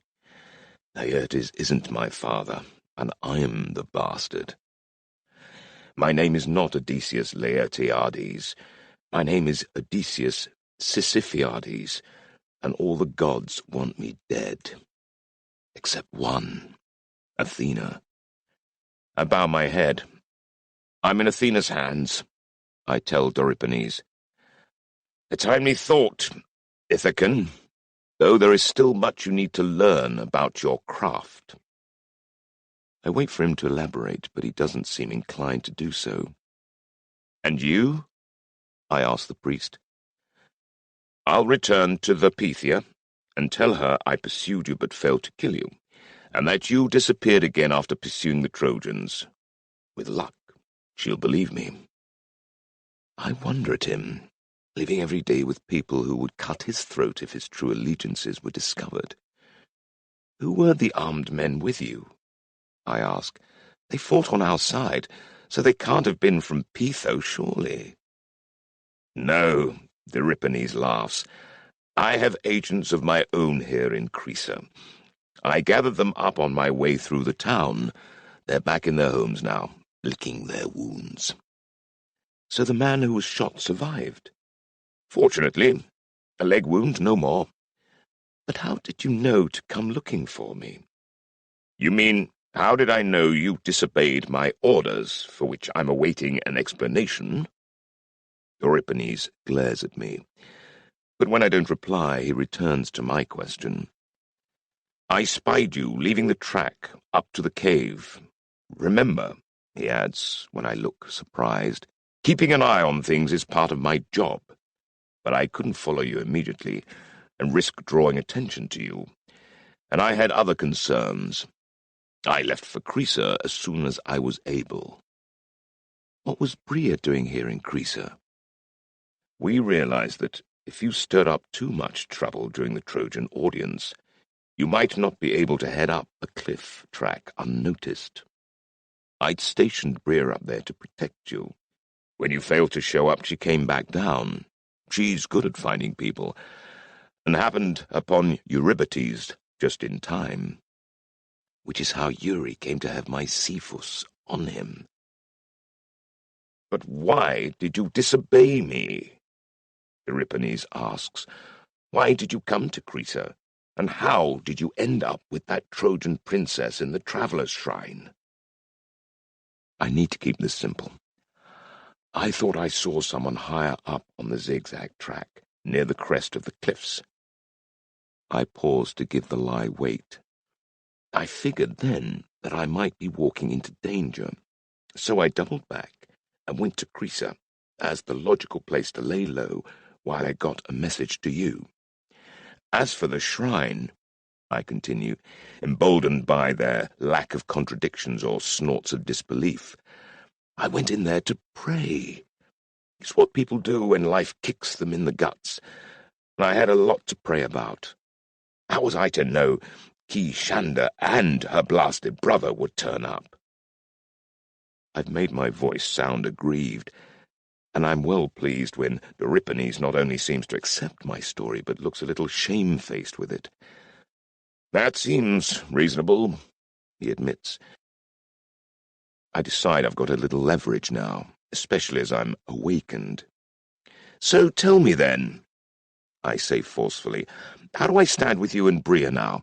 Because if I'm one of you now, I want to be treated as an equal, not some nonentity. Nonentity? Never that. The priest contemplates his hands for a moment, before looking at me again. It was more a matter of trust, and it seems from your awakening, Athena has decided in your favor. But why wouldn't she trust me? Then it dawns on me. Because of Prometheus. Aye, he says uncomfortably. What's so bad about Prometheus anyway? I've never understood why Zeus was angered by him. Surely the Sky Father didn't want humankind to remain ignorant of fire. That is the tale we priests tell, he concedes wryly. But the truth is more interesting and dangerous. Prometheus was once a great god, rivaling Zeus himself. I'm staggered. I had no idea.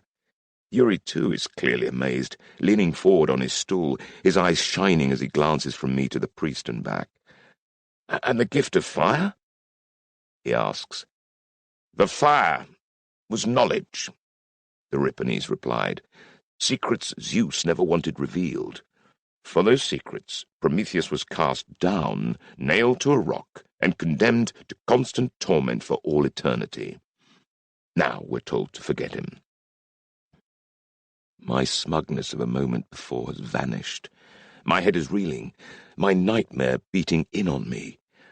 I can see the crag and smell the blood as the eagle rips open Prometheus's gut and devours his liver.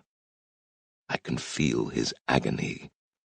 In my dream, my hideous dream, I am Prometheus. Somehow I pull myself together. What secrets? Those secrets are still secret, Euripides drawls. I ponder what I know of Prometheus. But he left children. Sisyphus? Sisyphus was Prometheus's great-great-grandson, and through him a Theos. So you lied 2 days ago. You and Bria knew I must be a Theos too. Not necessarily, Euripides replies. Divine bloodlines only last so many generations, and most of Sisyphus's children were born ordinary mortals. Nor do we yet know what your full potential might be. But from your behavior today, we have good raw material.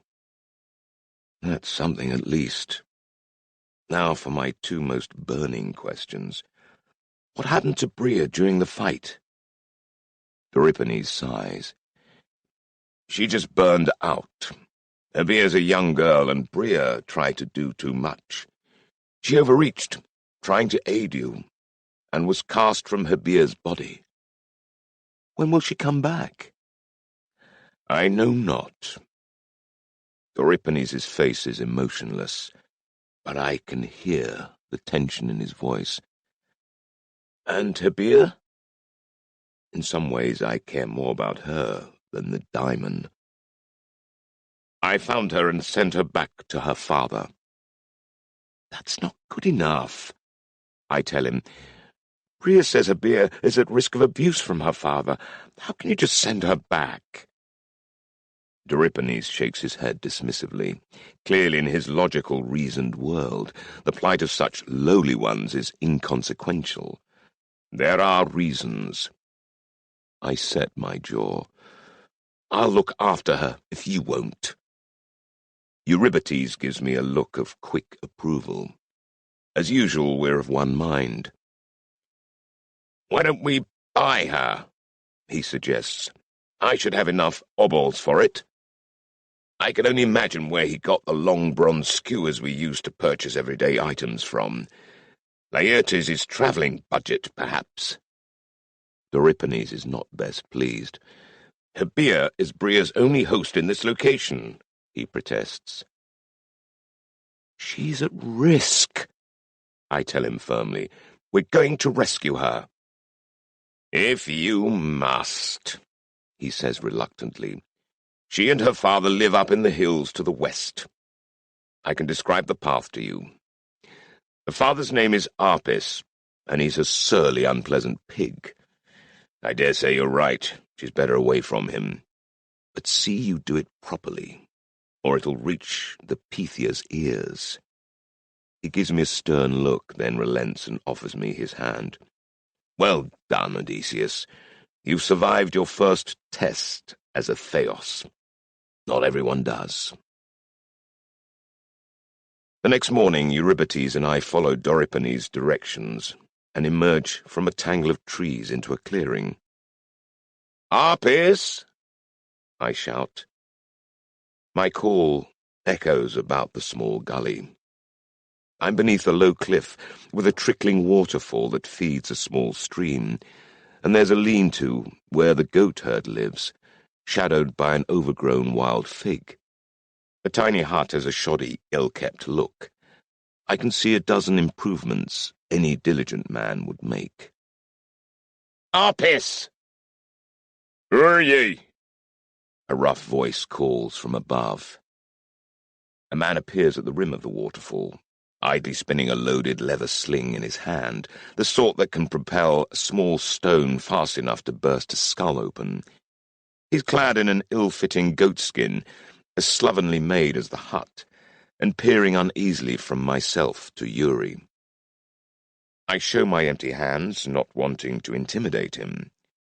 Yuri has charge of our obols, hidden in a bundle at his back. My name is Megon of Kephallonia. Are you Olympus, father of the goatherd girl? The man's eyes narrow, the sling spinning faster.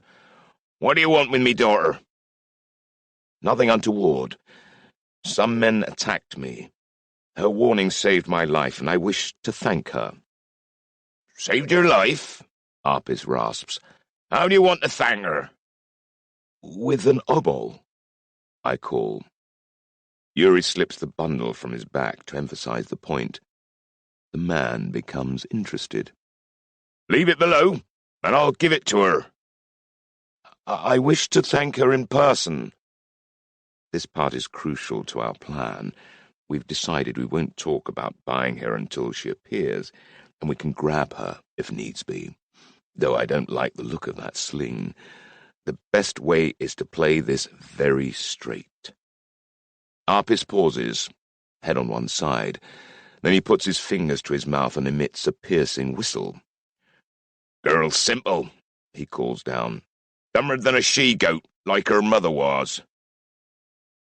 I don't grace that with a reply. Most people work hard and keep their families well fed and clothed, but this Olympus isn't of that sort. There are men who live like him on Ithaca, too, putting their families through squalid, marginal existences. Some have excuses, genuine reasons why they can't provide, but others simply can't be bothered. I can guess which type Olympus is. And Bria claims he's a flagellant who fantasizes about raping his daughter.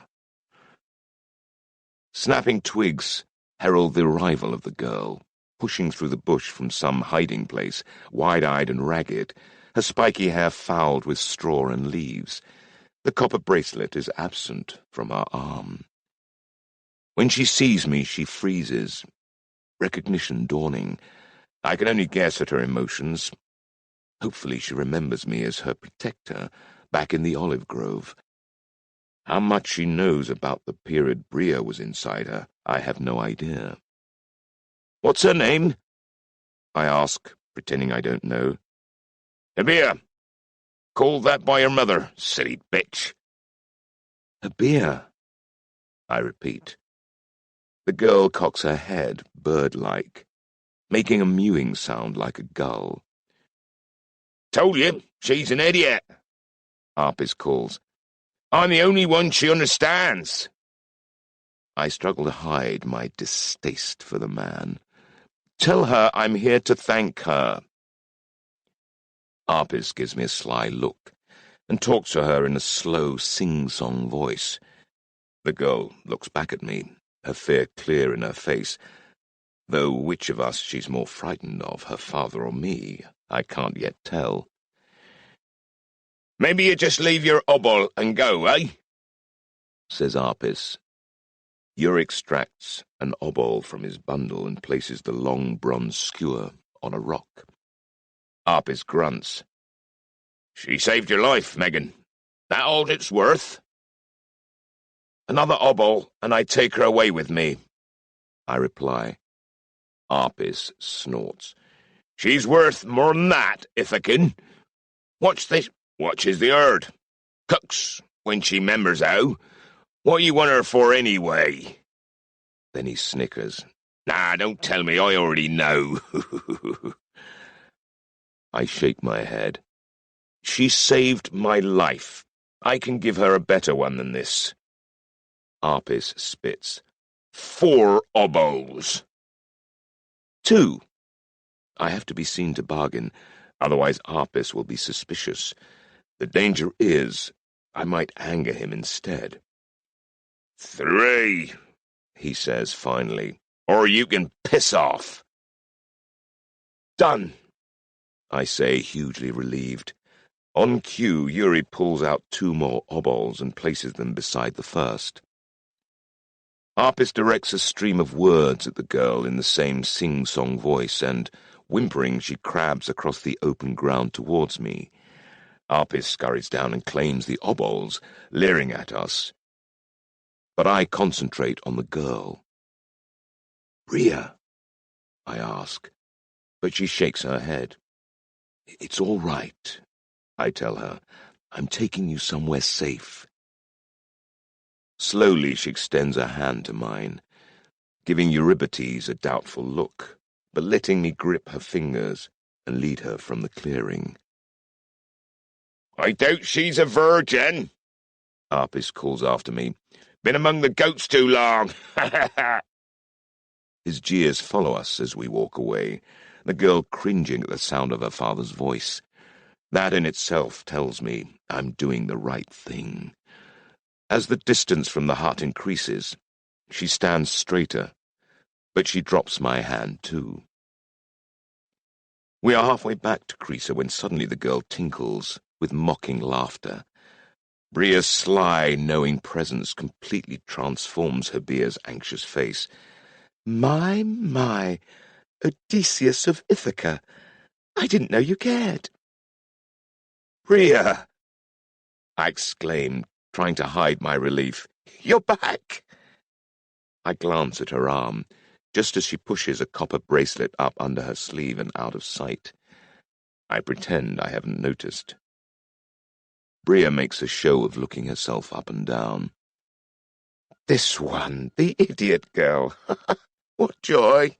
I prefer more mature bodies, you know. But she'll do for now. And here you are, owning me. That's exciting." "I bought her to protect her. You need a body. Use this one if you must. But I'm telling you now, as soon as I can, I'm going to take her somewhere safe, so she can have a decent life. Perhaps among my mother's servants. If I ever see my mother again." "Oh, that's so sweet," Bria says sarcastically. "So I should have just left her to be abused and die?" The diamond surprises me with a somber look. "What sort of life do you think I have, Odysseus?" Do you think it's any better than hers? Where have you been? Asks Yuri, just as I'm about to ask the same question. She rolls her eyes in her characteristic way. I overdid things, she admits ruefully, confirming what Doripany said. Things went blank. It's only when I heard you speaking my name just now that I found my way back. I have 1,000 questions about that, but there are more urgent matters to deal with. I need to know as much as you can tell me about Athena, what I've agreed to do, and what this means for Yuri, too. Really? She snorts. Get you, Ithaca. She chuckles and gives me a considering look. But as it happens, I've been sent back by her specifically to train you. Here's the thing, though. I'm in charge. If you're a prince, I'm your queen. I've been doing this for a long time. You're still wet behind the ears. And there's a damned lot you need to know if you're to be of any use to us. Is that right? It bloody well is. You'll follow my instructions to the full, without question. It's not in my nature to do anything without question, and I doubt your goddess of reason would think much of a mindless tool. You'd be surprised. Stick around long enough and you'll see what I mean. I raise a finger. I'll agree on one condition. You will not do anything with that girl's body that she wouldn't have consented to do herself. What? Bria's eyes go round. You have no idea what you're asking. I'm a disembodied spirit, Ithaca. It can take me months to find a body I'm compatible with, and when I do, I have needs. I don't care. You're her body's caretaker. You'll look after it. Bria pouts. This is so unfair. Enough. You have morals, you have honor, then accept it. She throws me a very dirty look. I had no idea you'd be so difficult. She looks at Eurybates, who is struggling unsuccessfully to suppress his amusement. You don't need to take his side, she tells him. He doesn't own you. When Yuri laughs out loud, she stamps her foot. I've been alive for centuries. Then act your age, I retort, and Yuri and I walk off, ignoring the steady stream of abuse Bria launches at our backs, all the way to Crisa. Part 2. The Judgment of Parasi. Chapter 7. The Hero and the Avatar. In keeping with his mother's character, Love always lives in want, but he follows after his father in striving after everything that is beautiful and good, for he is courageous, eager and ardent, a clever hunter, always plying some stratagem, longing for wisdom, and full of resolve to master the truth until his dying day, a savant, skilled at sorcery and magic potions. Plato's Symposium. Near Kira, focus. Keep your damned shield up, you flaccid little phallus, Bria screeches like a flock of harpies. What do you think that spear is, a cucumber? Stab with it. Don't prod, stab. I snarl wordlessly, heave the shield higher, despite my shoulder muscles begging for mercy, and ram my spear at the wooden target, sweating like a pig. Despite the rag wound round the base of my boar's tusk helmet, perspiration is blinding my eyes, and the bronze-plated corselet weighs as heavy as a cattle yoke. Work, you slack ass! Bria yowls, cracking a whip. There are welts on her own back as well as mine. She tends to get carried away, and despite her centuries of experience, she's pretty wayward with a lash. It's Hibia's body, of course, and the girl's voice is hoarse from shrieking abuse. Gods, save me. I've fallen in with one of the Arenes. Those vengeful black furies who haunt children's nightmares. Lunge, thrust, retreat, over and over. And finally, "Now up to the oak and back, go!" Instantly I drop both sword and shield and take off, pumping my thighs hard and gasping for breath. By the time I'm at the top of the slope, my legs are burning, but I force myself to leap from mound to mound on the way down, landing in an exhausted heap in the clearing below. Bria throws me a water skin. 10 minutes, princess," she chirrups, reclining on a fallen wooden column, the whip dandled in her lazy grip. I lie panting at her feet, feeling utter hatred. We're in a hollow clearing, low on a hillside some 14 miles inland of Kira, tucked under the westernmost arms of Mount Parnassus, and well away from Pitho. Here, deep in the woodlands, is a shrine to some forgotten god or spirit. The altar's once bright paint has faded and flaked. The horns of consecration that had once topped the now fallen pillar lie forlornly in the grass, and the shrine's attendant huts are long deserted by their original inhabitants. Bria has made a base out of this place for some time now, and planted a semi-wild garden filled with all manner of edibles. So we eat well. Finally, after another hour of torture, I collapse onto a handy boulder, gasping in the late morning heat as I pull off the helmet and unstrap the corselet. The armor is a gift from Bria, from a hidden cache she's kept buried here, and fits passably well.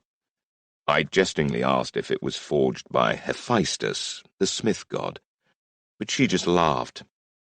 "You've got a good physique for a short ass," she tells me, "but a good big man will beat a good small one."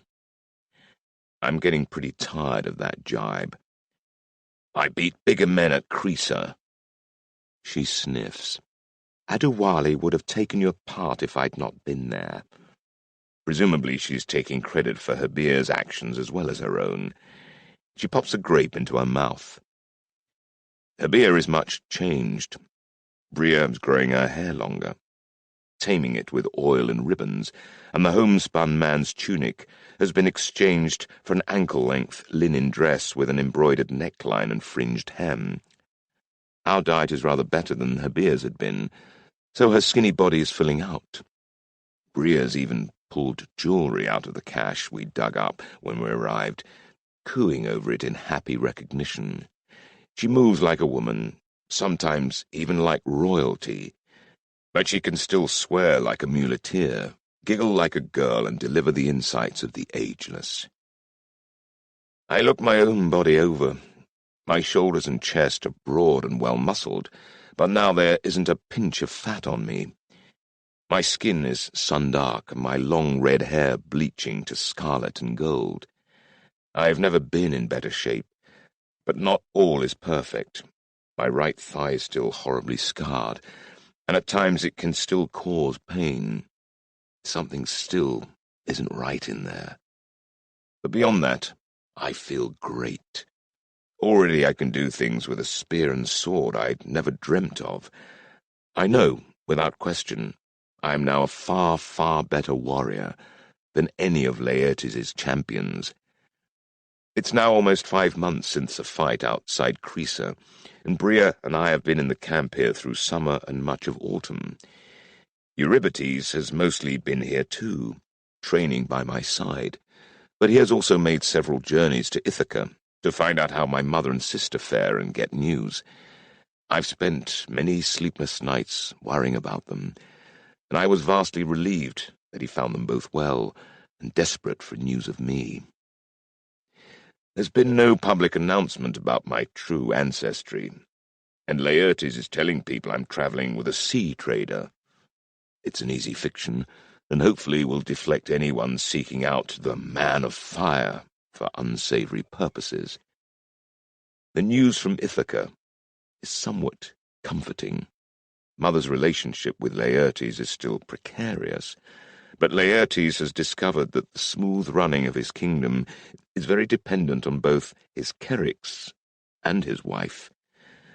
So when Anticlea told Laertes she was rehiring Eurie as her own servant, he put up little resistance.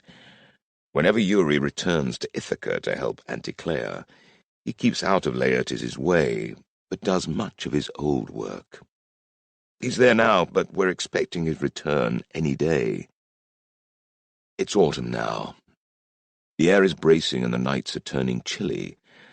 Winter will bring rain and bleak grey days, storms in the Aegean, the beaching of ships and the temporary halt of most trade and travel. The wildlife we see and hunt, goats, hares, and the occasional wolves, boars and bears, have started growing shaggy coats in preparation for the coldest season.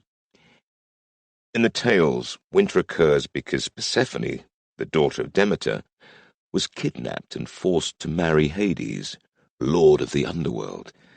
Demeter, in her rage and grief, turned the world cold and grey, but Zeus intervened and enforced a compromise, whereby Persephone spends part of the year in Erebus and the rest in the world above, creating winter and summer. I'd always regarded the tale as a fable, but now, as an awakened theos, I wonder, if gods are real, what can or can't they do? This is no mere idle speculation.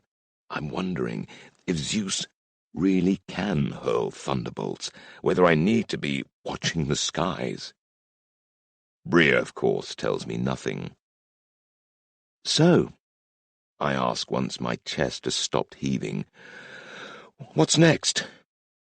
Archery, Bria replies, from now until sunset. So be it. I examine the calluses on my hand. For the first few weeks they'd blistered and bled, but now they're hardening like old leather. And my shooting is improving all the time, both in speed and accuracy. Let's get going. A strong composite bow can drive an arrow through a thick oxhide shield, with enough force to pierce the bronze corselet beyond. After months of practice, I can fire an arrow every 3 heartbeats, for hours at a time, and with a precision I would have thought impossible 5 months ago. This afternoon is almost windless, and I slam arrow after arrow into the row of targets set up across the clearing, until even Bria declares herself impressed. "You've an eye for it, Ithaca," she praises, swaying up and offering me a small wineskin. "We're done for the day." "Where in Tartarus did you get this?" "She's told me we have no wine." "Never you mind." Too thirsty to puzzle it out, I take a solid swallow and return the skin, giving her a reproving look as she downs a mouthful herself. She snorts. "You think the girl didn't drink? Her father made beer and she used to steal it." "She's still a child. You promised to look after her." I try to snatch the wineskin, but she darts away, then gives me a flirtatious wink. "Hey, Ithaca, if I let you have some more, will you share my blanket tonight?" "No," I reply. We have some variant of this conversation every night, and the answer's not going to change. It's all part of the routine by now. She's tried it on both Eurybates and me, but we're presenting a united front. "It's not fair," Bria pouts. "You parading around in your near-naked glory and expecting me not to get ideas. Her beer is of age, you know, and she likes you. More fool her." "Why don't I believe you?" Bria decides she's found a chink in my resolve. "But it's true, and it makes a difference, doesn't it, Ithaca? She's willing, you know. More than willing." "No, drop it, and take your wine somewhere else." She rolls her eyes, then shrugs, and we get on with our chores more amiably. If she could just get over all her posturing and flirting, I'd like Bria a lot more.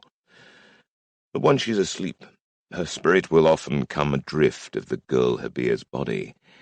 She's incapable of controlling the girl for too long at a stretch. So many mornings it's Hebea, not Bria, that Yuri and I have for company. I like Hebea. She's far from the idiot Arpis portrayed her as. He'd just been too lazy to teach her anything, including proper speech. And Bria's comment just now about awakening Hebea explains a few things that have been puzzling Yuri and me recently. We've both caught Bria in the midst of two-way conversations, a dialogue, where seemingly she's been more aware of our daily goings-on than I expected. But this evening, Bria is firmly in charge. We're taking the air outside the hut, where we do our cooking, when Euripides' return is heralded by a shrill whistle. I hurry to greet him. We embrace warmly, and I shoulder some of his load back to our campsite. One of the bundles I take from him makes my breath catch in my throat, but I wait until we're back at the huts before I comment on it. It's a long leather bow case, the outside surface tooled with pictures of mythical tales of both hunting and war.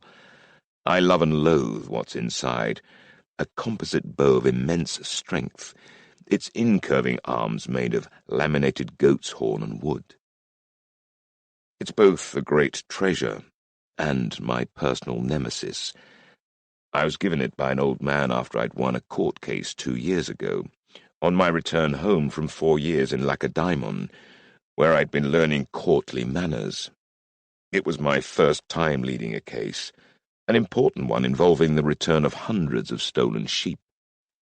Winning it avoided war with Messenia, and the old man who owned the bow, Hagias, gave it to me afterwards out of admiration for my eloquence.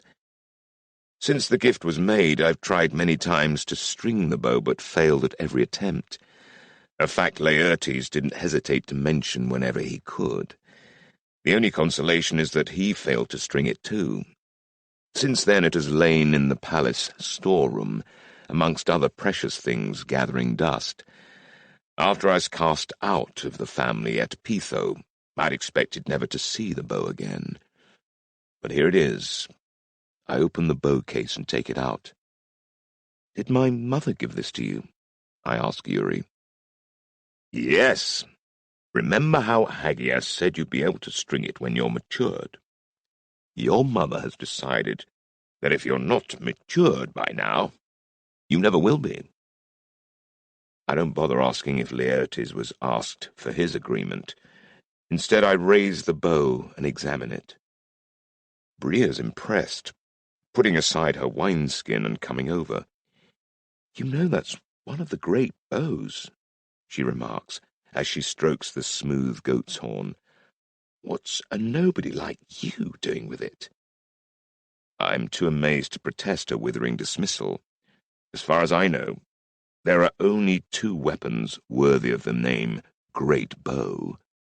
One, the most famous, belonged to Heracles. Everyone knows the fabled hero gifted it to his friend Poeas when he died, and Poeas passed it on to his son. As for the other, Yuri and I look from her to the bow and back. "You think this is Eurytus's bow?"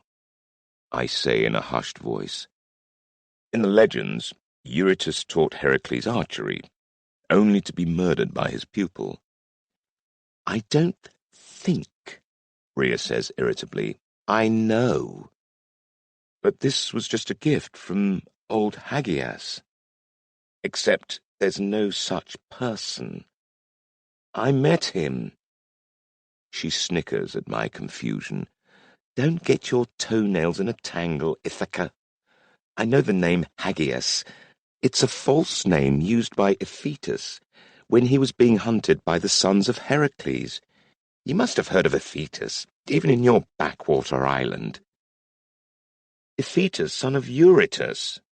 But Heracles killed Eurytus and all his family." Rhea shakes her head. "It suited Iphitus to have everyone think so. He feigned death, stole back his father's bow under cover of darkness, and fled to Corinth, to Sisyphus, his father's old friend. I rather imagine Sisyphus made Iphitus swear to look out for you. And behold, here's his great bow." Now my head is swimming. I've been given one of the two great bows, a weapon that rivals Heracles' own. "Well, are you going to string the damn thing?" asks Bria. I groan inwardly. It was bad enough not being able to string it in front of Laertes, but to give Bria more excuses to tease me doesn't bear thinking about. But I'm a Theos now. Just maybe I'm ready. Stringing a bow looks easy, but it's far from it. It's not just a test of strength, but coordination as well, and it requires your whole body, especially a really powerful bow like this one. I hook one of the bowstring's loops over the tip of the lower arm and brace myself, one leg over, one leg behind, in the complex stance required. I breathe slowly to get my focus under control. Bria is fidgeting beside me, but I can't let her impatience rush me. Now! I bring all my weight onto the top arm, bending it down, down. My hands are sweating, my muscles shaking with the strain. Just when I feel I'm certain to fail, I find reserves. With one last effort, I ease the top loop over the tip of the upper arm and pluck the string, before flinging my arms wide in triumph. The bowstring sings, a deep, powerful note unlike anything I've ever heard before. Yuri is thumping me on the back, while Bria pushes the wineskin into my hand. She does at least appreciate the difficulty of what I've just done. "Wine!" Eurybates exclaims as she bustles back. "We have wine?" "Pure water is far better for you than alcoholic poisons," says Bria, wagging a hypocritical finger at us. We ignore her, taking turns to swig from the skin. So we're more than a little tipsy when Bria says, "Boys, we have visitors." She doesn't seem unduly worried, even though we have had no other people come here since we arrived in early summer. "What kind of visitors?" I ask as I notch an arrow. "Will I be able to draw the bow? Stringing it is only the first step." To my relief, the bow yields to my arms as I draw the bowstring back. "They're friends," Bria says, scooping more raw vegetables into the stew and blowing on the embers under the cooking tripod. "You won't need your new toy. Go and greet them, Ithaca. Where are your manners?" I lay the bow down on the nearest bench, feeling vastly deflated. "And you drunk all the wine," she adds quite unjustly. "Eurybates, go behind the next hut, to the old sundial. There's a hole beneath full of wine amphorae and goblets. Bring 1 amphora and 5 goblets." Eury and I share a look. "You've been hiding these from us for months," I protest. Bria pulls a face. "It's a fine vintage. Too good to waste on you lot. Hurry along, they're nearly here." Eury goes off to find Bria's cache, while I scan the forest fringe for our visitors. 2 figures soon appear amidst the pines. One a tall man, armed and leading a pack mule. The other is a woman, riding another mule, her legs astride it in manly fashion. Despite Bria's reassurances, I'm wary. What constitutes a friend in a diamond's world? The man isn't merely tall, he's immense. Well over 6 foot, with limbs like tree trunks and huge shoulders and chest. Yet even at this distance, I can see he isn't in the best shape. He has a paunch, and his face, thick-lipped and overripe, is sweating freely. It's obvious he hasn't shaved for days, for his chin is covered in silvery stubble, and his golden-brown mane of hair, shot through with grey, is thinning at the temples. Nonetheless, he'd have been handsome in his prime, with his square jaw, bronzed skin, and deep-set green eyes. He moves with a heavy grace, alert to my presence, but not unduly troubled. When Eury appears, he pauses momentarily, then, spotting the amphora, He urges the mule forward. The woman mounted on the other mule has pulled a veil over her hair, but I've already noticed that it's long, grey and tightly tied. She has a judgmental face, with narrow eyes and a thin-lipped mouth, the face of one who's reached a point in her life where she wonders whether anything has been worthwhile. "Greetings," I call formally as they halt before me. The giant warrior gives a tired grunt. "You're the Ithacan, eh?" "Odysseus." I neglect to include a patronymic against all polite custom. Laertiades would be a lie, and Sisyphiades is none of his business. The warrior towers over me as he offers a big hand. "Theseus of Attica." Theseus of Attica? I'm instantly awestruck. Theseus is the greatest living warrior in Achaea, if not the known world. Once king of Athens and said to be a son of Poseidon, his feats are almost as prodigious as Heracles's, a slayer of monsters and evil men. I offer my hand in return, and his huge paw engulfs mine in a firm grip. An instant later, I'm slammed face first into the ground, my arm contorted behind my back, blood and dust clogging my mouth and nose. Theseus's huge foot presses down on my back, grinding me flat. I try to rise, but the giant Attican almost wrenches my arm from its socket. "Lesson 1, Ithacan. Trust nobody." Theseus chuckles. He saunters past while I spit dust, burning with shame and anger. The woman gives me a cool, unimpressed look as she rides by. I feel another surge of temper, but Bria sends me a warning look. She's placed an arm across Eurybates' chest to keep him from coming to my aid.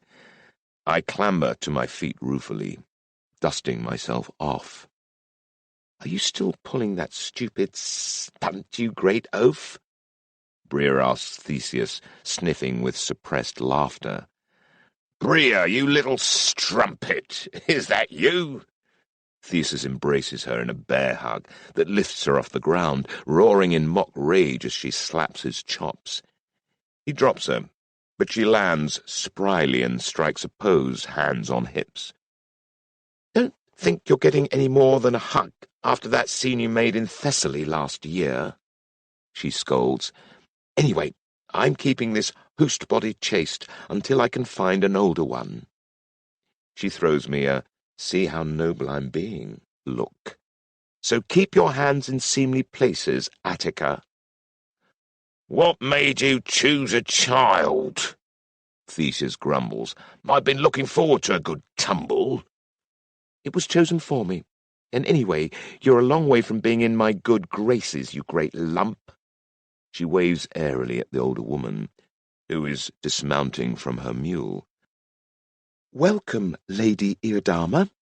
This is Odysseus of Ithaca, the latest of our queen's champions," she announces, then indicates Eurybates, "and this is his friend Eurybates. Odysseus, Eurybates, this lady is Iodama." Close-up, Iodama looks to be in her 60s, perhaps older, with deep-set wrinkles on her forehead and under her eyes, and loose skin around her neck. But her gaze is sharp and penetrating. "The sister of Athena," I blurt. In some tales, Iodama is Athena's sibling. In a few, the Attican goddess kills her, though this woman is very much alive. "Athena has no sisters. She gave me this name as a joke," Iodama says coolly. She looks me up and down. "Couldn't you find anyone taller?" she asks Bria. "Size isn't everything," Bria replies. "That's not what you usually say," Theseus snickers. "I hope you have wine or beer. I'm parched." "Water until dinner," Bria replies. He stumps over to the bench where I've laid Eurytus's bow, and brushes it onto the ground in a fit either of pique or dismissal before sitting himself down. Outraged, I try to appeal to Bria, but she is busy embracing Iadama. When they finish their greeting, Iadama looks me over more thoroughly. So this is the young man whose very existence has Pytho in turmoil. The line of Prometheus was thought extinct when Sisyphus died, and most of Olympus rejoiced at that news. What have you told him of the Theoi and the gods? As little as possible, Bria replies. I shoot Bria a look. Really? Good, says Iadama. We'll speak after the meal, young man. It's obvious I've been dismissed. I thank her as courteously as I can, given my suppressed fury, before hurrying over to pick up the bow. I put it well out of reach before daring to confront Theseus. That is Eurytus's bow, I tell him, one of the two great bows of legend. I eat archers for breakfast, boy. Cowardly runts who are too scared to go toe-to-toe with a real man. Cowardly runts like Heracles, I reply, my blood up. Theseus stands, my eyes a level with his nipples. I'll Heracles you, runt. Iadama forces her way between us. Interestingly, it's at me she directs her scorn. Learn to take better care of your possessions, Ithacan, she snaps. Leave them lying around at your peril. Fuming, I carry the bow and its case into Yuri's and my sleeping hut, checking the bow for any damage before placing it inside its case and safely under my bed covers. When I emerge, Theseus is as jovial as Dionysus again, mollified by a goblet of wine. Bria now produces all manner of foods she's concealed from Yuri and me. Olives, pickles, cheeses, cured and spiced meats, sesame oil and dried figs, which she places on wooden platters with freshly harvested vegetables from her garden. And I know she's right about the wine. Yuri, who was in charge of Laertes' wine cellar for some years, and has an excellent palate, is finding it delicious. But I'm in no mood to appreciate it. Yuri and I are silent for most of the meal, which isn't our way, but I don't trust myself to speak, and he's being both sympathetic towards me and overawed by such illustrious guests. So it's Theseus who talks most. His manner is boisterous and boasting, filled with references to his past deeds.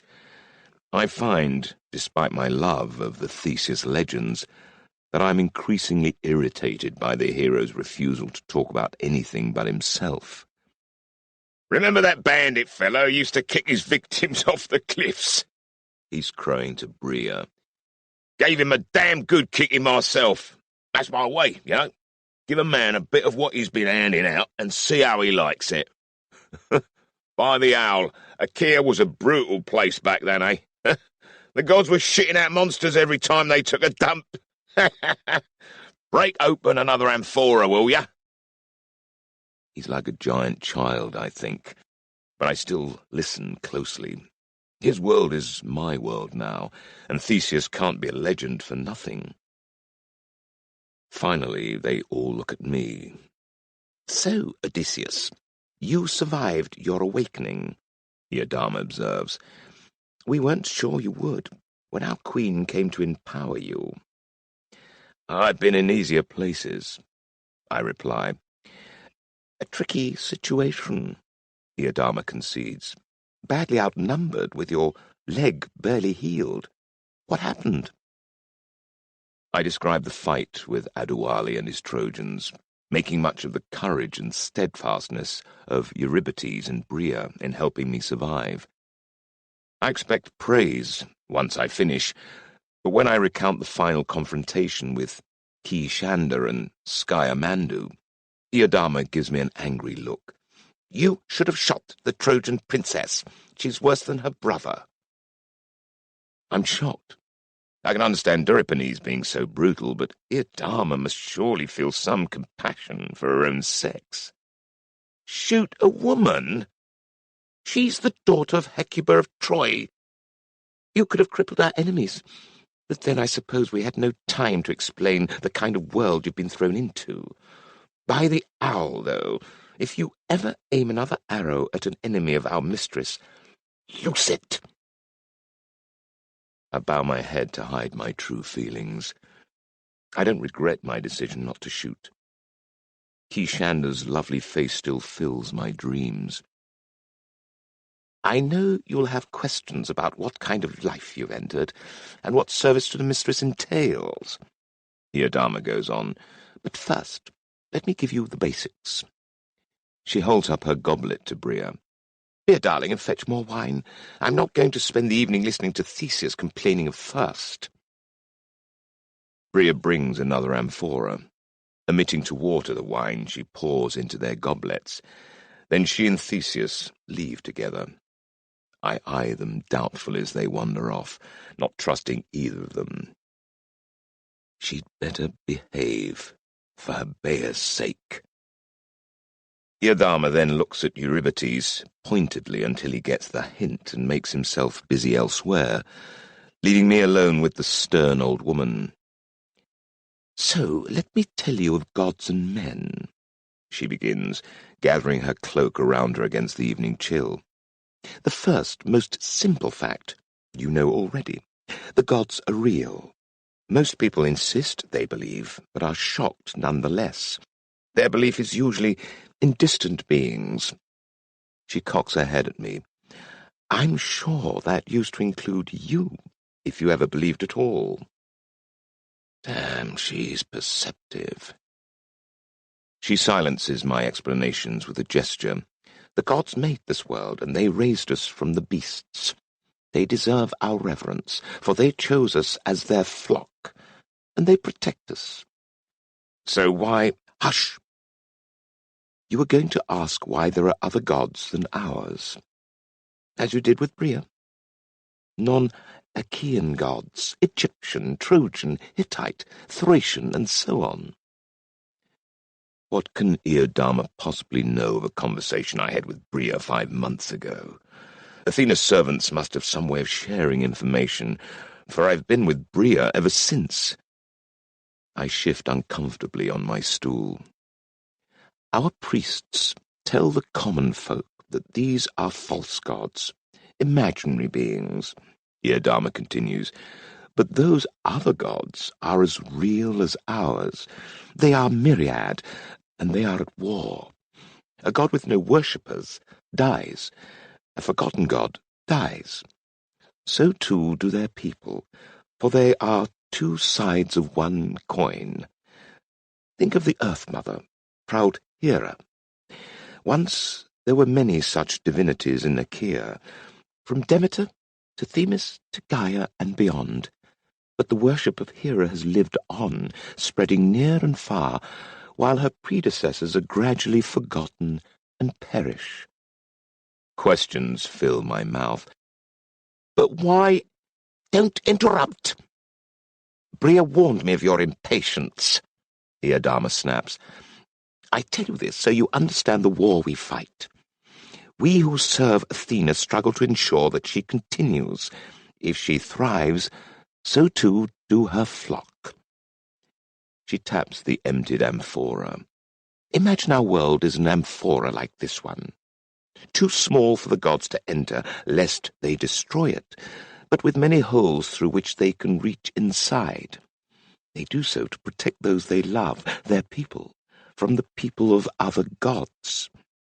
But they can only act through those with the right blood. You already know about Theoi, the god-touched. You are such a one, and you have pledged yourself to Athena. The man who tried to kill you, the Trojan Adewale, is another, but pledged to one of his own gods, Ishtar. The Trojans desire ascendancy over Achaea, and so they attacked you, our man of fire." "But why would Athena approach me?" I ask. "My family have mostly given reverence to Zeus and Hera, and Poseidon, of course." "Because you are, by nature, suited to Athena, Iodama replies, just as I am, and Bria, and Theseus too. We are rational people, who prize skill and logic and order. I know this of you because my mistress was able to awaken you, and if you'd been a crude barbarian, she'd have failed to bring you to her service. It's true. I've always had a questioning mind, never taken anything on faith, always sought for reasons. But Iodama's statements open up many more questions. We're raised to revere all the gods of Olympus, I say. Why would we pledge service to just one? It's no coincidence that the tales of the gods often have them in conflict, Iodama replies. The Olympian gods displaced the Titans, who displaced their forebears.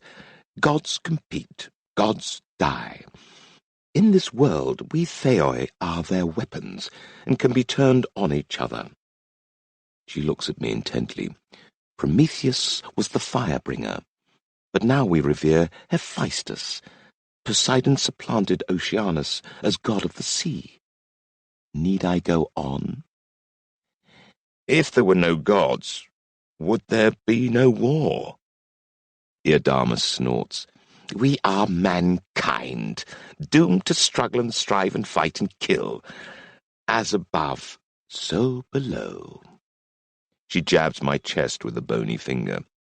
Life is struggle, Ithacan. Would you not prefer a world shaped by Athena, a place of wisdom and reason, than one made in the image of Scamander's Ishtar, or even Ares, the war god of Olympus? That makes sense to me. If this struggle she describes leads to a better, more rational world, then it's a cause I can believe in. And how like a rational person to need a rationale for my service. I can see how serving Athena suits me, I acknowledge. What else must I know? Iodama considers, as if measuring how much she need reveal, or how much she thinks I can handle. There are 4 known paths for a Theos, she tells me. The champion, the seer, the avatar, and the magus.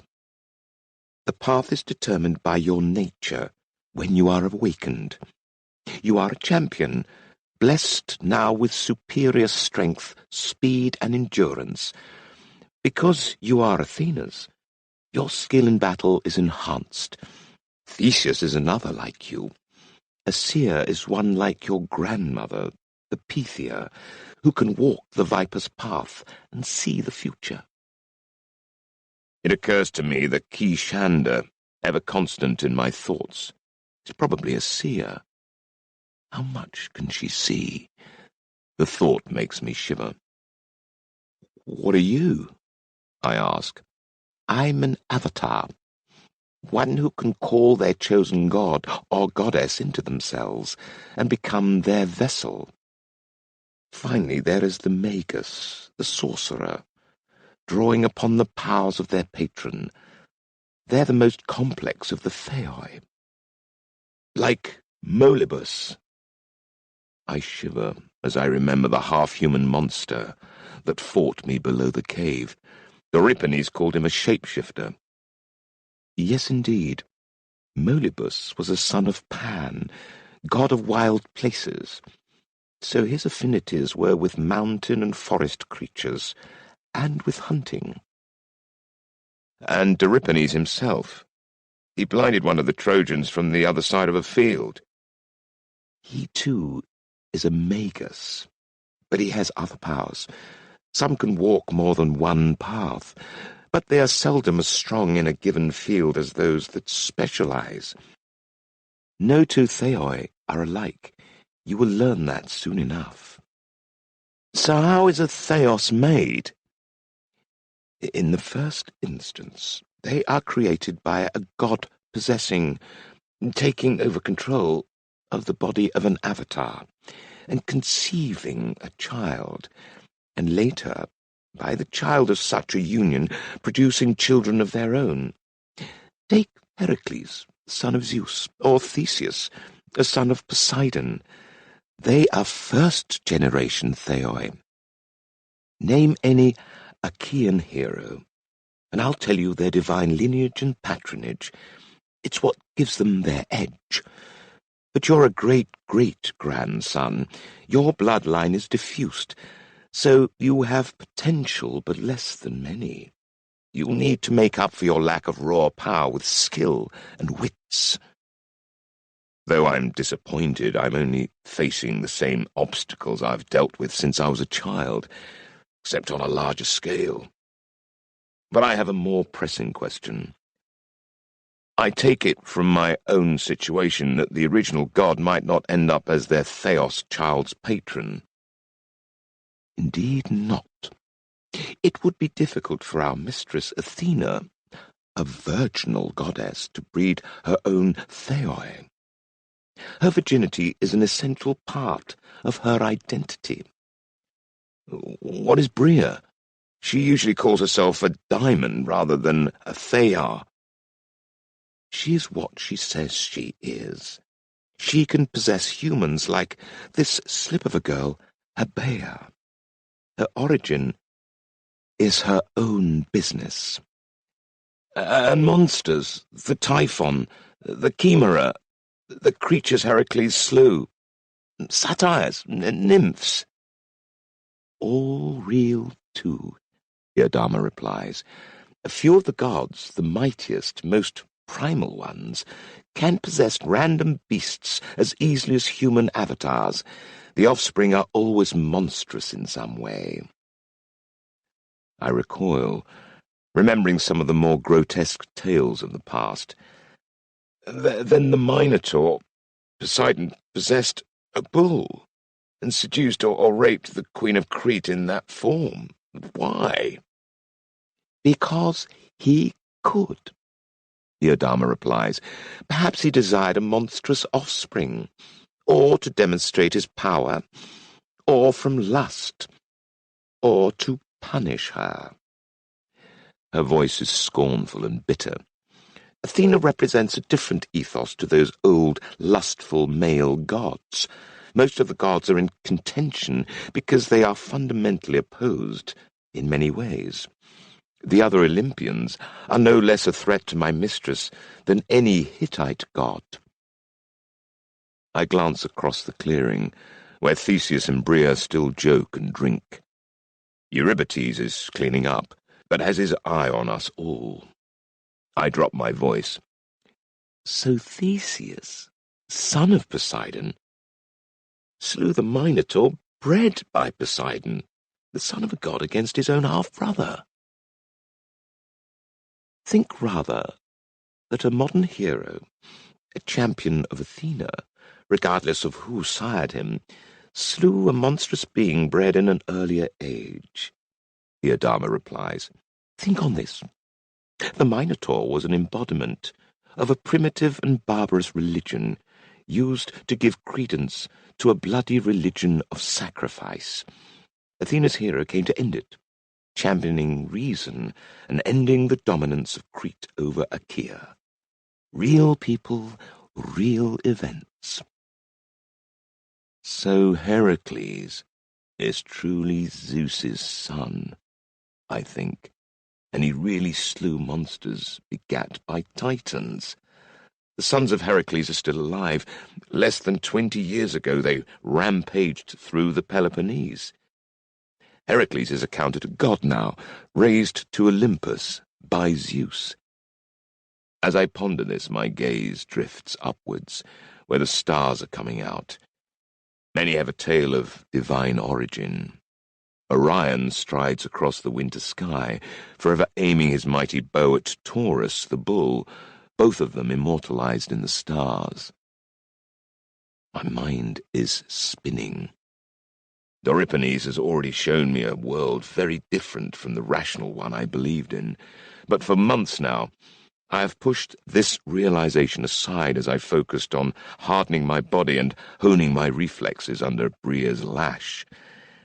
Yodam's words make the very earth beneath my feet feel untrustworthy, as if at any moment I could fall through an abyss into Erebus, the underworld realm of Hades. Iadama touches my knee. It's much to take in, Ithacan. Sleep now. It will be clearer in the morning, and our mistress has a task for us. You'll need to be well rested. Easily said, but it's a long time before I can sleep. The next morning, Theseus, reeking of wine, offers to show me a few wrestling moves. His real intention quickly becomes apparent. We strip off in the clearing, naked but for a loincloth. Theseus is an even more imposing figure, his giant stature layered with slabs of muscle, the oil he slathers over himself gleaming in the sunlight. I pride myself that, though smaller than most, I am well built, but Theseus is ridiculously massive. We begin by crouching, grappling for a hold on each other's arms or shoulders, shoving and twisting, trying to make the other man buckle and fall. Yuri's gone to hunt more meat to feed our unexpected guests, but the two women are watching. Within moments, I've forgotten they're there, because it's clear Theseus isn't going to hold back. I'm soon driven backwards and into the dirt by the bigger man's crushing weight. Theseus snorts like a bull, holding me down for just a bit longer than he needs. "You aren't big enough for this, boy," he jeers. Bastard, I think, my face mashed into the dirt. I stagger to my feet, angrily wiping away the dust. This time, Theseus drives in hard, ramming me backwards until my left leg slips and down I go once more. "Too fucking easy," the big Athenian grunts, getting up and flexing his muscles. "If he's the best you could find," he calls to Bria, "you're not looking hard enough." I feel my face burning. "Again!" I shout as I get back to my feet.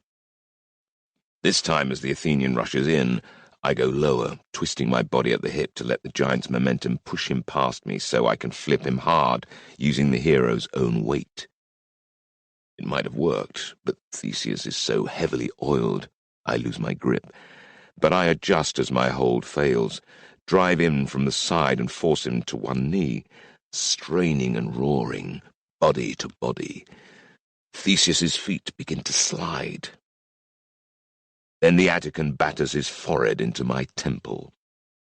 My vision explodes in pain as Theseus tumbles me over and crushes me with a full body slam. I lie in the dust, winded and dazed, while the other man presses me down, his breath hot on my neck, chuckling darkly. I clutch my bloodied temple. "You filthy cheat." "You think the Minotaur played by the rules, boy?" Theseus snorts. "You think any of the men you come up against are going to care how they win?"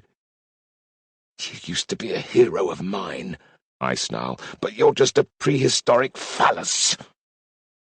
Something snaps inside me, and I punch Theseus right in the groin, an uppercut that crushes the man's scrotum into his pubis.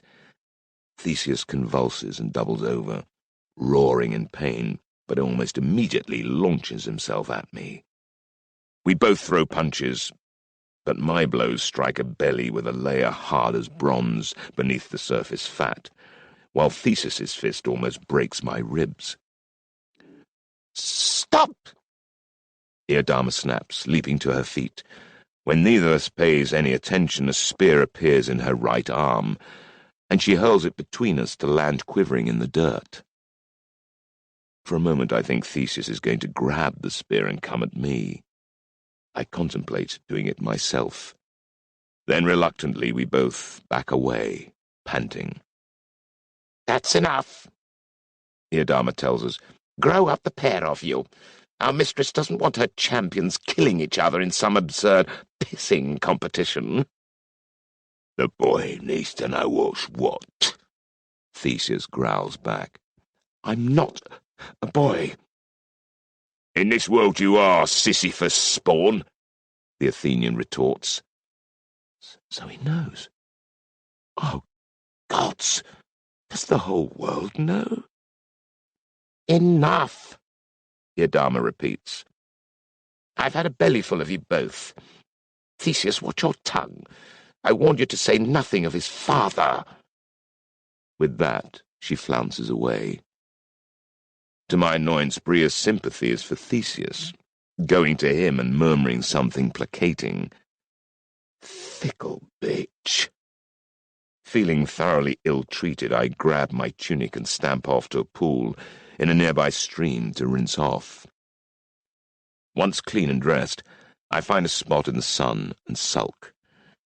After a while, I begin picturing moves I could and should have pulled, to use some leverage and grind that Swagros, that pig-fucker, Theseus's face into the dirt. I wish Eurybates was here, but he's not.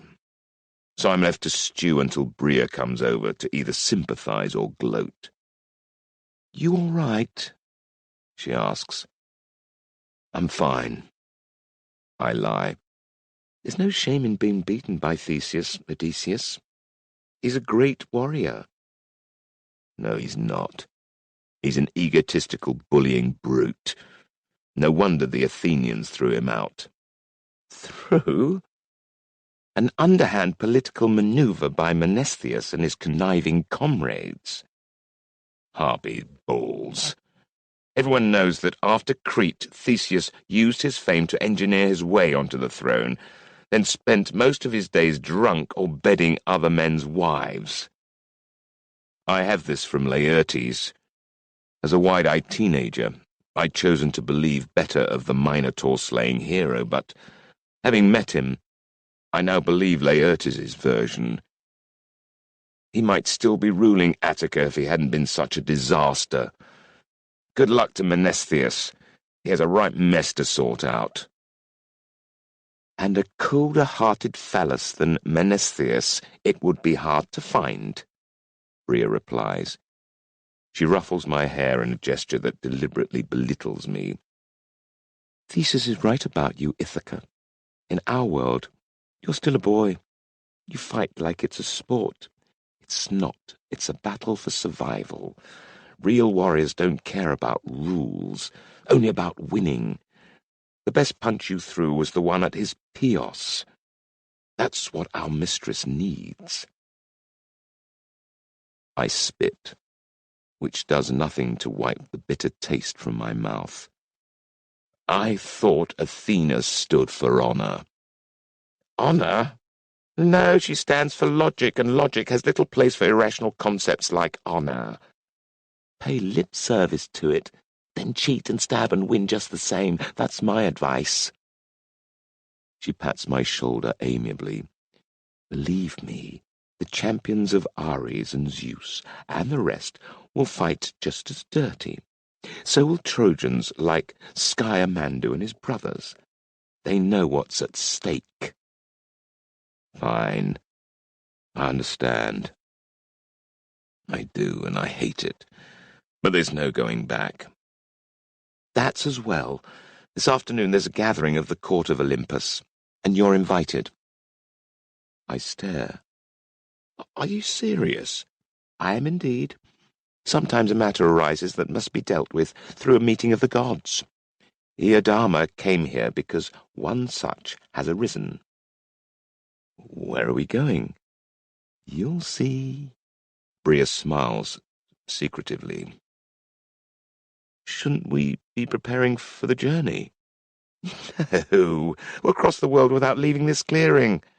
Bria giggles at my confusion. Don't worry, you'll see. Anyway, what did you make of Iadama's spiel about the gods? Spiel?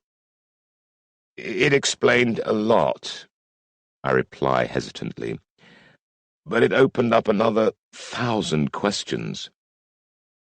Iadama is Athena's mouthpiece, Ithaca. She'll tell you only what she wants you to know. Those words surprise me. I've assumed Bria and Iadama would be telling me much the same things, but there's a very real sense of contrariness in Bria's voice. What do you mean? I ask. That story she fed you, of gods creating the world and of gods and men intertwined in a battle for survival, might not be the only explanation. She pulls a duck egg from her pouch and displays it. Here's a thought for you. Which came first, the egg or the bird that laid it? She places the egg into my hand, gives me a winning smile, and walks away.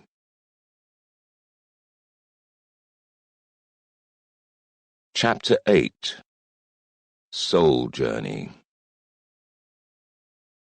Many tales are told in many ways. New forms are found to rub upon the touchstone. Herein hazard lies. Pindar, Nemean Ode 8. Focus. Eurybates returns before midday with a hare for us to stew. I clap him over the shoulder.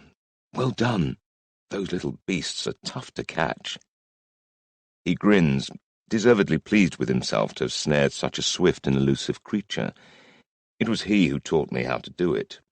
Not only how to tie the fine mesh nets needed, but where to place them without betraying either human scent or presence, before surprising the hare, driving it into its final fatal run.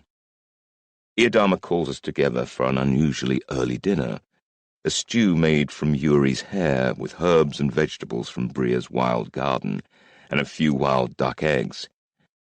I eat the latter while giving Bria a thoughtful look, but she doesn't meet my eye. While we finish the meal, I take a moment to gather my thoughts. It's difficult to articulate what I'm going through, even to Yuri. Athena's appearance in Crisa had been like a lightning bolt to my brain. The healing of my wounded thigh was an indisputable miracle, and since then I felt as if my physical potential has been extended past the limit of what I thought possible. It's magical, supernatural, terrifyingly, gloriously irrational. And yet, set beside the personal vision I tried to explain to Eurybates on our first arrival in Pytho, of the gods as vast invisible powers that drive and suffuse the entire world, to find that, no, the gods are bickering rivals setting tribe against tribe for their own gain is curiously disappointing. And now there's this new bird-and-egg puzzle Bria has planted in my head, which has me wondering if I'm still being lied to by people who have claimed my allegiance and who owe me more. But that's a future worry. I have enough on my platter right now. Theseus spends the meal moaning to Iadama about how much he misses Athens. I've been waiting a long time to return to my kingdom. When are you going to deliver on your promises of support? When I believe there's strong desire for your return, Iadama replies. Right now I'm not seeing it. She makes a chopping gesture with her right hand. That's enough. We have a more pressing need. She looks directly at me.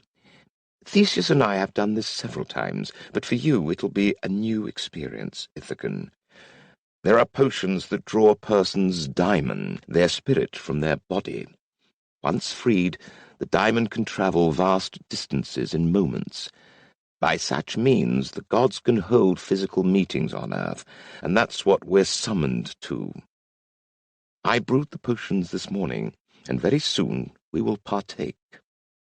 She shows us 3 small flasks, before adding, Knowing you, Ithacan, you will have questions. Of course. How long does it take? What are the dangers? Where are we going? How will we get back? What happens if we're separated? Can we take any weapons with us? Do we— All right. Iadama harumphs. The short answer is, stay with me. If we're separated, just visualize this place. Theseus and you will accompany me.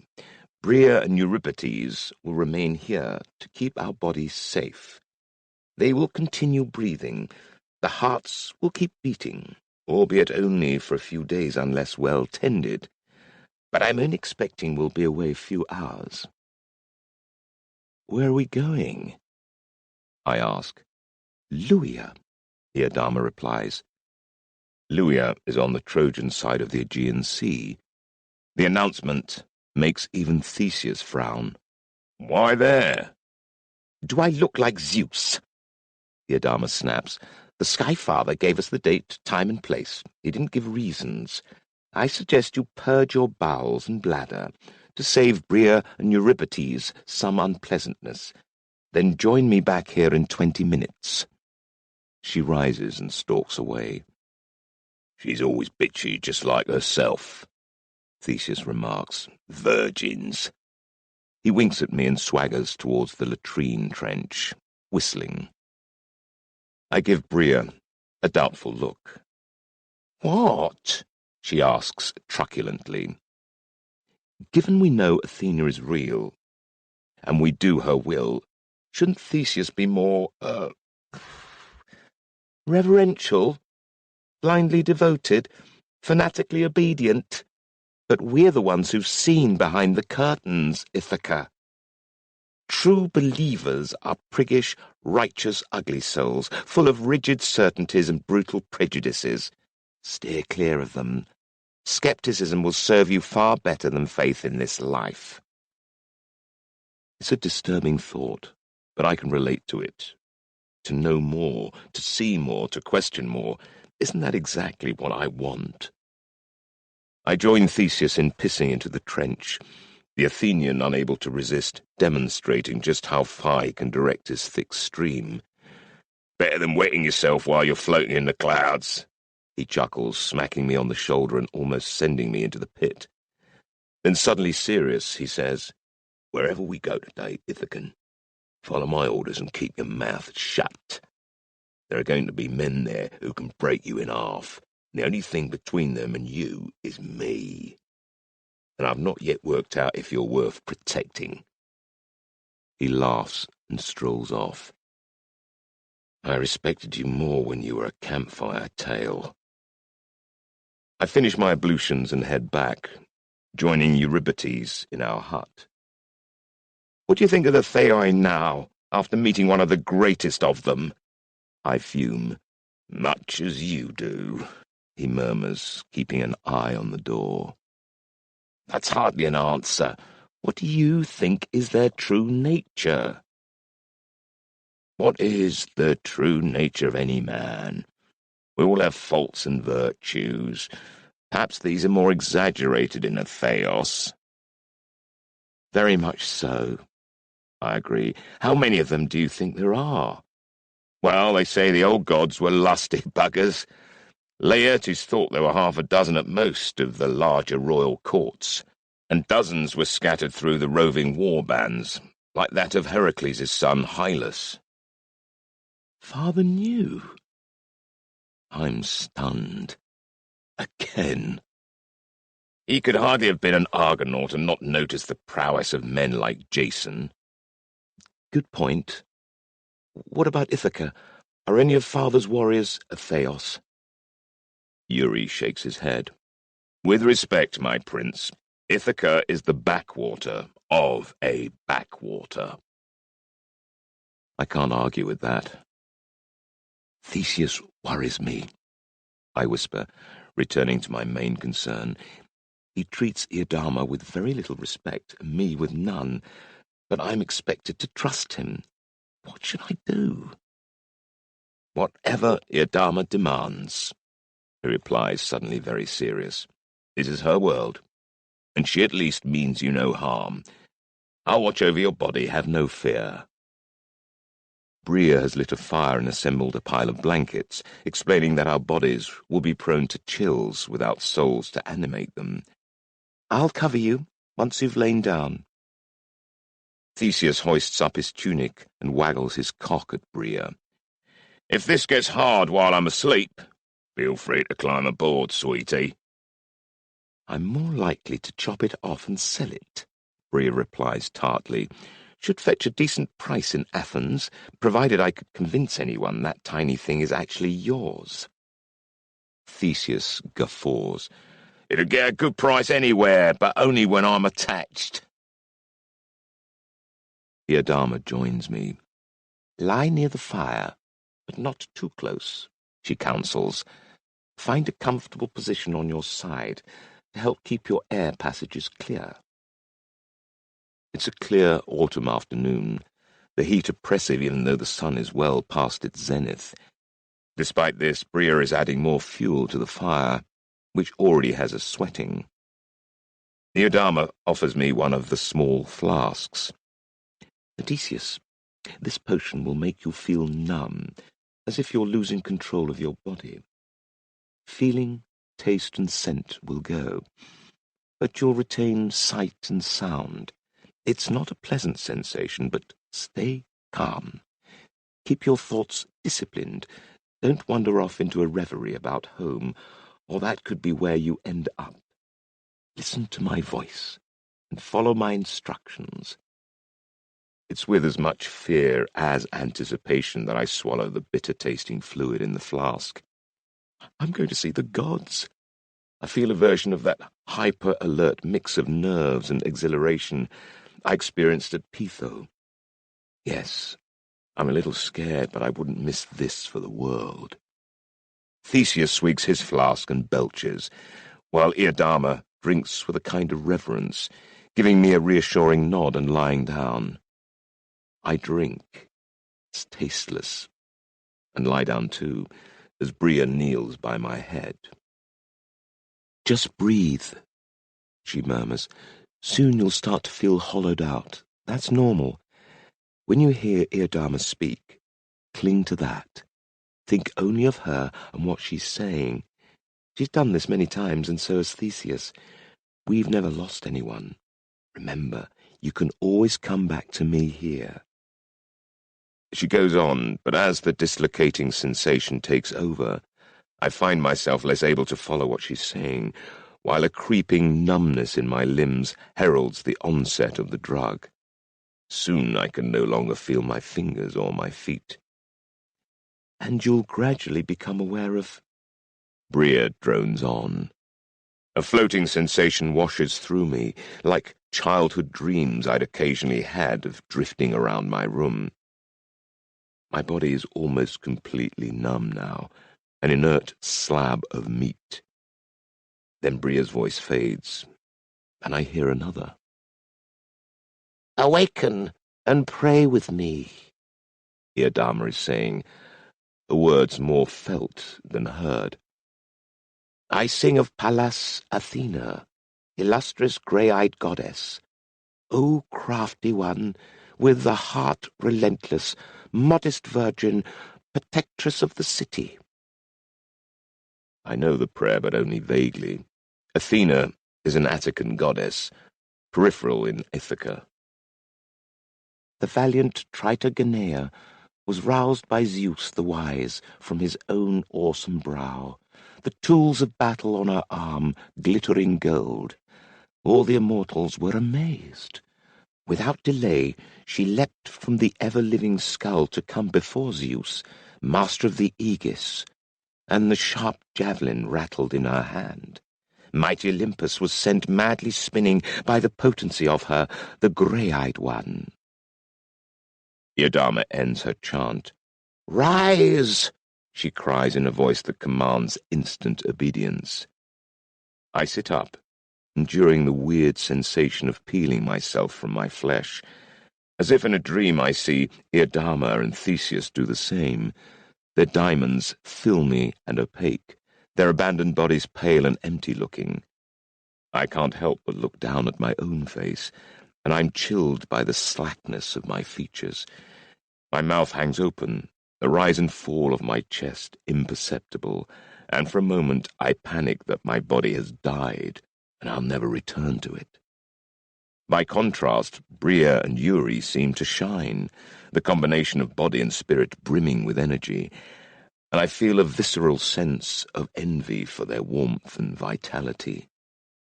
Yuri looks puzzled, even alarmed, but Bria can see us, watching my spirit face and giving me a wink of approval.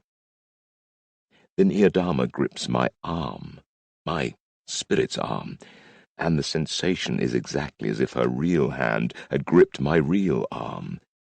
She pulls me completely free of my body as she rises into the air, seizing Theseus with her other hand. As we drift upwards, I try tapping my own chest, my spirit's chest. It feels like an eggshell, unyielding, but bloodless and empty inside. My clothes are the same as the ones my body still wears, but they've taken on a filmy essence, like mist draped over the hills on a chill morning. The dagger at my side feels sharp to the touch. But what can it now cut, I wonder? Our surroundings are altered also. A kind of twilight prevails, the colours muted even though the sun is high in the sky. The stream nearby sounds louder, the bird-song jarring in my ears. I have many questions, but Iadama doesn't permit them. Hold fast to me, she commands, and I grip her forearm tight. Then she shouts aloud and soars into the air with astonishing speed, pulling Theseus and me with her as though we're weightless, the ground spinning and swirling away. For a moment everything around us blurs. Then, looking down, I see with giddy exhilaration that the land is already far below. The shape of the hills and coasts suddenly clear as we flash like comets across the sky, until we're travelling so fast the world below becomes an indistinct smear of grey.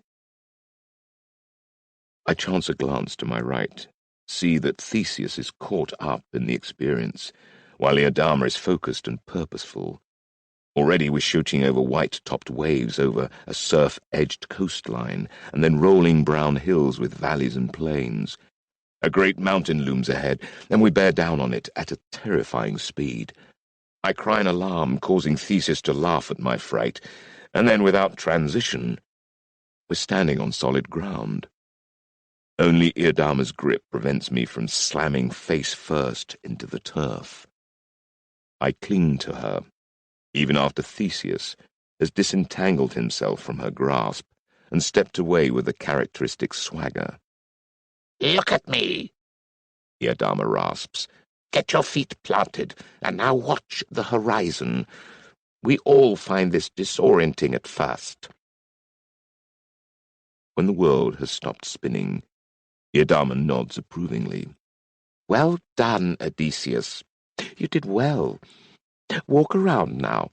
Get used to being in this state. Test the limits. She indicates Theseus. The giant Attican is flexing as if in his own body. Then suddenly he turns and whips out his blade, lashing at the branch of a tree.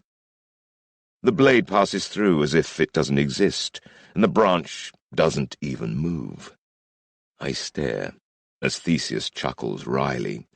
One day I'll learn how to do some damage in this state, he says with purposeful menace. Then there'll be no stopping me. I reach out and tentatively touch the branch. Despite its slender breadth, I can't budge it at all. The grass beneath my sandals doesn't even bend when I walk on it, a most strange sensation. Your diamond is insubstantial, Iadama explains. All of ours are. We can't affect the physical world. But we can damn well affect each other, Theseus growls. See this sword? It's as deadly to you in this state as a real blade is to the body you left behind in Phokis. So watch yourself, Ithaca. He pats my cheek condescendingly, then turns to Iadama. Come on, let's go. I'm thirsty. I hesitate, looking at Iadama. If a normal human was here, what would they see? Nothing more than an empty mountain meadow, she replies. Not sight nor scent nor sound, not even the disembodied daimon of a god could shift even a hair on their head, much less communicate. What could a Theos see? She gives that curt, approving nod. Our awakening as Theoi opens our eyes. We can see, feel, and hear other daimons, and even the gods themselves, if they're present. Just when we're in our diamond state? No, in our physical form as well. She gives me a taut smile. No gods or diamonds will be able to spy on you, and I can teach you how to banish those that try. You must give me the potion's recipe. I'm already envisaging flashing about the Aegean, seeing sights I've barely dreamt of. The Adama dispels such pleasant fantasies. That potion is made from very rare and secret ingredients. We don't use it lightly. She fixes me with a meaningful look. Odysseus, tonight you'll see beings that spend their entire existence in this form, the gods, and many lesser beings, nymphs, naiads, and the like. Very few of the latter can possess a human, but all of them would love to. That's why Bria is protecting our bodies, to ensure they stay empty. It's a chilling thought. Why are we here? Because Zeus has called the gods of Olympus together, here on Mount Ida, in Luia. These courts seldom happen, and never before outside Achaea. Athena must attend. You and Theseus are here to guard her. Even in such strangeness, there must be rules. What's your role here? I am the avatar that Athena will enter to interact with her fellow deities this evening. That way, if she's attacked, it's I who might perish, not her. I'm stunned. But why would you risk that? She looks me in the eye. She's my goddess, Odysseus. When she possesses me, the world is perfect, a state of timeless bliss. I love her, and I die for her 1,000 times. Her fervour is unreasoning, a terrifying fanaticism I can't approach. But I now know what drives her. We'll keep you safe, I tell her. That's why you're here. She looks hard at Theseus. Don't start any fights. You know me. The giant champion scratches his groin. I don't start fights. I'll finish them. If only, the Adama retorts. Can we die in this form? I ask. Theseus snorts. You bet, kid. Stay close to me.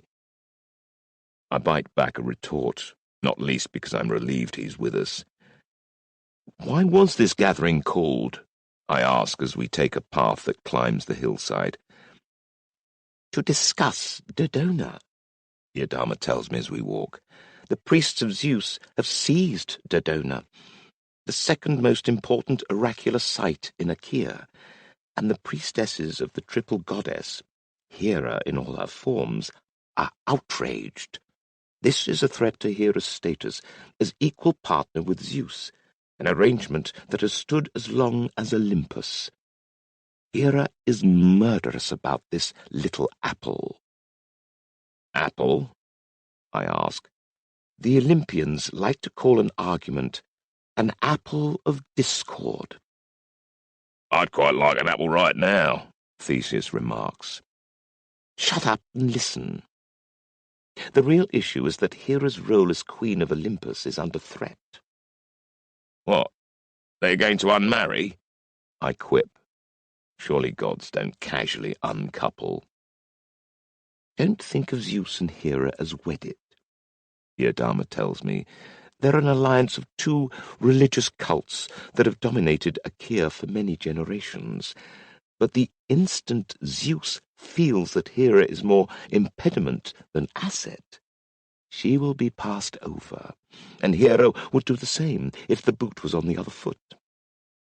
Zeus claims the Dodona oracle was losing its potency, hence the seizure. Now, so Hera maintains, he's casting avaricious eyes on Pytho. So why are we here? I ask. And why Luia? These are Trojan lands. Why, indeed, Iodama says grimly. We know the priests of Zeus and Taram, the Luwian Sky Father, have begun to speak of them as one being.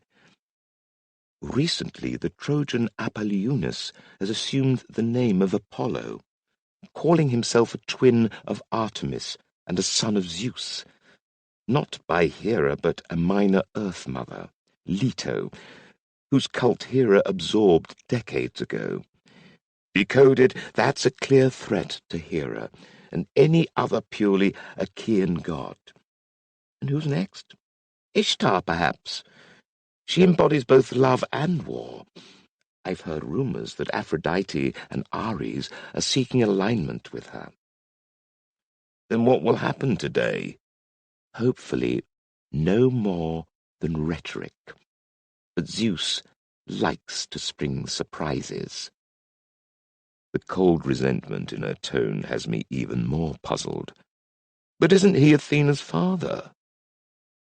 Theseus does one of his sniggers, and Iodama throws him a dirty look. No more than Hera is his wife. Athena is synonymous with Athens, and Zeus wanted full acceptance in Attica. Hence that foolish tale of our patron being born of his head, not his loins. Note. No true daughter of his would be a virgin. The worshippers of Ares hate our inclusion. What pantheon needs two war gods, they argue, and especially a woman? My head reels, and yet it makes sense. The tales we tell of the gods reflect their history and status, then. Yes, and now a new tale is forming. She stops, looking ahead. The path has reached an intersection with another, and three immense warriors are awaiting us. Ares, Theseus growls. I squint. Which is the war god? Then I catch my breath as the middle one of the trio seems to grow 3 handspans taller. His bronzed face a visage of power and arrogance, framed by a ferocious mane of hair. Golden armor and a giant sword now hang from his body, and his eyes flash with the hint of lightning. Glancing across at Iodama, I catch my breath as she also changes. Instead of a slight, aging woman, I behold the majestic being I'd glimpsed after my thigh was ripped open. She is a head taller than Theseus, grey-eyed, helmed, and this time armoured in radiant gold, holding a glittering shield and a spear. Athena. As if in response, Theseus seems to increase in size. Athena turns on him, her face livid. I remind you, Attican, to keep your place. Theseus duly returns to his normal size. Just practicing, my queen, he says with an unrepentant grin. Athena strides on up the path. Clearly having a taller stature is of major importance here. One day I'm going to find a land where short people are valued. They'll make me king. You wanted to know who our chief enemy is? Mutters Theseus. That last Aurus, Ares. Theseus might feel free to call Ares a hairy arse, but there's nothing whimsical about the war god. I lay a hand on my sword hilt, feeling like a toddler who's mistakenly wandered into a pitched battle. Hail, mighty thewed Ares, excelling in strength, doughty of heart, Athena intones, managing to sound both polite and ironic. Greetings, grey-eyed Athena, craftiest of virgins, the war god replies in similar tones, before barking with laughter. I'd rather die than endure eternal virginity, but that's Athenians for you. They'd rather pray than fuck. His companions guffaw, while eyeing up Theseus and me with cold eyes. Ares turns to introduce them. The immense man with straggling hair halfway down his chest and a lion's hide cloak is Hylas, Yes, the son of Heracles, ravager of the Peloponnese, Ares snickers, where he'll soon return. Only come up to the man's armpit. And this is Aias, son of Telamon, Ares continues, indicating a man just as huge, with a big, stupid face and broken teeth. The strongest warrior in all of Achaea, bar Hylas himself. All the greatest fighting men pledged to me, unless they're Attican. He looks sourly at Theseus, then trails his eyes over me. Or runts from the Isles. Hylas and Aias laugh. An Ithacan, Athena? Scraping the bottom of the apple barrel, eh? Hylas jeers. A great-grandson of Hermes, yes? Barely a Theos and only suited to the messenger service. He fixes me with a derisive eye. Anything to say, errand boy? Why don't you ask— I begin, but Athena cuts me off. He can fight. Pray you don't find out how well, she says crisply, and he can think, which puts him well ahead of apes like you. Hylas steps forward, but Theseus meets him chest to chest. The giant son of Heracles is taller by half a head, but the Attican doesn't give ground. Aias takes a while longer to understand the insult, before taking a step in my direction, fists bunched. What a shame you have to poach all your followers, Athena, Ares says smugly. Without this aversion to cocks, you could breed your own. They'd prove more reliable than the ex-king of Athens. Theseus looks over Hylas's shoulder. Take my advice. Keep hiding behind your men, O mighty thewed one. You said he was intelligent, Ares scoffs at Athena. If he wants to challenge me, let him. This is going to end in blood, I think, assuming we bleed in this form. My brain feeds me 6 plans in 3 wild heartbeats, all of them suicidal. Then a clear male voice rings out. The Sky Father gave explicit instructions. No violence. I peer past, or rather around, Aias, where a thin youth in a skull-cap has appeared. The Kerix of Hermes? Behold, says Ares, another errand boy. The Sky Father bids his daughter join him, the herald calls. Ares, please wait here until summoned. Ares colours as Athena stalks past him, saying, Wait here, Ares. The grown-ups need to talk. That leaves Theseus and me with Ares's giant escorts. Theseus pushes his chest against Hylas's, then makes a mischievous moo with his lips, stepping round him composedly as Hylas flinches away. I make the mistake of letting that distract me. A moment later, Aias's giant hand slams open-palmed into my chest and sends me sprawling. Ares and his men roar with laughter as I scramble to my feet, blade half drawn. Theseus catches my shoulder. Don't! He snaps. I go scarlet as I allow Theseus to lead me away, both irritated at my companion and profoundly angry with myself for the lapse. I'm sorry, I stammer to Athena as we catch up. It's your first time, she replies coolly. Learn from it. A crumbling stone arch stands before us, the broken portal through a tumble-down wall guarding a ruined fortress. The air beyond it is glowing. I'm still smarting from my encounter with Aias, but as we step through the stone arch, that emotion is erased by wonder as the world changes.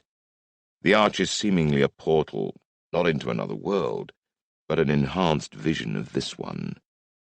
A large lawn spreads before us, dotted with men and women, before a raised dais of gold. The ruined fortress is, at least to our eyes, restored to an improbable glory. Above us, enormous stars hang in a shimmering purple sky. Many of those on the lawn are fighting men, the escorts of their patrons. Here and there are glowing figures that tower over their surrounding attendants, gods and goddesses, surely. My stomach tightens in awe, dread, and the rising excitement of curiosity. "What is this place?" I whisper, awestruck, to Athena. She gestures offhandedly at the restored palace. "We gods have made it from the same energies as these daemon forms. It has no substance except to those in the same state. So be as impressed as you choose. It's all just show." Illusory or not, it's breathtaking. A vision of kingly, no, divine splendor, unrepeatable in our world. Every detail is a small, sculpted piece of perfection, as real as any brick made by men. Theseus and I surrender our weapons at a table just beyond the entrance arch. Then a lissom girl sways towards us, dressed in a vivid white knee-length dress. Vines tangle in her hair, and one breast displayed, offering us a tray of gold goblets. Her lower legs are furry and cloven-hoofed. "Now that's more like it," Theseus crows, sweeping up a goblet and just happening to brush the girl's nipple as he reaches over, ignoring Athena's scowl. "The wine at these gatherings is as delicious as those who serve it," he says, earning a flirtatious smile from the serving girl. She offers the tray to me. "Wine, my hero?" she purrs. I give the goblet a longing look, but catch Athena's frown. "I'd prefer water." The girl waves a hand over the goblet and passes it to me, and lo, it is merely water, though cool and pure as a mountain spring. Athena nods in approval. Then she takes wine herself and surveys the gathering. I study the servants as I sip from my goblet. Most are hoofed, and many horned as well. "What are they?" I ask, when our serving girl has moved on. "Nymphs, satyrs," Theseus says. "Are you that ignorant?" He downs his wine and saunters off. "Think of them as the diamond offspring of the gods," Athena tells me as Theseus leaves. "You'll stay with me," she says. "He's going to seek out his peers and gather the latest tidings." She scans the gathering, pointing out a supremely regal female figure who is already enthroned on the dais, attractive in a handsome, mature way and clad in the customary ceremonial garb of Achaea, a tiered, heavily tasselled skirt, and an elaborately decorated bodice open at the front to frame a pair of substantial, naked breasts, their nipples painted a brilliant red. Hera, the great goddess and patron of Mycenae and Pytho. "I suppose we must pay our respects to my not-mother," Athena sighs. "Come." I follow her, gazing open-mouthed at the crowd of extravagantly dressed priestesses and warriors behind Hera.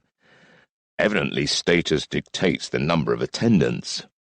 We're obviously not rated very highly.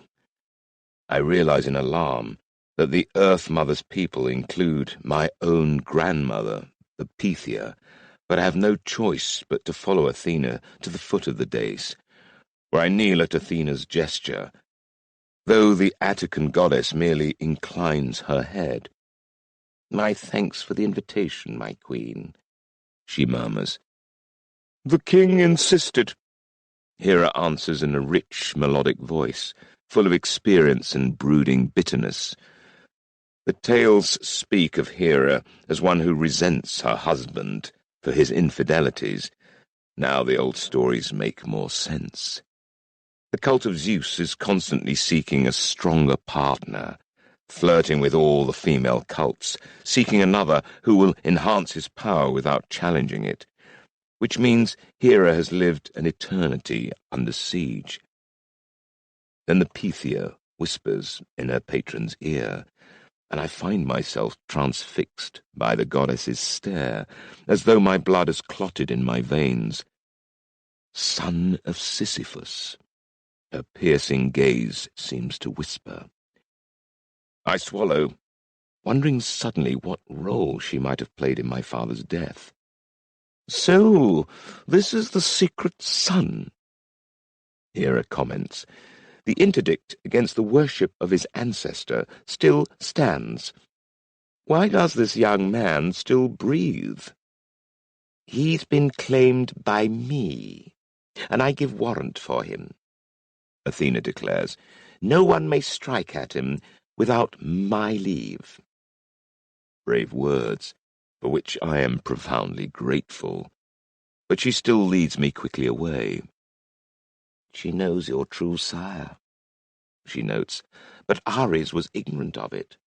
I wonder who else knows. She doesn't wait for a reply, taking me back across the lawn, brushing past a clever-looking, youthful god with flyaway golden hair that streams out behind him, though there's no wind. Hermes?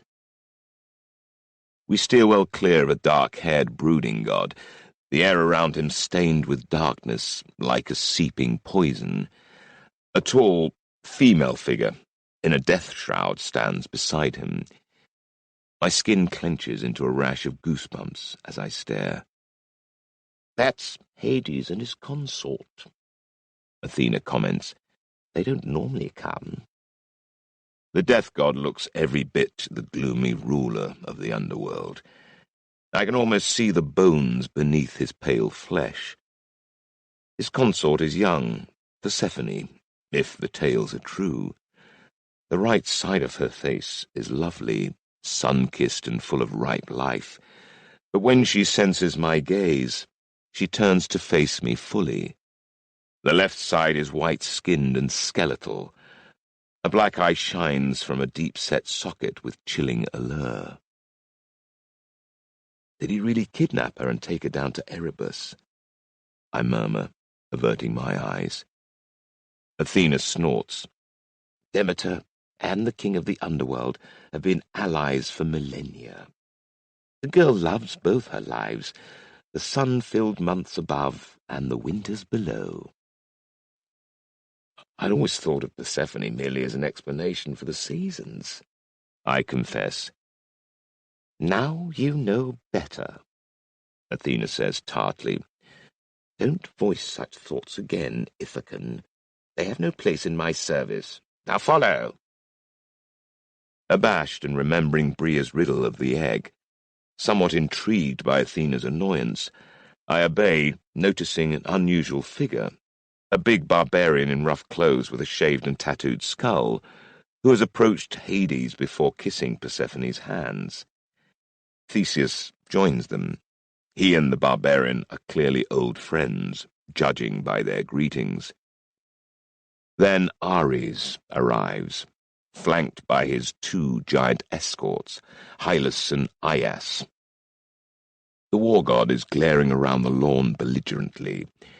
I'm a little concerned they will replicate our earlier encounter, but Athena leads me to the far end of the lawn, where a pair of young divinities stand in splendor, a head taller than the loftiest of their attendants, who are all Trojan, with their braided hair, colorful leggings, and narrow, hook-nosed faces. None of them looks older than 20. Apollinana! Athena calls, deliberately mangling the Trojan name. No, wait! Don't you prefer Apollo these days? The tall, beautiful young god at the heart of the group silences the hisses of annoyance from his attendants with a languid wave. Lady Athena, how good to see Attica represented. I'd been worried such a regional divinity as yourself would not be considered important enough to attend these gatherings any more. Not when the courts of Achaea and Troy are becoming so aligned. Athena tinkles with ironic laughter. My father Zeus, my only parent and protector, would never hear of such a thing. Attica is the heart of Achaea, and I am the heart of Attica. She peers at the willowy slip of a goddess, dressed in male hunting gear, standing in Apollo's shadow. Oh, there you are, Artemis. Congratulations on having a brother now. It must have been such a shock. Artemis looks at Athena sourly. Only one attendant, Athena, and such a small one. She puts a fond hand on the arm of the large figure hovering protectively beside her, and I realize that her escort is female, though taller than most men, with a strong figure but an aging face framed in greying blonde hair. Atalanta is nigh twice his size, and she's a mere woman. Atalanta. So she's the champion of the huntress. My heart quickens. When will I get used to meeting legendary figures? Atalanta, heroine of the Caledonian boar hunt, gives me an intimidating stare, accentuated by her languid, cat-like quality. Who is he? She asks in a husky, deep voice. Odysseus of Ithaca, Athena replies. Remember the name. She turns and freezes. While we'd been talking, another party has approached, and without warning I find myself confronting the most bewitchingly beautiful creature I've ever seen. She has a perfectly formed face, immaculately sculpted blonde tresses, honeyed skin, and a voluptuous yet slender form that is exaggeratedly attractive, yet wholly lovely. She radiates sensual charm from her pouting lips and come-hither eyes, to the thrust-out bosom protruding from her tight bodice, the wasp-like waist, and her full, moist, parted lips. Gorgeous beyond compare, and she towers over her escorts, marking her out as another deity. Aphrodite. I'm enchanted and intimidated in equal measure. But she isn't all that steals my breath away. Flanking her, are Prince Sciamandu of Troy, and his dark-haired sister, Kishanda.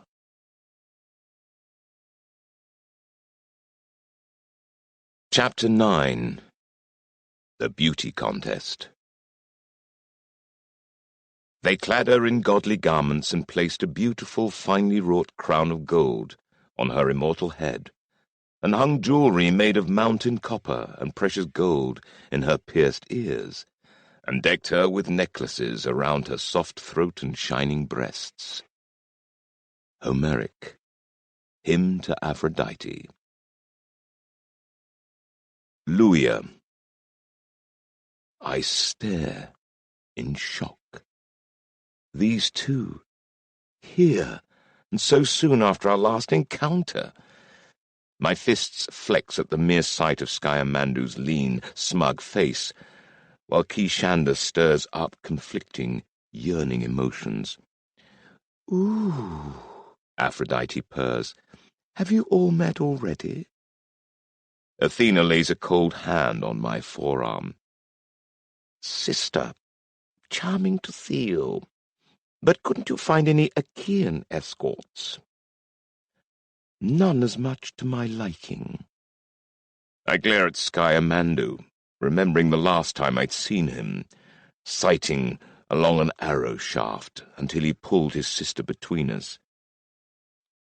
Do you always hide behind women, Trojan? I challenge. Sciamandu sniffs. So says a dirty Achaean who sneaks around women like a fecund rat. Aphrodite claps her hands in a girlish display of delight, but her eyes are diamond hard. I do enjoy a little creative tension. Shall we have them duel, sister? We could wager, I don't know, Athens, your hymen. But Aphrodite, to make the wager equal, you'd need a patron city or some semblance of virtue, Athena retorts. Alas, you have neither, and our host has forbidden violence. So let's just talk, yes? Aphrodite's eyes bore straight through me, and it's as if she's pulling memories from my head of the last time I held my widowed Ithacan lover, her tongue caressing my lips and her body undulating against mine. And suddenly it's as though it's Kishanda I'm holding, kissing, and then this divine creature, dragging my heart out of my chest. I know I've reddened to the roots of my hair, but I can't look away. The goddess of love smirks, then turns back to Athena. Yes, sister, we have much to discuss. She addresses her escorts. Skymandu, darling, fetch me my cloak. And to Kishanda, with a knowing smile, why don't you entertain this young man, my dear? Her sidelong look at me seems to command gratitude, and grateful I am indeed, though in other ways I feel violated. Under Aphrodite's firm gaze, Skymandu retreats, mutinous over his dismissal. Kishanda takes my arm. Is this your first time, Megan? It's mine, and I'm overwhelmed. Well, actually, Kishanda, I stammer. My real name is Odysseus of Ithaca. You're sorry you misled me. She gazes at me with those amazing eyes. Then, to my immense relief, she gives me a knowing smile. Now, why would a servant of Athena have given a false name while spying on a shrine sacred to Hera? She puts a slender finger over my lips. No, you don't need to say. Her touch has all my senses racing, and it takes me a moment to collect myself. Why are you here with Aphrodite? Our Ishtar is goddess of both love and war, our equivalent to your Ares and Aphrodite. Recently, under the aegis of Zeus Taram, the two cults have been cooperating. My mother arranged for us to be sent, instead of Aphrodite's usual Achaean champions. Then are you a worshipper of this Ishtar? I remember what Adewale told me of Ishtar. She shakes her head. I am an initiate of Kamrusipa, our goddess of wisdom and magic. Not so different from your Athena, perhaps. She lays a hesitant hand on my arm. I'm so glad you escaped. I wish I could have warned you. Sky was wrong, and I tried to tell him so. Just to be so close to her makes me sweat.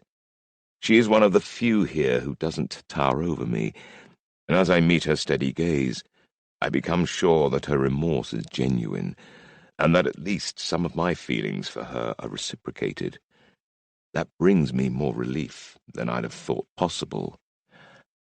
I believe you, even though you're a princess of a hostile kingdom. Her smile widens. Friends, Odysseus of Ithaca? Friends. I look away, absolutely smitten. What's this meeting really about? I ask, to cover my reaction. Ah, Kishanda says, giving me a conspiratorial smile. Are you going to ply me with wine to loosen my tongue? She proffers her empty goblet. I prefer red, she adds helpfully. I grin and wave over another nymph with a tray.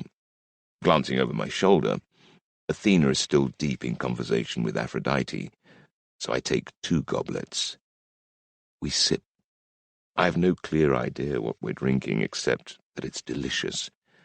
Then Kishanda says, My mother, Queen Hecuba, suspects something out of the ordinary has been planned for today. If I knew, of course, I couldn't tell. But she says, dropping her voice to a whisper. Everything hinges on our new harbour and the prophecies of war. Between Achaea and Troy. Exactly. She meets my eyes. I like you, Odysseus of Ithaca. But where do you stand on the question of war? I know, without needing to be told, that my reply will determine our relationship. War is waste, Laertes has always said. One thing he and I agree on, and I've never believed in pretending to be other than who I am, even to impress a beautiful woman. There must be a better way, I reply. Most men see war as glory, she comments in a probing manner. Especially the Theoi, stronger, faster, more resilient than the rest. All the Theos men I know see war as a chance to shine. Why should you be different? Are you afraid, as my brother suggests? I bristle at that. I'm no more afraid than any other sensible man, but the Peloponnesian kingdoms are still recovering from Hylas's warband and its trail of destruction 15 years ago. No one sings of the innocents slaughtered, raped, or enslaved, or the plague that followed. Craftsmen slain, farmers ruined, if they were lucky enough to survive, families sundered or destroyed, fields burned and crops lost. No rational person wants war. It's a gamble to speak my mind like this, when most of the noble caste see war as a pinnacle of glory. But, to my relief, she gives me an approving smile. Then we are of like mind, Odysseus. I hesitate, then murmur, that kiss? She looks at me slyly from under lowered eyebrows. Yes? If I overstepped, I'm sorry. Overstepped? She flutters her eyelashes. I thought you'd never take the hint. My heart does a series of somersaults. Maybe if there's somewhere private we can go. But then she looks over my shoulder. Lady Aphrodite summons me. Indeed, the two goddesses are parting, Scaemandu brooding behind them, clutching a dark blue cloak. It's good to see you, friend, Kishander murmurs, touching my hand. I hope it won't be the last time. I struggle to contain the longing to taste her mouth again, an impulse I'm now sure she also feels, before I return to Athena's side, passing my now empty goblet to a servant and taking water again. So that's the minx you spared at Kira, Athena remarks. Beautiful, certainly, but I have little use for a champion who's too soft-hearted to slay my enemies. She's not an enemy, I breathe. She doesn't believe in war. Athena's grey eyes flicker dismissively.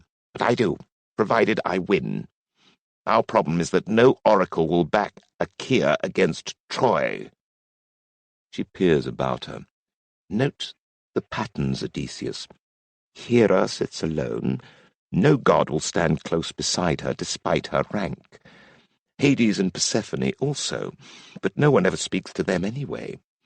Apollo and Artemis, the youth divinities, are surrounded by Trojans, even though this is an Achaean assembly. Aphrodite also flaunts her Trojan connections.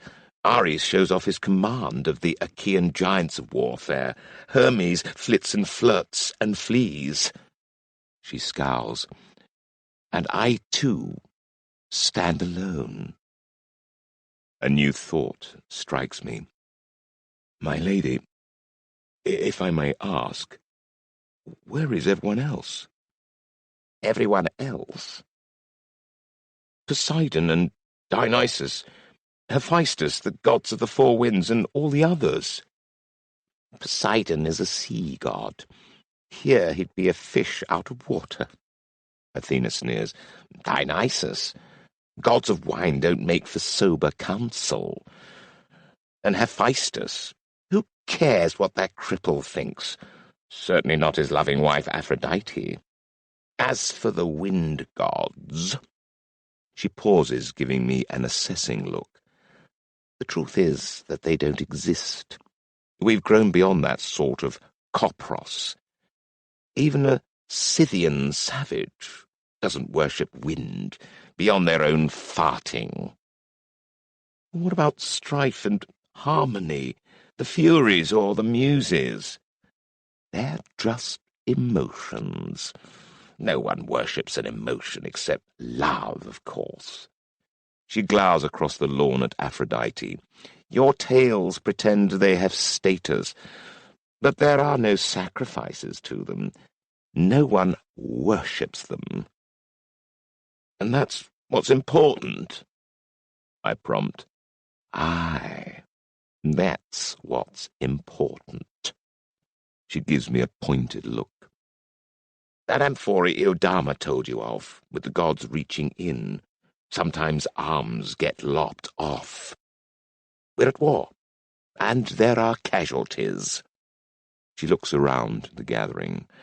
The Titans were primal beings, sky, water, earth, darkness, and fire, of course. See any of them here? The gods of this age are rational beings, like me. Concepts, I say, thinking about Bria's egg. Like war, love, thought, healing.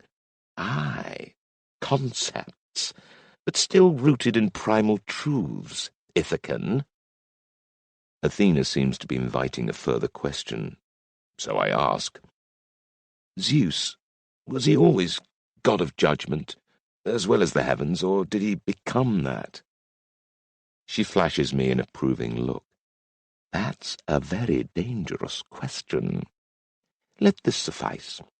Zeus was always what he is now, as was I, but humans had to learn to recognize our essence. We are unchanging, but our worship evolves. Bird or egg? I ponder. Rhea warned that I'll only be told what she wants me to believe. Athena pats my arm. That's enough theorizing for tonight. I'm impressed. In one day you've made a mental leap that Theseus has never made. Perhaps Rhea's right about you. Then a trumpet blares. Eyes and mind open, Odysseus. The show's about to begin. Theseus slaps his friend with the tattooed head on the shoulder and rejoins us as a crowd of nymphs and satyrs burst through the entrance arch, tossing flower petals in the air, playing flutes and dancing, followed by a group of fully armed warriors, richly caparisoned in bronze, chased with gold.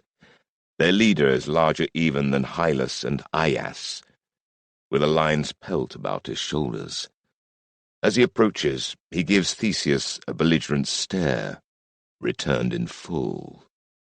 My jaw drops. It's Heracles. Heracles, the greatest hero of them all, the son of Zeus, and conqueror of anything worth conquering, and now worshipped as a god. There's an altar to him at every shrine to Zeus, even on Ithaca. I've come to regard Theseus as the ultimate primitive strongman, but I realize I'm wrong. Heracles is nothing but raw, brutal power.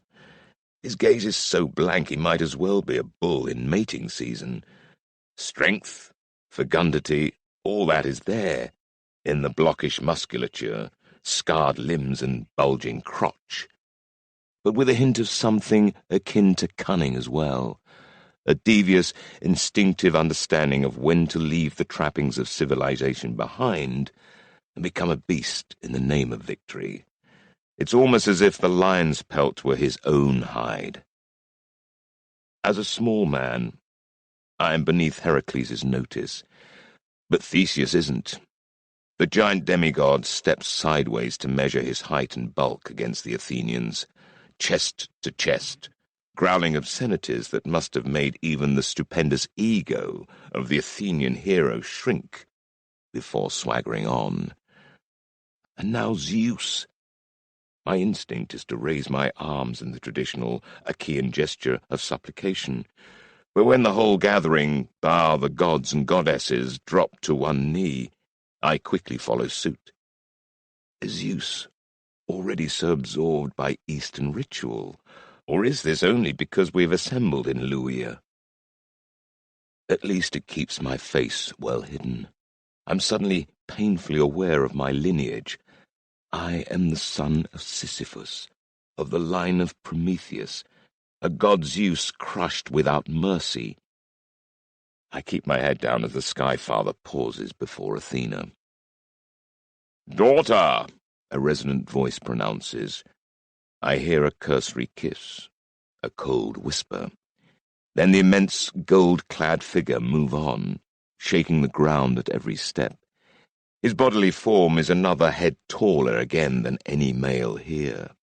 From Athena's stony expression, the whispered message has not been to her liking, nor does she appear to appreciate Zeus's warmth towards Aphrodite as he greets her, or his bare acknowledgement of his wife, Hera. Zeus is as every story portrays him, a mighty creature, loosely robed, broad of chest, and effortlessly majestic. In Achaea, the custom is for men to go clean-shaven unless they are very old, but the Sky Father's form combines both power and experience in his massive frame, and his silver-frosted mane of hair projecting eternal strength and age-old wisdom. Energy crackles from his hands, as if a thunderbolt might form at any moment. His eyes seem to sweep the gathering in a heartbeat. Yet I feel that everyone here has been noted and examined, myself included. Zeus takes his throne, and Hermes leaps to the dais, the divine Chryx raising a hand for silence. "The court of Olympus is now in session. Welcome all, from far and wide. Mighty Zeus, father of the skies, victor over Kronos, ruler of Olympus, greets his kindred." The herald has barely paused when Apollo, Apollonius, strides forward calling, "Welcome to the lands of Luia, great Zeus, Taram. Welcome and thrice welcome.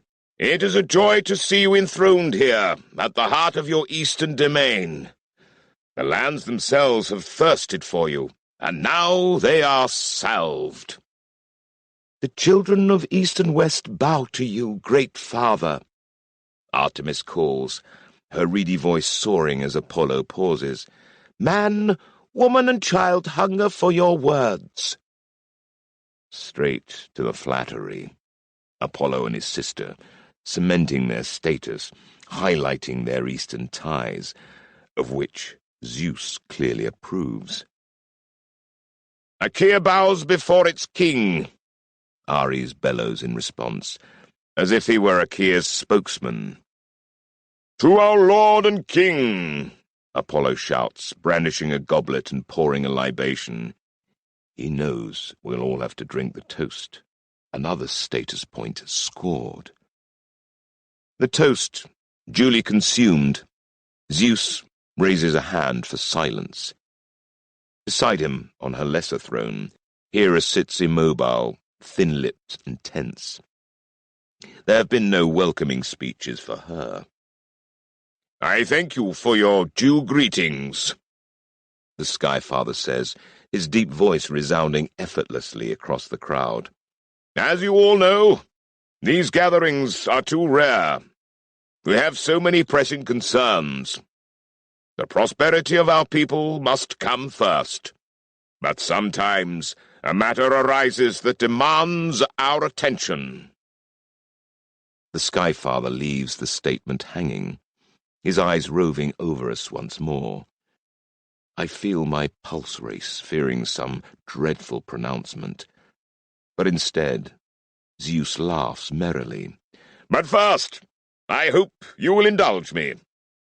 Today Here's the 13th birthday of 2 of my precious children." He makes a grand gesture as 2 figures are led forth, muffled head to toe in dark cloaks, amidst a stir of surprise. I steal a glance at Hera, who looks angry now to have these children flaunted before her. Iadama said their marriage is more an alliance, but this must still matter on some level. At some point in the past, they must have been truly aligned, and truly a couple. "We must not let mortals forget that our capacity for miracles remains," Zeus goes on. "And a well-built woman is an invitation, is it not? Behold my latest offspring." Women, so the gossip runs, often claim a god has impregnated them. Often it's an excuse to cover a much more mortal liaison. But I now know that such liaisons are possible, and that my own origins lie in 2 such acts. I wonder if Hermes knows who I am, and that my mother is his descendant. The 2 cloaked figures reach the dais, make their obeisance and turn to face the crowd. Their attendants rearrange the folds that have draped their heads, and there's a buzz of comment. The boy, if he is truly only pubescent, is prodigious, the size of most grown men. Both have golden hair and a statuesque bearing, but their faces are concealed behind beaten gold masks, the boy a lion and the girl a falcon. Despite the masks and the diamond forms, I know who they are. I know the shape of their bodies, the way their hair whirls at the crown as if they were family. We know our own, and these twins are people I've watched grow for half my teenage years. I look about carefully. No one else appears to know them, so I conceal my recognition. I shrink behind Athena. I have no desire for the twins to identify me either, especially here. "Come," Zeus calls. "Will my family bless my offspring? Let me start proceedings. This will be an awakening, as we used to perform it in earlier days, each of us blessing our new theoi in turn." He places a hand on each of their masked heads. "I awaken thee as my progeny, and extend my protection. What gifts are mine, I grant to thee." I frown. This is like, but yet unlike, my own awakening. I glance questioningly at Athena, but she's watching the dais, engrossed but alert. Then Apollo, ever swift on the uptake, steps forward. "I will gladly bestow my blessing on your son, sire," he cries, laying his hand on the boy's forehead. "Let this young man have the seer's eye."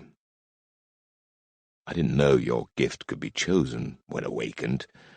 Something to ask Athena about later. Artemis hurries forward and rests her hand on the girl's forehead. The girl flinches but stands her ground. "Let her be a huntress," Artemis announces. "Let her be ever youthful." Zeus makes an approving gesture. Hermes steps to the boy's side. "May he be fleet of foot and perceptive of eye," he says in a high, carrying voice. I fancy that behind the lion mask, the boy swells with excitement. Ares is hot on Hermes' heels, his massive hand almost engulfing the boy's skull. "Let him become a supreme warrior, leading armies to victory," he roars, buffeting the boy's shoulder good-naturedly. "Let glory accrue to his name." Aphrodite follows close behind. "May this girl be the loveliest of mortals," she cries, cupping the girl's chin, staring through the mask into her eyes. "Be confident of bearing, my dear. Shine, and all men will want you. Your place will be assured, and you will never want. Compare the gifts of Artemis and Aphrodite, Athena whispers in my ear. Then she straightens, pursing her lips sourly. It seems I must contribute to this farce. She coolly approaches the dais, pausing before the girl, then moving to the boy. He flinches at her touch, and she laughs dryly. Just testing you, lad. She turns to place her hand on the girl's head. Be sound of judgment. Think before you act, and act with reason. She sniffs at the boy. There. You'd have liked that, wouldn't you? Might have done you good.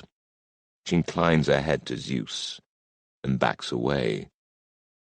The gathering falls silent. What says my good brother Hades? Zeus announces. They don't want my blessing. Hades replies archly, and indeed the twins' bodies have stiffened. They look terrified. Zeus makes a gesture of acknowledgement, then twists on his throne to look at Hera. And it remains only for my consort to give her blessing on this auspicious day. Hera looks as though she'd rather slap someone. I'm trying to fathom the interplay here. Zeus and Hera might not be married as a human understands marriage, so she isn't a jilted wife. But this is symbolic. Zeus seduced another woman, and Hera must either bless the results or deepen their rift. I've seen love end like this, where one person holds the upper hand and slowly grinds the other down, exploiting their vulnerability. And the matter of Dodona is yet to be raised. Zeus wanted it, and Hera was powerless to stop him. This is another demonstration of his mastery over her. But what else is it? While Hera broods, I question Athena in a low voice. What's just been done to those children? They've been awakened as Theoi. Only their gifts will be manifold. They will be everything. Magus, seer, champion, and avatar. With the personal gifts each god brings also. I thought there was only one awakening, and you'd received the gifts suited to your nature. That's the ideal. Forcing gifts upon Theoi children like this rarely ends well, unless they have the mental and emotional strength not to be crushed by those gifts. They'll crack. Think of Icarus or Bellerophon. I gave her a startled look. Bellerophon, dead 20 years, was also descended from Sisyphus. He flew to Olympus to challenge the gods, the tale goes, and was cast down. My own blood. Is she warning me? Hera rises stiffly from her throne and walks over to the young girl with a slow, measured tread. Let my gift be of a fruitful womb, and let that and all her other gifts accrue upon her marriage, she says with sullen solemnity. She is now sealed, she adds, and for a moment the girl is touched with radiance. The queen of the gods sits again amidst a fresh stir, and now it's Zeus shifting uncomfortably in his seat. What did Hera do? I whisper. Athena gives me an impatient look. Hera is goddess of womanhood. She's just bound up all these changes to the girl's Theia nature to her marriage. And by sealing her, Hera is preventing any others from revoking what's already been given.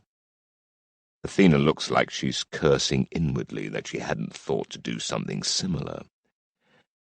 I'm still taking that in when Zeus's voice booms out again. Thank you all, he says in a put-out voice, as if Hera has surprised and undermined him. It has been long since we united in such a blessing. He gestures, and the two masked children are taken aside, surrounded by men of Zeus's retinue. Am I the only one who's identified them, apart from Zeus's people? The servants circulate with more wine and honey cakes, which Theseus wolfs down.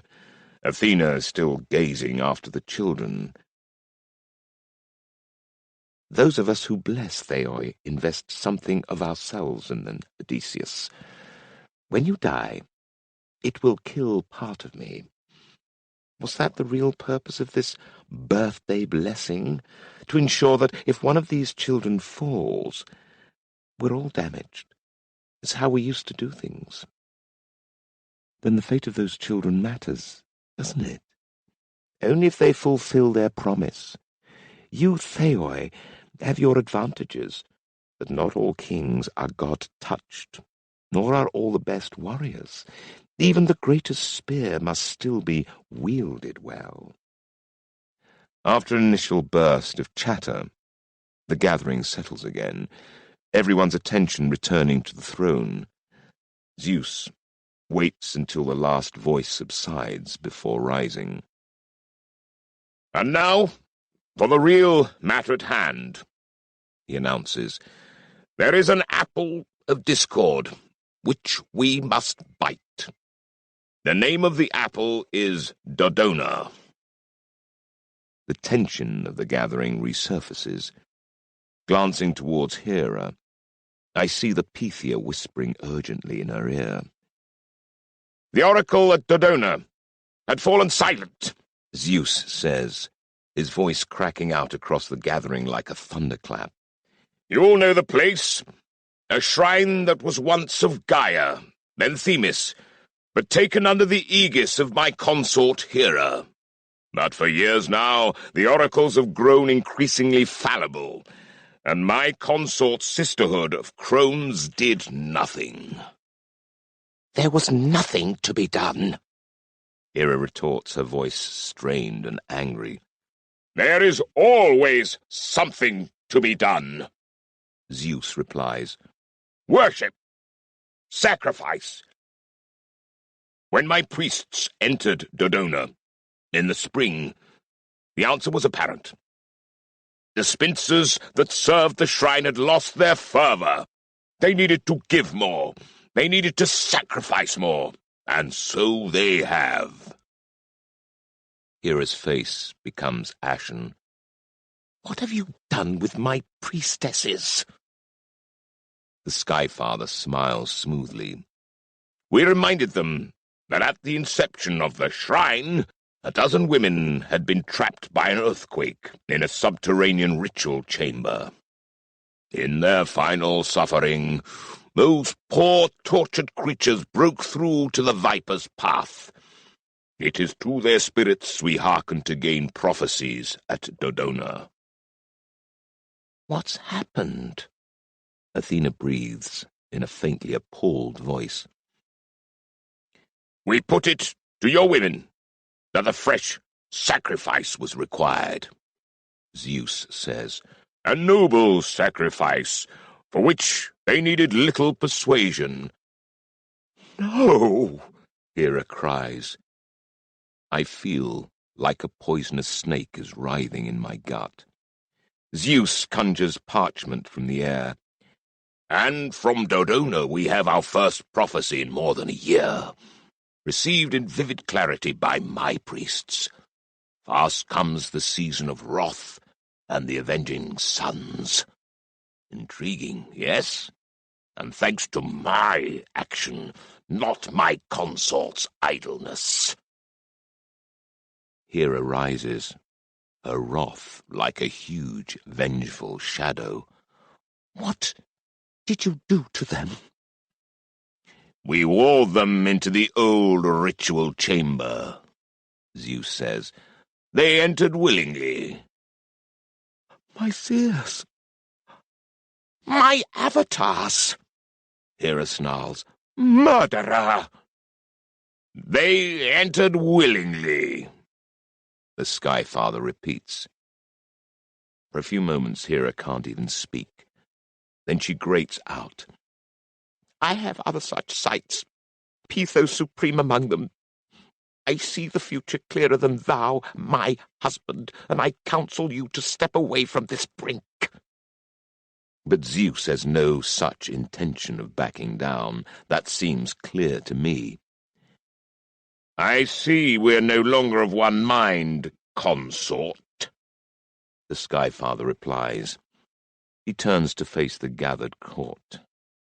And that is the true nature of this apple of discord. I am the king of the gods.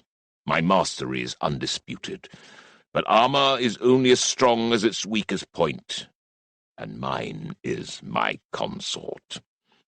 The goddess rules a cult of women, who guard their secrets and rituals from outsiders. In doing so, they limit their worship. Yet Attican men, as well as women, give reverence to Athena. Look how her worship is increasing, and reverence to Aphrodite grows apace. I am the prime goddess of Mycenae, and all of Achaea, Hera replies, grim-faced. The mightiest rulers of Achaea offer prayer and sacrifice to me. Me!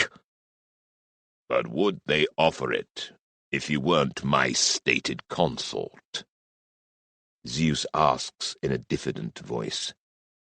The worship of the Earth Mother is as ancient as that of the sky. Hera answers, with an arrogant tilt of the head. It is inextricable from the land itself. Perhaps you forget that half of all mankind is female. But the world is changing, Lady Hera, in ways that you aren't. Women are half the world, but are they the half that matters? The weaker sex are mostly confined to home and hearth. That is the role allotted by nature. It has become a man's world, my lady. Such a world requires a different kind of queen. A world where women grovel before men? Where did that deluded fantasy come from? Your Eastern friends? It is the new world. Achaea is failing. The Hittite Empire is the mightiest power in our hemisphere, and they have a different vision to yours. That is why I called this gathering here in Luia, because this is where the beating heart of the Aegean now lies. There are more people in a single kingdom of Luia, Saya or Azawa or Troy, than all of Achaea. More fighting men, more worshippers. That is the reality. I glance over at Athena and see her biting her lip in vexation. Yet her eyes are intent, as if she sees opportunity here, not just threat. Zeus spreads his arms wide.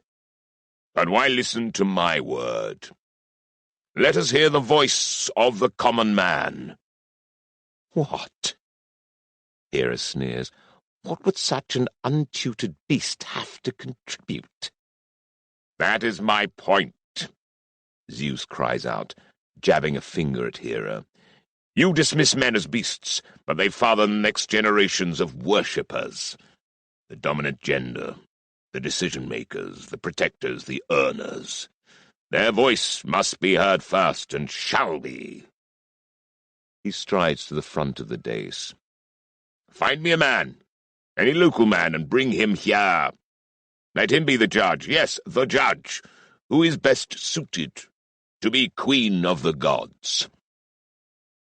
I feel my eyes bulge in surprise, even though Athena has warned me that the king of the gods likes to surprise his court.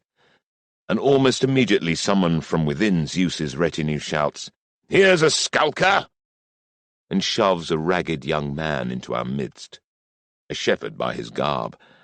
A male satyr rubs the shepherd's eyes, and then he seems to see us. He visibly shrinks into himself, falling to his knees.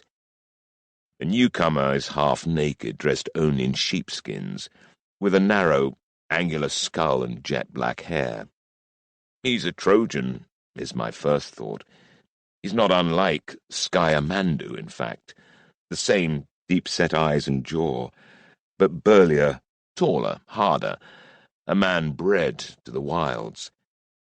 He's staring about in awe. I wonder if he has any idea what he's stumbled into, or has this whole scene been stage-managed?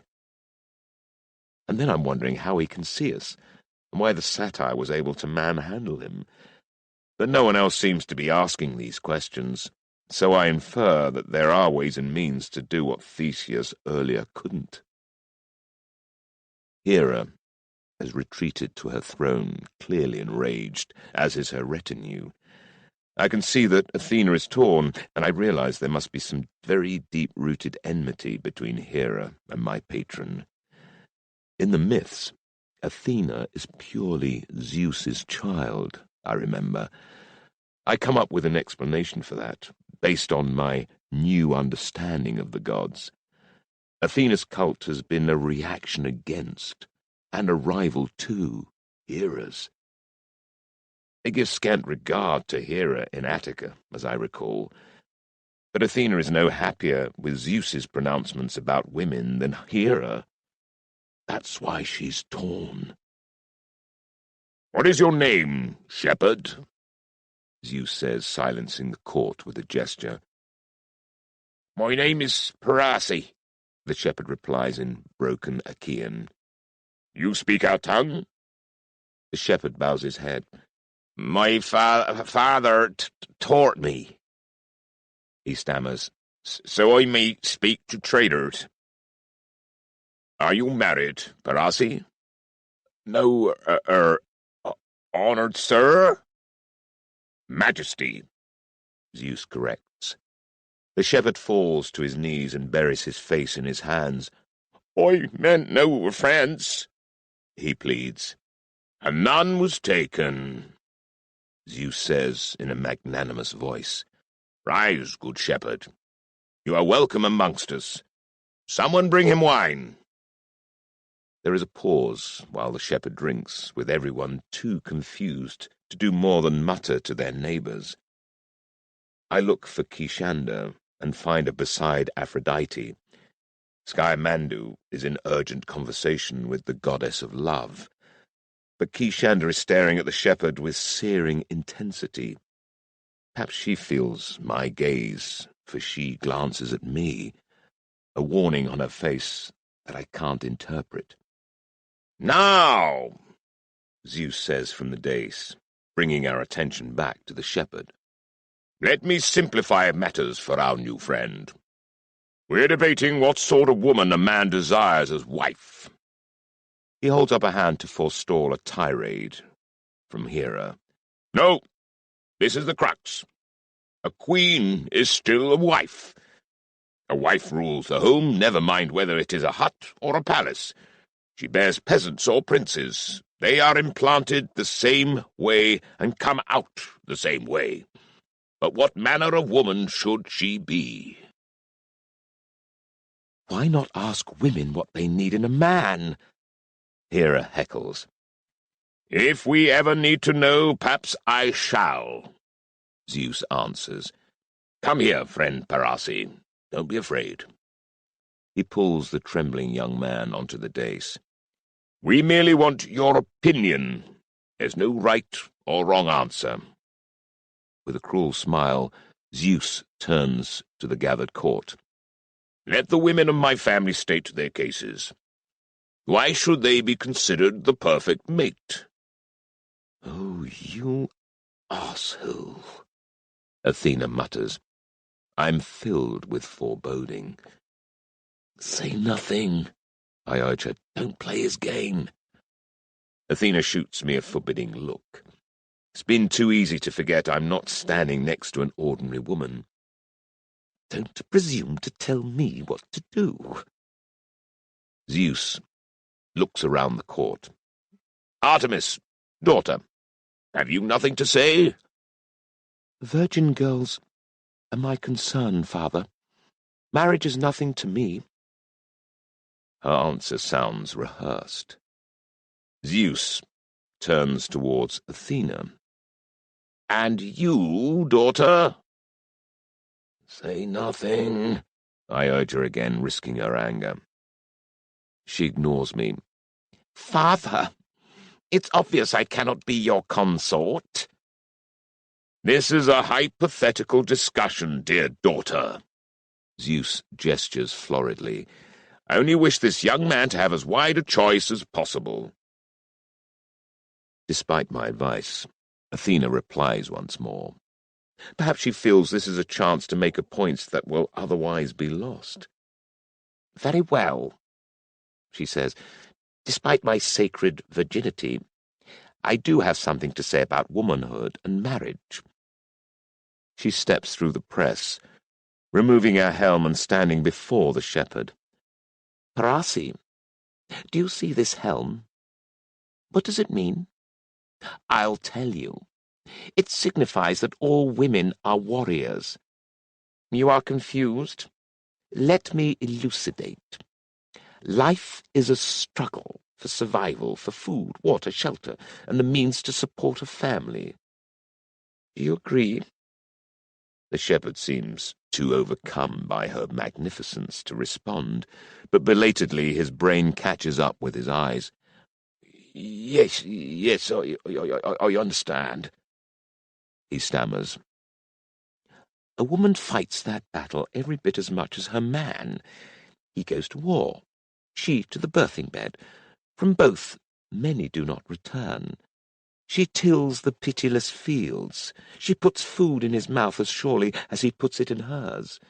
Men and women must be partners, 2 wills and 2 wits, as together they are twice as strong, twice as wise as one person alone. Think of your own parents, the long suffering they have shared to provide for you. If your mother was an idler or a coward, would you even be alive today?" Athena puts her hand on her heart and then his. "Choose a warrior wife, Parasi, and no matter the challenge, together you will conquer." The Trojan shepherd raises a shaking hand and covers hers, pressed to his heart. "A warrior wife," he echoes. Well done, I think, impressed beyond my expectations, and unable not to steal a glance at Kishanda. Our eyes meet for a heartbeat before she looks swiftly away. "I would fight for you. Believe it." As Athena descends from the dais, Zeus strides to the fore again. "A warrior wife," he echoes. He gestures towards Aphrodite, now staring at Athena with a fierce look on her lovely face. "Does the goddess of love have anything?" the Skyfather asks. "Or indeed, does the patron of marriage, my good consort Hera, wish to speak up for her gender? Or do you no longer offer counsel for those eager to learn of wedlock?" Hera rises, giving Zeus a foul look, and stalks towards the young shepherd. What a man needs from his wife is a provider. Ignore Athena, Parasi. What can she, a cold-hearted virgin, know of these things? You need a young woman, lissom in youth, who will become the mother of your children and your comfort in old age. Someone who understands the turning seasons of the land and of her body and yours, who can unlock the bounty of life and present it to you. Your ease, your comfort, your wealth, and your joy. With such a one, you will have all the fruits of the world." The shepherd looks overwhelmed. "Everything I want will be mine?" "All," Hera repeats. "A true woman can give you whatever you wish." For a few moments, silence reigns, and even Zeus looks uncertain, as if he is reappraising this charade. For charade is what it is. I know it, deep in my bones. What has Zeus already planned? Then Aphrodite claps her hands twice, slowly and sarcastically, and sways forward. "The virgin and the crone think they know about what lies between a man and a woman," she mocks, as she circles to Parasi's left, drawing his eyes away from Hera and Athena. "Parasi," she croons, gliding into his reach. "Poor lonely shepherd, with just your pipes and your sheep, sleeping rough in the wilds for months on end.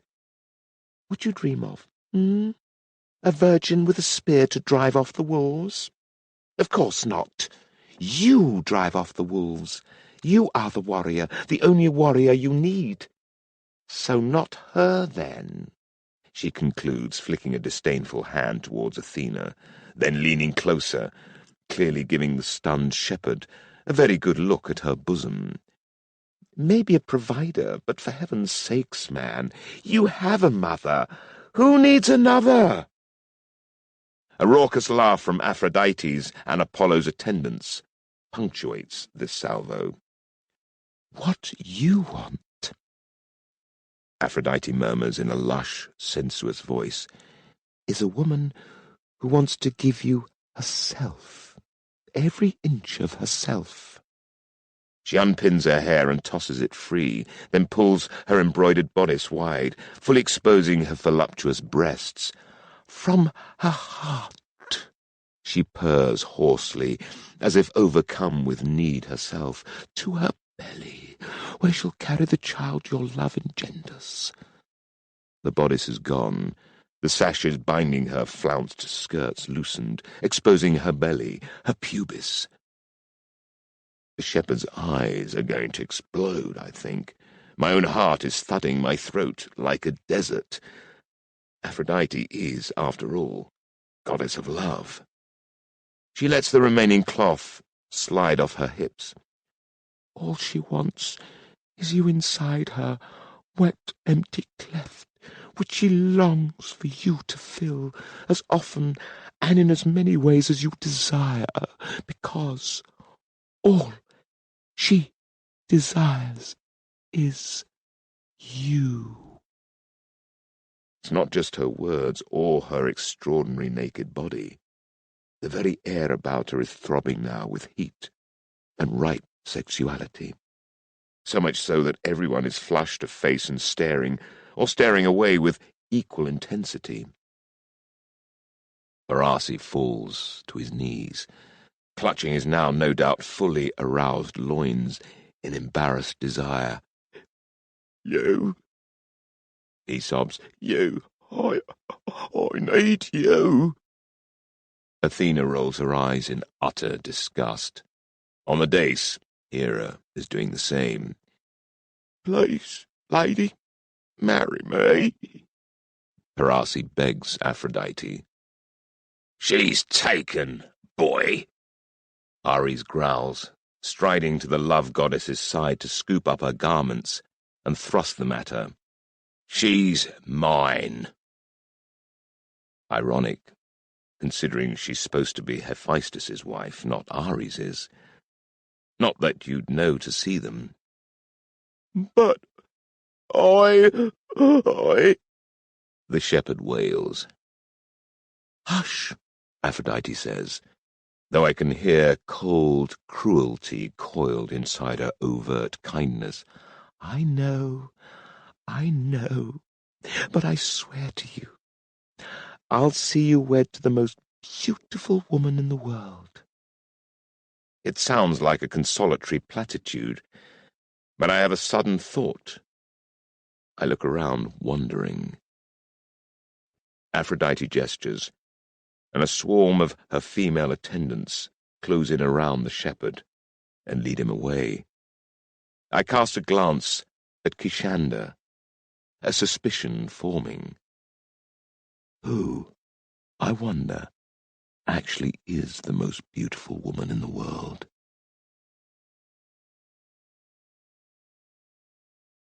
Chapter 10. A Goddess Scorned. Yet Hera saw what passed, and straightway she taunted Zeus, son of Kronos.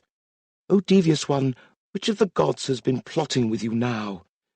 You always love to wait until I'm absent before scheming secret things and hatching plans. Never are you willing to tell me openly what you are purposing to do. Homer, Iliad. Luia. Athena has her back to the dais, grinding her heels savagely into the turf. Peering around her, I can see mocking looks from the retinue of Apollo and Artemis, and triumphal crowing among those of Ares and Aphrodite. Those about Hermes seem indifferent, their attention on Zeus, while Hades and his consort are detached and alert. There seems no imminent threat, but I have no doubt that my mistress's standing has been weakened. I was right. She shouldn't have spoken. She should have poured scorn on this fast. But done is done. The real loser has been Hera. Amidst the swirl of attendants about her throne, the goddess rises to speak, her face pale but dignified, her voice as inflexible as bronze. So the harlot wins the beauty contest by flashing her crotch. What next, husband? Will Hermes prove he can run faster than crippled Hephaestus? She snaps her fingers. All this proved was that Trojan shepherds can't think past the end of their cocks. And, perhaps, nor can the king of the gods. We all know what it showed, Zeus replies. Your cult has lost touch with half of humanity, but Aphrodite's hasn't. So, Hera demands, drawing herself to her full height, am I still your consort? That impresses me. Confronting the question head-on, it requires courage, and I see immediately that Zeus is taken aback. He'd expected some kind of meek collapse or conciliatory words, not blunt defiance. I have never been hasty, the Sky Father replies carefully, backing away from a potential precipice. These are momentous matters. One shepherd's opinion, however heartfelt, does not decide the will of Olympus. We must take counsel and consider deeply, as we did when our alliance was forged so long ago. And? Hera demands. Zeus frowns. You are still my queen. He makes a move to embrace her, a public show of unity. Excellent. Are we done here? In a swirl of robes, Hera and her attendants sweep from the dais, leaving Zeus marooned mid-gesture. He lowers his arms, glowering at her retreating back. Then Aphrodite, clothed once more, appears at his side, whispering urgently in his ear. The other deities are already drifting apart, as though they can no longer bear to be near each other. Athena touches my arm. Go. Tell Hera I need to speak to her directly. I obey instantly, hurrying towards the queen's retinue to be intercepted by my grandmother, the Pythia. Yes? Amphithea says, her voice as cold as her eyes. Greetings, grandmother, I reply, suppressing my emotions. This is the woman who ordered my death. My lady wishes to speak to yours. The queen has nothing to say to one who would usurp her. My mistress has disavowed the contest. She made that clear, I reply, improvising. She thought it demeaning and insulting and offers her counsel. The Pythia considers, before leaving me and speaking with Hera. Very well, she says on her return. Take the third path on the right. It will bring you to a clearing. I catch her arm. Grandmother at Pytho, how much could you have left unsaid in the presence of my parents? The old seeress scowls. None of it. When I walk the viper's path, what comes, comes. She shakes her arm free. My daughter was always a disappointment to me. When the viper spoke, I was appalled. To betray her husband and bear another man's child is despicable, especially to that man. Anticlea is dead to me, and I would that you were never born. Many people have sought to extinguish the line of Prometheus, boy. Some of them are here tonight. Then she turns and stalks away. I stand, stock still. It's not just the viciousness of her words that appalls me. All my fears are returning. Across the lawn, Kishanda and Sky Amanda were staring at me. They know me as the man of fire. They must have guessed the tormented is Prometheus. Does that mean they know about Sisyphus and my mother? If so, who have they told? Sickened, I hurry back to Athena and Theseus. By Tartarus, she's got a magnificent pair, Theseus is enthusing, gawping towards Aphrodite. I know it's her diamond, but that's what you get when you bed her true aspect, isn't it? By the balls of Kronos, I could— Theseus, shut up! Athena snaps in exasperation, before turning to me. Well? She'll speak with you, lady. Athena sighs in relief. Around us the crowd has dissolved into knots of people gossiping. The shepherd Parasi has been hurried away, as have the two children, which is doubtless prudent. I'd have loved a few minutes with either party. There seems much more to learn. Come, we're short of time, Athena says. When I give her a quizzical look, she adds, I can't stay in an avatar body for more than an hour or two. Once again I feel strangely confused. How can Athena be so vulnerable when her whole presence, her thrilling, mesmerizing aura projects such power and strength? But I thrust those questions among the others, stacked like spears in the back of my mind. We regain our weapons and leave, passing bushes that are alive with amorous grunts and squeals from nymphs and their companions. The sky remains a limpid blue, but the twilight is darkening towards night. We stride down the path, taking the third right to enter a small dell. Hera, the Pythia, and her other attendants are already present, including two warriors who step in front of us. Both are mature men, big-boned veterans. Theseus goes to greet them, but I hang back, listening in on Athena's conversation with Hera. The two goddesses exchange perfunctory kisses, then face each other, expressions grim. You took part in that stupid contest, Hera says. So did you, Athena snaps back. I had no choice. Once you had, Hera retorts. You gave credence to the Sky-Father's game. Whoever heard of such nonsense, a shepherd judging goddesses? You should have laughed at him.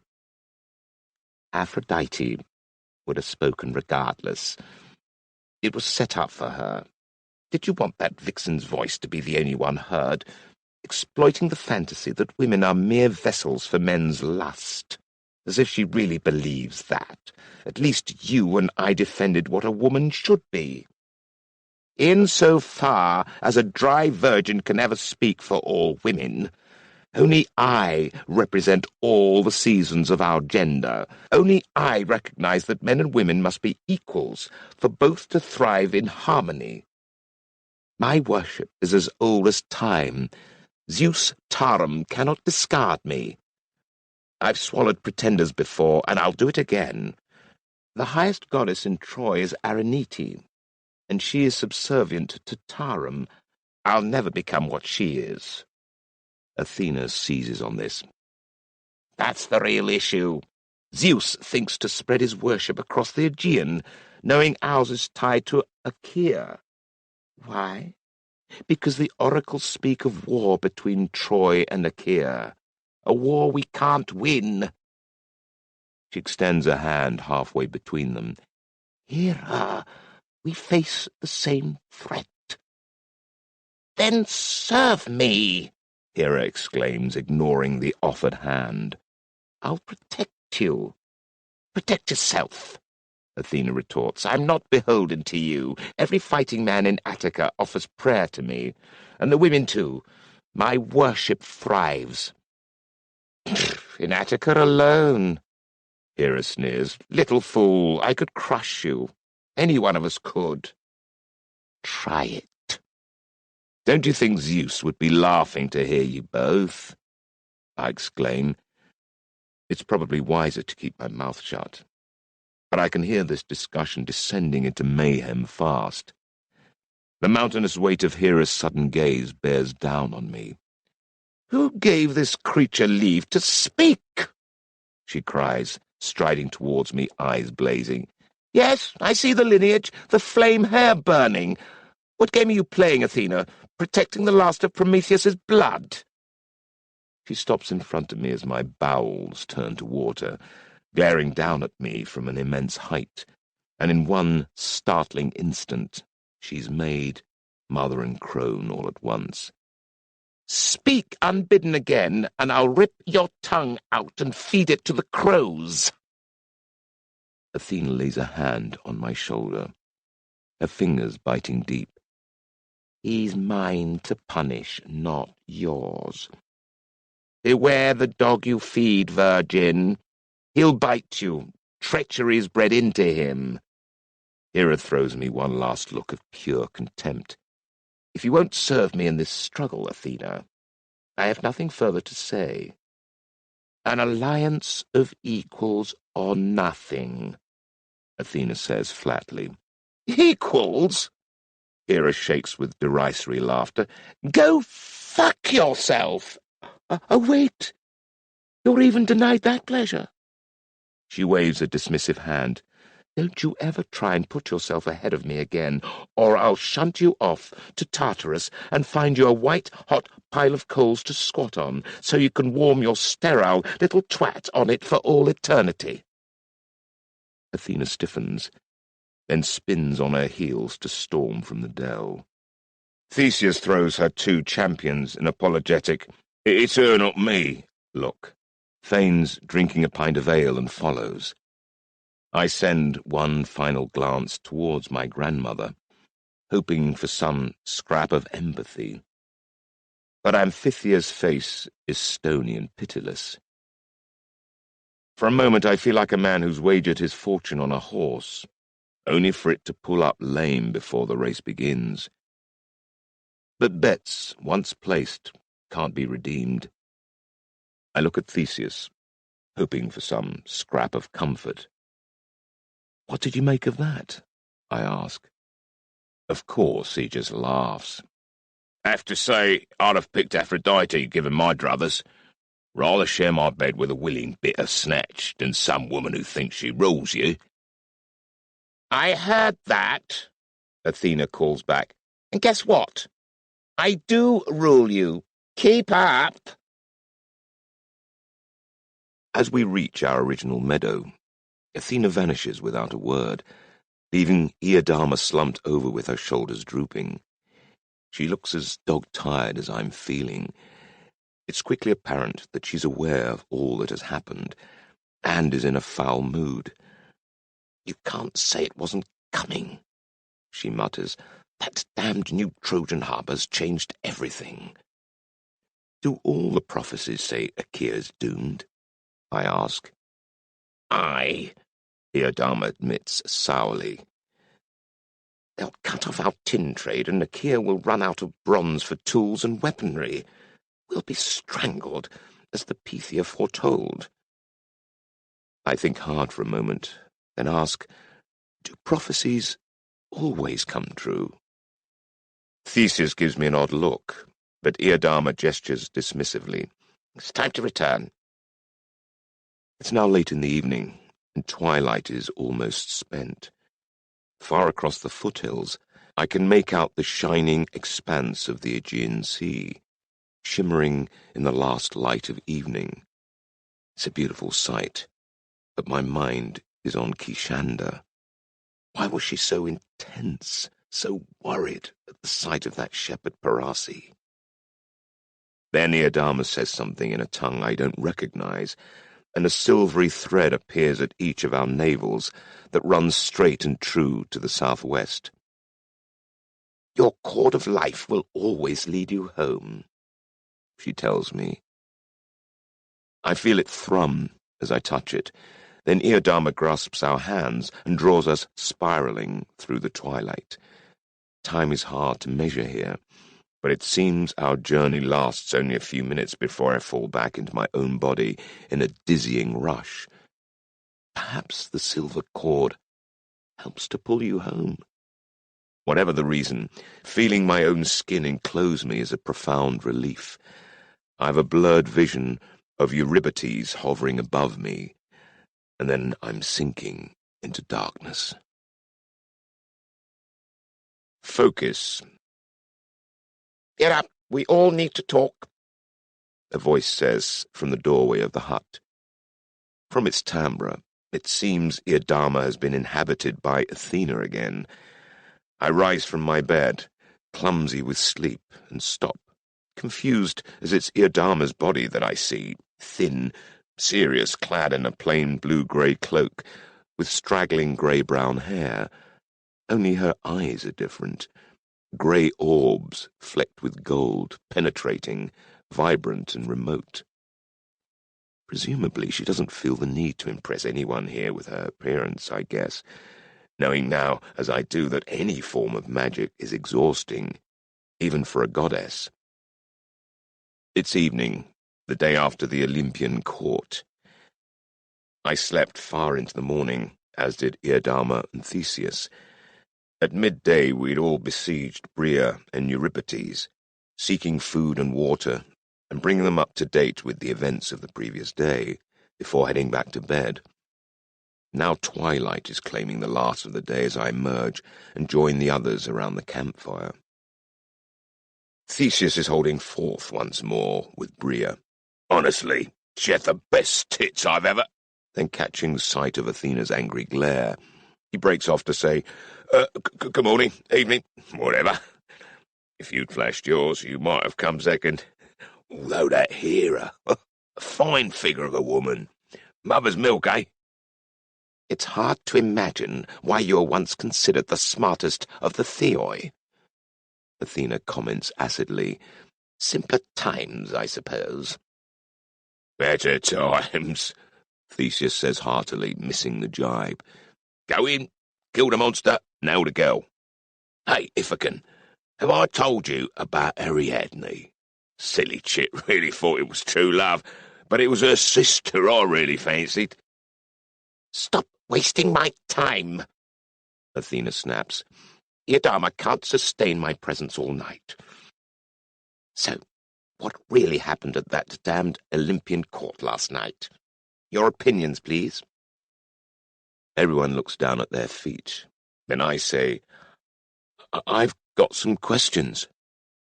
All you've ever got is bloody questions, Theseus jeers. Bria presses her finger to the big man's lips, shaking her head. Eurybates meets my eyes, and we share a look of resignation. I launch my case. First, what kind of shepherd speaks a foreign tongue? 2, why did his face resemble Sciomandu's? 3, who was Zeus's twin children, and what can they now not do? 4, who's the most beautiful woman in the world? Yuri winks approvingly. Bria gives me an appreciative look, while Athena's glittering eyes narrow. You think the shepherd is a Trojan prince? The goddess asks. I think Parasi is a shepherd in the same way Laertes is a farmer. He owns flocks of sheep, and he just happens to wander by. I think he was pre-selected. Then Aphrodite promised him the most beautiful woman in the world. Who might that be? According to Parasi, it's the clamshell herself. Clamshell? Ah, yes, that Cypriot myth about Aphrodite's birth. I suppress a smile. Can't be. Aphrodite said woman, so goddesses are off the list, Bria says. I've heard the seer Tiresias's daughter is stunning. Manto, her name is. Must look her up, Theseus grunts. He nudges me. That Trojan piece of tale you were working on was a looker too. Cassandra, or whatever. The Trojan king's eldest too. Quite a catch, Ithacan. He manages to make it sound as though I have absolutely no chance with Cassandra at all, but that he does, given the chance. As for piece of tail, I want to smash his nose out the other side of his head. My point, I say, restraining my temper with difficulty, is that whoever it was, they're about to be usurped by that girl every Olympian goddess has just blessed. You heard all those gifts she was given. Beauty, power, intelligence, prowess. Wasted on a woman, apart from the beauty bit. Theseus sighs, earning filthy looks from Athena and Bria. But who is she? Athena asks, tersely. The thing is, I already know, but I'm not sure I should tell my new associates, especially Theseus. But then the Pythia's vapour-maddened words come back to me in a rush. Twin finder, she called me. The oracle had known I'd meet them and that it would be significant. Perhaps I have no choice but to share what I know. Perhaps the future depends upon it. But is it a good future? Feeling like a king passing judgment on some monstrous crime, I say, I recognized both those children. The girl is Princess Helen of Lacedaemon, and the boy is her twin brother, Polydeuces. By Cronus's balls, how do you know? Athena demands. They were masked. When I turned 14, I was sent to Sparta in Lacedaemon to learn of courtly life. Laertes is beholden to King Tyndareus of Sparta, and he was grateful for the chance given to me. At that time, the sons of Atreus, Agamemnon and Menelaus, were refugees in Sparta because they were still too young to challenge his murderer, the usurper Thyestes, for the throne of Mycenae. I'm much the same age as Agamemnon's brother Menelaus, and we became good friends. So I was permitted into the Spartan royal family's inner circles. I last saw the twins 2 years ago, but I'd recognize them anywhere. Theseus speaks up, his voice testy. For those of us who don't give a liquid kopros about other men's children, who's who in Sparta these days? You must know Tyndareus is still king, I answer, trying not to sound condescending, but likely failing. He's in his 50s now. Leda, his wife, is much younger, 30-something. They were married when she was barely of age. I know that, Theseus interrupts. Gorgeous little peach she was. Evidently Zeus thought so too. Leda had twins, I continue. A boy, Castor, and a girl, Clytemnestra. But a year later, while Tyndareus was on campaign, Leda became pregnant again. Tyndareus has raised the second pair of twins as his own, but those of us close to the family know he's not the father. The whisper was that Queen Leda claimed some wild tale of sleepwalking and waking up beside a swan. The Queen fucked a swan in her sleep. Now I've heard everything. Theseus roars with laughter. I'll tell you, if your woman ever says she's been with a god, she means your best friend or your brother. After you, anyone would seem godlike, Bria says snidely. Are your children done? Athena snaps. Go on, Odysseus. Leda insisted it was Zeus making love to her, but Menelaus suspects she was drunk. When I was in Sparta, she often was. Indeed, Athena says. That might give her story veracity. People who've lain with a divinity pine after that moment for the rest of their lives. I have that effect too, Theseus puts in. Except in reverse, Bria answers, ducking as Theseus swats at her ear. But now Zeus claims them, Athena muses, and he's awakened them as theoi in the old-fashioned way. Fascinating. Tell me again why their awakening was different and what it means, I ask. It's simple enough, Athena replies. In the past, when we gods were more unified, It was common for Theoi to be blessed by several gods. It gave each of us a stake in that hero, so theoretically we'd work together. But it led to many problems, and in these jealous times the practice has been neglected. We now keep our chosen Theoi very much to ourselves. If those two young people can cope with these multiple gifts, they'll be extraordinarily talented and powerful. But it's just as likely they'll go mad and be a danger to themselves and those they love. So these days most heroes, like yourselves, are awoken singly, then sealed. Sealed meaning no one else can claim us? I ask, watching hard for her reaction.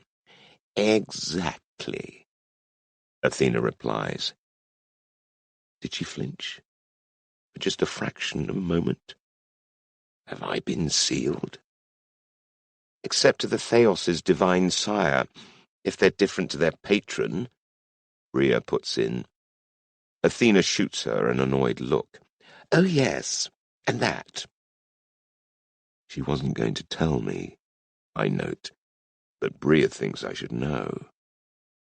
So this Helen really could become the most beautiful woman in the world? Bria asks, perhaps anxious to change the subject before Athena decides exactly how annoyed she is. Beauty is in the eye of the beholder, Athena mutters. Some barbarians even think the clamshell is attractive. You lost. Get over it, Theseus responds. That contest was a farce. Zeus said, What gifts are mine I grant to thee? I put in hastily to keep the peace. What gifts has Zeus actually given to them? It's Bria who responds. With Zeus, they usually relate to the sky. Wind, lightning, flight, wisdom meaning divine guidance, not logic, I might add, and majesty. They have to have the potential anyway. She adds, you can't make a leaden oaf into a genius. Apollo gifted the boy, Polydeuces, yes, with a seer's insight, Athena notes. Ares granted him warrior skills, and Hermes gave him speed and keen eyes. He will be an athlete, warrior, and war leader, seer and king. One to watch, provided his little brain hasn't been fried inside his skull by all that divine energy. And the girl, Helen? I ask, as Yuri tops up Athena's goblet and fills the other four. She received the same blessings from Zeus, plus hunting skills from Artemis, beauty from Aphrodite, which is as much about confidence and glamour as appearance, and I, of course, augmented her native intelligence. Athena sighs, all of which ought to make her quite formidable. Does divine intelligence wear off eventually? I ask, glancing at Theseus, who is staring vacantly into space. Athena follows my gaze and her eyes narrow, but she smiles faintly. Sharing a joke with a goddess is a strange sensation, especially as Athena doesn't really have a sense of humor. Perhaps. But then there's Hera's blessing, Rhea says. She's postponed Helen's gifts until marriage, presumably so Helen's more mature by the time she's awakened.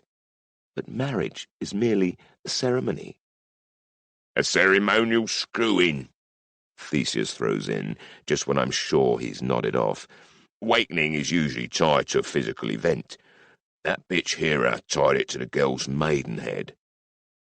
That's how I interpret it also, Athena agrees. In the early days, we often tied awakening to a physical change in the body that signified maturity.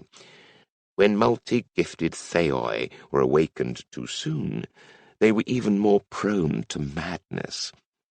Think about Heracles and all his fits of murderous insanity. Nowadays, we seldom awaken anyone younger than 15. So when Helen loses her virginity, she'll suddenly receive all her gifts? I muse. That's going to be quite a first night of marriage. It's cruel, Eurybates puts in, a sentiment I wholly agree with. He's been mostly silent, perhaps intimidated by the presence of Athena and Theseus, but his comment reminds us all of the reason and human decency Athena is supposed to personify. The daughter of Tyndareus, eh? Theseus says reflectively. He's a shrewd man, Tyndareus, with a nose for gold. He didn't put Agamemnon back on the throne of Mycenae for nothing. If he knows what his daughter is worth, she'll be sold for a high price. He'll know, I reply. Think about it. She and her brother weren't yet awakened, so they couldn't travel to Luia as we did. So Tyndareus must have been in on the plan. He must have handed them over to Zeus's people, for them to be taken to Mount Ida. And another thing. Within minutes of Helen being transformed into a future prize bride, Aphrodite is offering the Trojan shepherd the most beautiful girl in the world. Coincidence? Athena slaps her thigh. Zeus was creating an offering for Troy, a wife for their prince in Helen, and a husband for one of their princesses in Polydeuces, who will undoubtedly be Zeus's new champion in the near future. He was showing the Trojan royalty what he would bring them. He was displaying the might of Zeus Tarum. There's a stunned silence, though there shouldn't be. Athena's conclusion had been obvious to me since the start of our discussion. Then he really is shifting his power base to Troy. Bria says, it's just a matter of when. Our little group falls silent as we sip our wine, which tastes a little bitter now, due to our worries. Athena's worship is tied irrevocably to Attica. So Zeus is beginning to sever ties to Achaea in favor of Troy, then it could spell the beginning of Athena's end, and by proxy our own.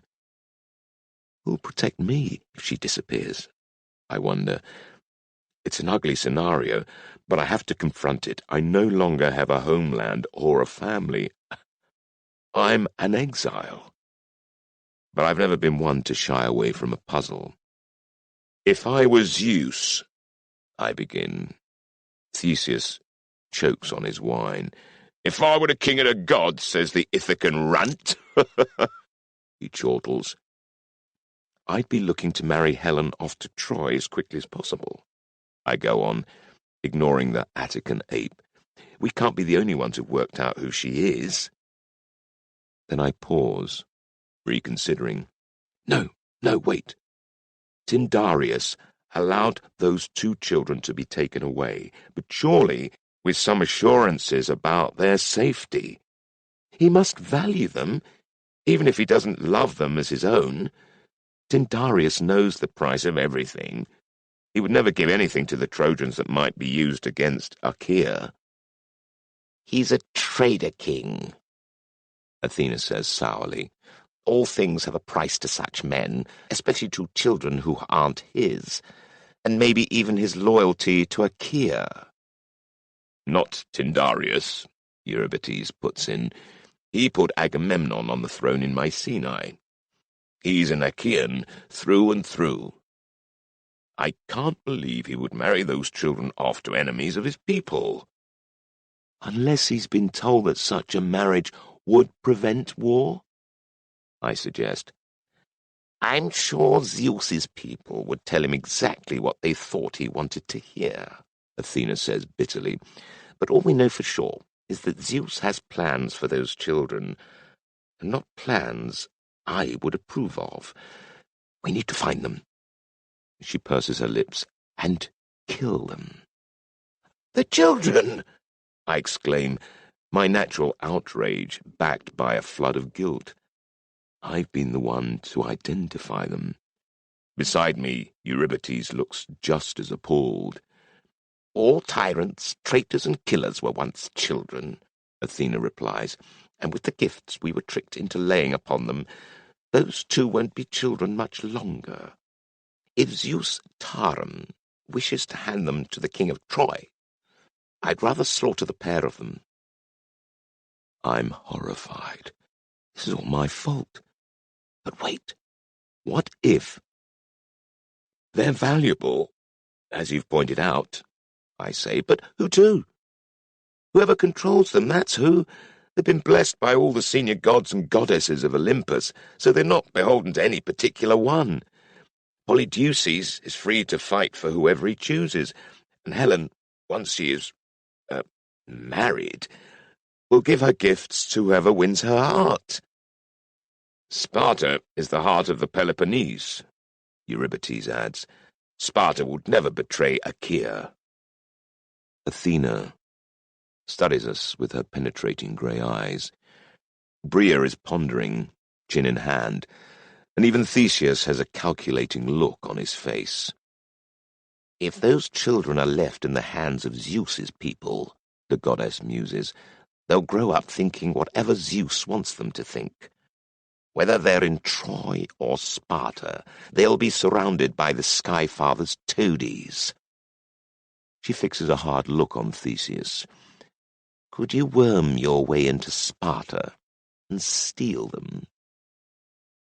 I'm only slightly less unhappy at this turn, but abduction is more acceptable than murder. Kidnapping them could be just as damaging, I put in, before Theseus can respond. Tyndareus won't take it lying down. It could even provoke the war you're trying to prevent. But Athena isn't listening to me. She's waiting for her trusted champion, the man who's been fighting on her behalf all his life, to speak. It's been a while since I was last in Sparta, Theseus replies, ruminating over his wine cup. There's no one there I can't best, but I'd want someone with me I can trust. Pirithous would be perfect. I know the name. A northerner, a barbarian chieftain who'd married an Achaean woman named Hippodamia. Their wedding feast was a colossal disaster. The guests were attacked by, well, I've always assumed it was Scythian horsemen, not centaurs, but maybe men with horses' hindquarters, more plausible than I'd imagined. Was that Pirithous I saw you with at the Olympian court yesterday? I ask, with Hades? Theseus grins. Yes, he's pledged to Hades, but we've worked together before. I nabbed the old beggar stealing cattle when I was ruling Attica. After I caught him, I found I rather liked him, and the Hades connection has helped us both out, he adds, speaking directly to Athena. At times, Athena agrees in a reserved voice, I'd rather Hades wasn't involved with this. But Erebus could be the perfect hiding place for these twins once we've got them out, Theseus suggests. Even Zeus would hesitate to try and extract them from the underworld. No, not Erebus. We'd never get them back. Hades and Zeus have arrangements I'm not privy to. The Lord of the Underworld has been the Sky Father's jailer for centuries, and he's close to Hera too. No, I don't want Pirithous involved. Take Hippasus. He's level-headed and capable. But Pirithous is worth 3 of Hippasus, and he could mediate between us and Hades if we need help. Athena falls silent, contemplating. Is Erebus an actual place? I ask. If gods and monsters are real, I suppose the underworld might be also. Obviously it's real, Theseus says scornfully, annoyed at the distracting question. No, Theseus, Athena decides. No Erebus, no Pirithous. You'll take them to Attica. I'll deal with them after that. I've planned to raise the boy myself, and I'll choose the girl's husband from among those I favour. Theseus scowls. You mean that bag-stabbing mule's-arse Menestheus, don't you? Athena looks him in the eye. She'll marry whomsoever I choose, Theseus. If that means the man who deposed you, so be it. You hated being king of Athens anyway. You moaned about it the entire time. That's not the point. He threw me out of my own city. And did you a favour, Athena riposts. Bria will go with you as my eyes and ears, and you'll take Odysseus. He's been in Sparta far more recently than you. You'll heed him. I want this done properly. Theseus doesn't look happy. It'll be his first mission, and we all start somewhere. Odysseus, you'll do this. When I nod despite my profound misgivings, she turns to Bria. I need you to find someone to look after the girl Helen once we've got her. Someone calm and maternal. Auntie Claire would help. Eurybates begins, and I silence him with a look. There's no way I want my family dragged into this. What about my mother, Aethra? Theseus asks. Athena looks doubtful, but she acquiesces. Very well. She's clearly tired now, as if she's been in Iodama's body longer than she can easily manage. I'm intrigued by her weaknesses and fallibilities, but clearly I can't ask about them. So my new self, a Theos insider who knows more than ordinary men about the gods, and conversely reveres them less, simply notes with interest the way Athena's posture, straight-backed, square-shouldered, is sagging, the wrinkles deepening around her eyes and dragging down from the corners of her mouth. I hear an owl shriek in the trees outside, and then I'm looking at an ashen-faced and weary Iodama again. I heard it all, she yawns in her own voice. Theseus, send word to Hippasus and to Aethra, your mother. Odysseus, I want you to draw maps of Sparta and the palace wing where the children dwell, so we can make our plans accordingly. Then she yawns again and totters out, heading for the hut where she and Bria sleep. Theseus is toying with his wine goblet. Behind his aging and florid features, he's clearly thinking hard. Bria is bright-eyed and eager. She seems to thrive on activity. I draw Eurybates aside. This is insanity, I mutter. I know, but I don't think we have a choice, he replies. Then he heads off to do some chores, while I sit back down, replaying all the events of the last 2 days in my mind and reviewing the decisions that Athena has reached. I decide Yuri's right. We have no option but to go along with this scheme. I have a question, I say. Theseus barks with scornful laughter. Another fucking question. Now there's a surprise. He downs his wine and staggers off towards the pissing trench. What is it? Asks Bria, leaning towards me, and I'm grateful that one person here will listen. Eurybates schooled me in the old tales. He said Aphrodite was once considered Zeus's daughter, though not by Hera. But now I understand the priests say a Titan fathered her. In the old teachings, Aphrodite's mother was Dione, Bria replies, but Dione is a feminine form of Dios, an old word meaning of Zeus. It implies that Zeus conjured her from his own body. An even earlier tale tells how the Titan Uranus had his genitals chopped off. When his semen fell into the sea, Aphrodite appeared, floating on a clamshell. Hence the nickname Theseus loves to use. Bria strokes her chin, the gesture incongruous in a barely pubescent girl. And it's that old tale that's being revived. Perhaps Zeus's priests are trying to deny his fatherhood of her to prepare Aphrodite as his new consort. Father-daughter marriages are a stretch, even for gods, she adds with a sly grin. So Zeus has been planning this a long time, I reply. A luxury available to immortals. We can wait generations for the right moment to put the knife in.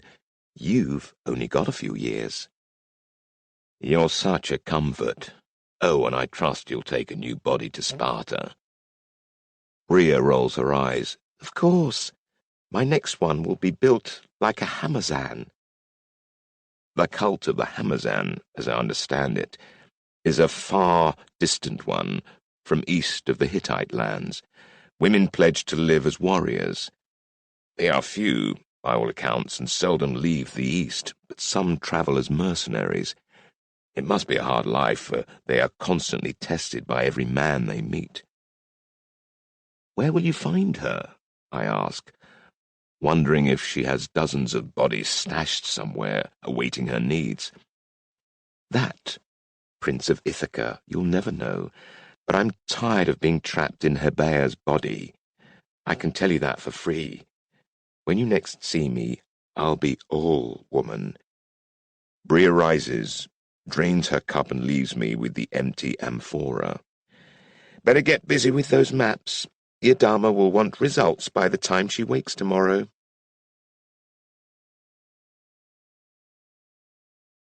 Chapter 11. The Abduction of Helen. Hesiod. Under what circumstances might one truly trust in men? Homer. Where danger itself follows on the heels of action. Contest of Homer and Hesiod. Lacedaemon, the Peloponnese. A fortnight after the Olympian court, I find myself pressed flat on a rocky outcrop in Lacedaemon, overlooking the junction of two dusty roads, with a bow of Eurytus strung and ready beside me, and a quiver on my back. One road comes west from the bustling port of Helos, where we disembarked 4 days ago.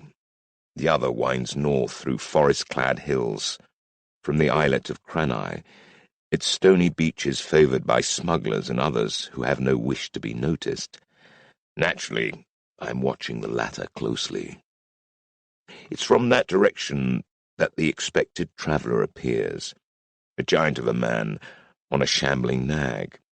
Clad only in a leather kilt, despite the autumn chill, he's perched his helm in front of him and rides with comfortable assurance, reins loose in one hand, and a long spear cradled in the other. He's scanned my hiding place several times, but he doesn't seem to have spotted me. And that's just as I like it. So this is Hippasus. I know the name from Laertes' stories about the Caledonian boar. Hippasus, an Arcadian, had joined Laertes and others to hunt down a monstrous beast, laying waste to Aetolia. Privately, Laertes had admitted it had been a very ordinary boar, slaughtered in honor of Artemis during a gathering of local rulers. It's odd how some legends grow from ordinary roots, but others, as I'm learning, do have a truly supernatural origin. I'm about to rise and greet Hippasus when I hear a faint sound behind me. I twist round, gripping the bow, mouth dry and heart beating, to discover a woman in a warrior's tunic perched on a boulder 20 feet above me, with an arrow aimed at my head. She has a blockish face, broad masculine shoulders, a deep tan, pugnacious eyes, and black hair tied tightly back. "Got you, Ithaca," she says smugly. "How did I let that happen?" "Good to see you too, Bria," I grunt. "Whose body have you stolen this time?" She strikes a side-on pose, thrusting out her bosom and behind. "You like? This one's Lana Brea. She was a slave until I found her. Now she lives with Iadama when I'm not inside her. She and I get on fine, and just so we're clear, she and I will do exactly as we please. Keep your moralizing to yourself, Ithaca." I study her carefully, looking for a copper bracelet, but Lana Brea wears long sleeves. "Just as long as you keep your mind on the job. Theseus has barely had a sober moment since we parted." Brea shrugs. "He'll be fine. And Hippasus is very solid. They've done this sort of thing for years. When Theseus goes into action, he'll be completely focused. She slings her bow over her shoulder and sashays down to plant a muscular, yet sloppy kiss on my cheek. Relax, Ithaca. I'm here. Then she steps to the edge of the outcrop. Hey, Hippasus, I found him right where you said he'd be. The big Arcadian snorts with laughter as he swings from his mount. Kids think they know it all. It's a good spot, I say ruefully, wiping Bria's saliva from my face. It is. Too good. Don't be so obvious in future, Bria advises. I look about, taking that advice in. There's 1, 2, no, 3 other vantages that would have done as well, less dominating, not where I'd expect to find someone. I follow Bria down the slope, feeling slightly foolish. The Arcadian Hippasus has a wild look. He's clearly mountain stock, from the heartland of the Peloponnese. But he has a stolid, businesslike air to him that I warm to. He claps Bria on the back and gives me a firm grip and an appraising look. So, you're Athena's new champion. I know your father. No, in the present tense. So he doesn't know about Sisyphus. Or is he being ironic or merely polite? Laertes has spoken often of you, I reply, giving him the benefit of the doubt. Theseus and my Cherics are camped nearby with our horses. I'll take you there. Our plans are coming together.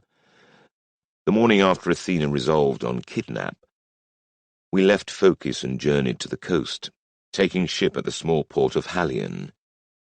There our ways parted, with Bria abandoning Herbaea's body. Iodama's taken the Phocian girl, who is a lot more mature and articulate now, and seems grateful for her new life away from her father. They've gone to our rendezvous point, the town of Athena, in Attica, where Aethra, Theseus's mother, has a house. Theseus, Eurybates, and I, equipped by Iodama with a stock of tooled oxhide handcrafts and copper trinkets, have been posing as traders. We headed south for Lacedaemon, landing at Helos, where we bought a mule to carry our merchandise. I'm acting as the supposed merchant, with Eurybates in the role of servant and Theseus as our guard. The Athenian had wanted our roles reversed so he could claim the better rooms at the taverns, but Iodama overruled him. He knows nothing of commerce and cares less. Not that he's much good at fake subservience either. The main problem has been stopping him going into every tavern and boasting of his exploits. I was at a loss, but Eurybates quickly hit on a solution. A few obols, 3 amphorae of wine, and the best whore at whichever hostelry we happened to be staying at. With Theseus occupied, Eury and I have worked the wharves, market corners, and bars of Helos, with me resurrecting the persona of Megan of Cephalonia, this time as a purveyor of fine Thessalian wares. Megan has been generous with obols, curious about everyone, especially the wealthy whom he might sell to, and the roads and places he might encounter on his new routes. He's been a fun person to be for a while. In the market town of Crocea, a short day's walk northwest from Helos, Megon has sold the remainder of his goods at a decent profit, enough to buy woolen yarn stained with the local purple dye, a compact but valuable consignment. No point abandoning our false identities yet. Ostensibly heading north to Sparta, we've been camping near the junction with the road from Cranae, waiting for Hippasus, which is to say, Eury and I do the camp chores while Theseus drinks. Travelling with the hero is wearing thin. The advent of Hippasus sobers Theseus up with remarkable speed. The Arcadian announces his arrival encamped by dumping the contents of a water ewer over Theseus's sleeping head, then hurling him face down into the dirt when he tries to rise. The Attican too drunk to break his hold. Then they hug, backslap, and laugh about it, though I find Theseus's jollity a little forced. But he doesn't touch wine at dinner, instead making a public show of swearing off until we're safely in Attica. And it turns out Hippasus even knows Eurybates. He's visited Ithaca a few times while I was away in Lacedaemon, and remembers the Cherics fondly. "I don't know how Laertes is coping without you," he comments when he hears how we both came to be here, "but I doubt he's managing well. I'll look in on Ithaca when we're done with this mission." Feels good to have someone so sensible and experienced with us, and I'm reassured that Hippasus seems to share many of the misgivings about this mission that Yui and I have. But there's no suggestion we won't follow through with it. The following dawn, we leave the main road to take an unmarked route through forested hills, Hippasus proving his bushcraft many times over.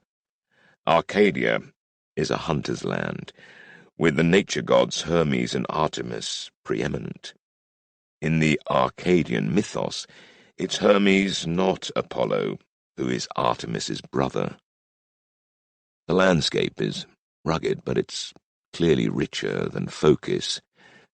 The lowlands are all tamed, the wide river flats checkered with crops, and the more rolling country planted out in olives and fruit trees.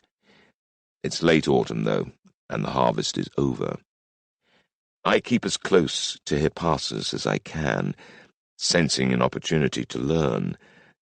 At every stop I ask him about this or that. I already know to approach deer from downwind, but what masking sense can fool your prey? And what are the best ways to obliterate your own trail quickly? He's happy enough to oblige me, and we get on well. Theseus and Bria follow none too closely behind. I suspect from the occasional flushed face that they are taking the opportunity to couple whenever they can. "You've absolutely no taste in men," I remarked to her one afternoon a few days later, as we slither up to a vantage point atop an ancient beehive tomb overlooking Sparta's palace and northern gates.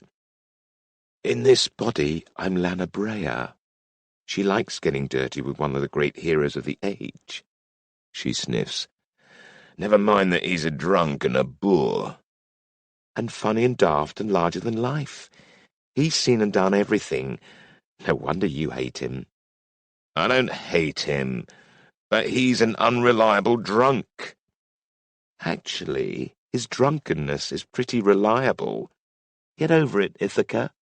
I like men who make me laugh. You're all business. You had your chance with me in Focus, and you thought you were too good for it. You know why. Hippea is a child." She's a young woman and totally willing, as was I. You rescued her, so you're her hero for all that's worth. And now you're jealous of me and Theseus. Well, too bad. I grab her arm. "I'm not jealous. I'm just sick of you two not concentrating on doing your job." "Sure you are, Ithaca." She slaps my grip away. "I don't give men second chances." Without a backward look, she snakes forward, joining Hippasus at the tomb mound's crest. A moment later, grinning Theseus arrives. He's probably overheard every word. A harsh, late afternoon sun is beating down on us. Hollow Lacedaemon, the singers call this land, the cultivated plain cupped between the great mountain wall of Taygetus to the west and the Parnon Mountains to the east. The sea is far to the south now, hidden by the tangle of hills we travelled through. How prosperous it all looks, I think, richer even than I recall it only 2 years ago when I last guessed it here, with its silted valley soil and many snow-fed streams irrigating the fields. Ithaca's a barren rock in comparison. The sudden thought drives a now familiar knife into my guts. Oh, gods! What's happening at home? Is Mother all right? What if she's not? But it's impossible to do anything about it, and pointless dwelling on it. I drag my attention back once more to Tyndareus's palace, white-walled and splendid on its crescent of rock above the northern end of the town. Formidable, Hippasus concedes, grudgingly. Lacedaemon and Arcadia aren't the best of neighbours. I can think of at least 3 ways to get into the royal family's living quarters unseen, I tell him, pulling out the parchment maps I drew back in focus. My 3 companions cluster around me. Eurybates is tending our camp and ensuring our livestock are tended. He's not going to be going into the Spartan palace, on Rhea's insistence, and though he's frustrated, I'm glad. I would rather he wasn't involved at all in this treacherous mission. Breaking into the home of friends still doesn't sit well with me, but we have a job to do. I show the others how my line drawing matches up to what we see yonder, pointing out the buildings, the public and private courtyards and gardens. There are 2 megarons. Tyndareus has done himself proud for assembly rooms, while the eastern wall encircles administration offices, a big kitchen, storerooms and baths. Must seem immense to an Ithacan, Rhea says snidely. I ignore her, though she's right, damn her. Here, I say, pointing to the map, is Tyndareus's suite, along with Queen Leda's rooms and a bedroom for honoured guests. These are the rooms at the furthest end of the western wing. His sons, Castor and Polydeuces, are at the end of the opposite wing, off the same corridor as the older daughter's room and the nursery. Hippasus is giving me a curious look. Then he clicks his fingers. I do remember you. I visited Sparta with an Arcadian delegation 5 years hence. You and Atreus's younger boy, Menelaus, used to run amok, as I recall. Those were good times. I smile. I was here when they built this palace. Menelaus and I climbed scaffolding like monkeys. We stole anything that wasn't nailed down for our own hideaway. The old palace in Pharis burned down, didn't it? Rhea comments. She looks at me teasingly. Was it you that set fire to it, Ithaca? Very funny, I reply. They think it was a handmaid with an oil lamp, tripping over something. Menelaus and I were asleep upstairs. A flash of memory hits me of waking to choking fumes, hauling Menelaus out of bed, then crawling, throats raw and eyes blinded by smoke, along the corridors, down the stairs, hearing screams, the crashing of timber and tiles, feeling the glorious rush of clean midnight air outside, shedding tears amid the overwhelming relief of being alive. I heard it was assassins sent by Thyestes to murder his nephews, Hippasus murmurs. Perhaps, but nothing could be proved. Well, at least we know Zeus's offspring are still here, Rhea notes eagerly. We've confirmed that in an unexpected way. At the first glimmer of dawn this morning, the whole royal family and their entourage paraded out of the city gates, through the olive groves, and up this very hill to an altar erected at the mouth of the long, earth-filled passage that leads to the tomb entrance. Some ancient ritual, we guessed, which Tyndareus must have resurrected to honour the long-dead kings interred beneath the mound. We'd been roused from sleep by the wail of owluses and the rattling of sistrums, with enough time to hide in the thickets overlooking the tomb, but no time to lay a plan to take advantage of the moment. First had come the king and his plump wife, Leda, accompanied by a tall man with long golden hair, the early morning light still too dim for me to identify him, and the children, led by the eldest son, Castor. Castor's twin sister, Clytemnestra, wasn't present, of course. She'd been claimed, in the months before Thyestes was deposed, as a hostage bride by Thyestes' son Tantalus, a man with a sinister reputation. Tantalus refused to return the girl after the death of Thyestes, his assurances of her happiness ringing as false as everything else about him. But no one has been in any position to do anything other than accept the situation, in the wake of the conflict that brought Agamemnon to the throne of Mycenae. The two figures I was hoping to see came next, Polydeuces and Helen, walking hand in hand.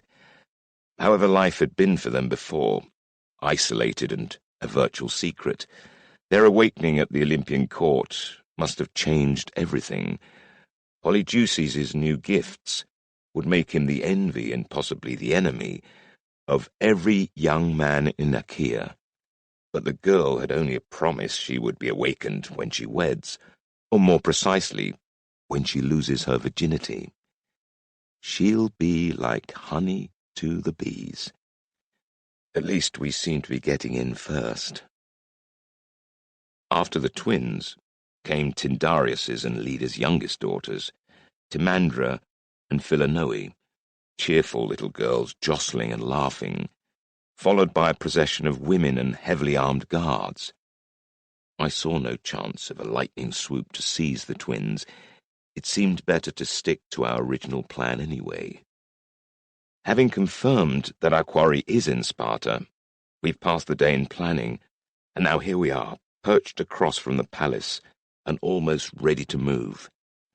I take the map from Hippasus and show them all a mark I've made. I've drawn a circle here.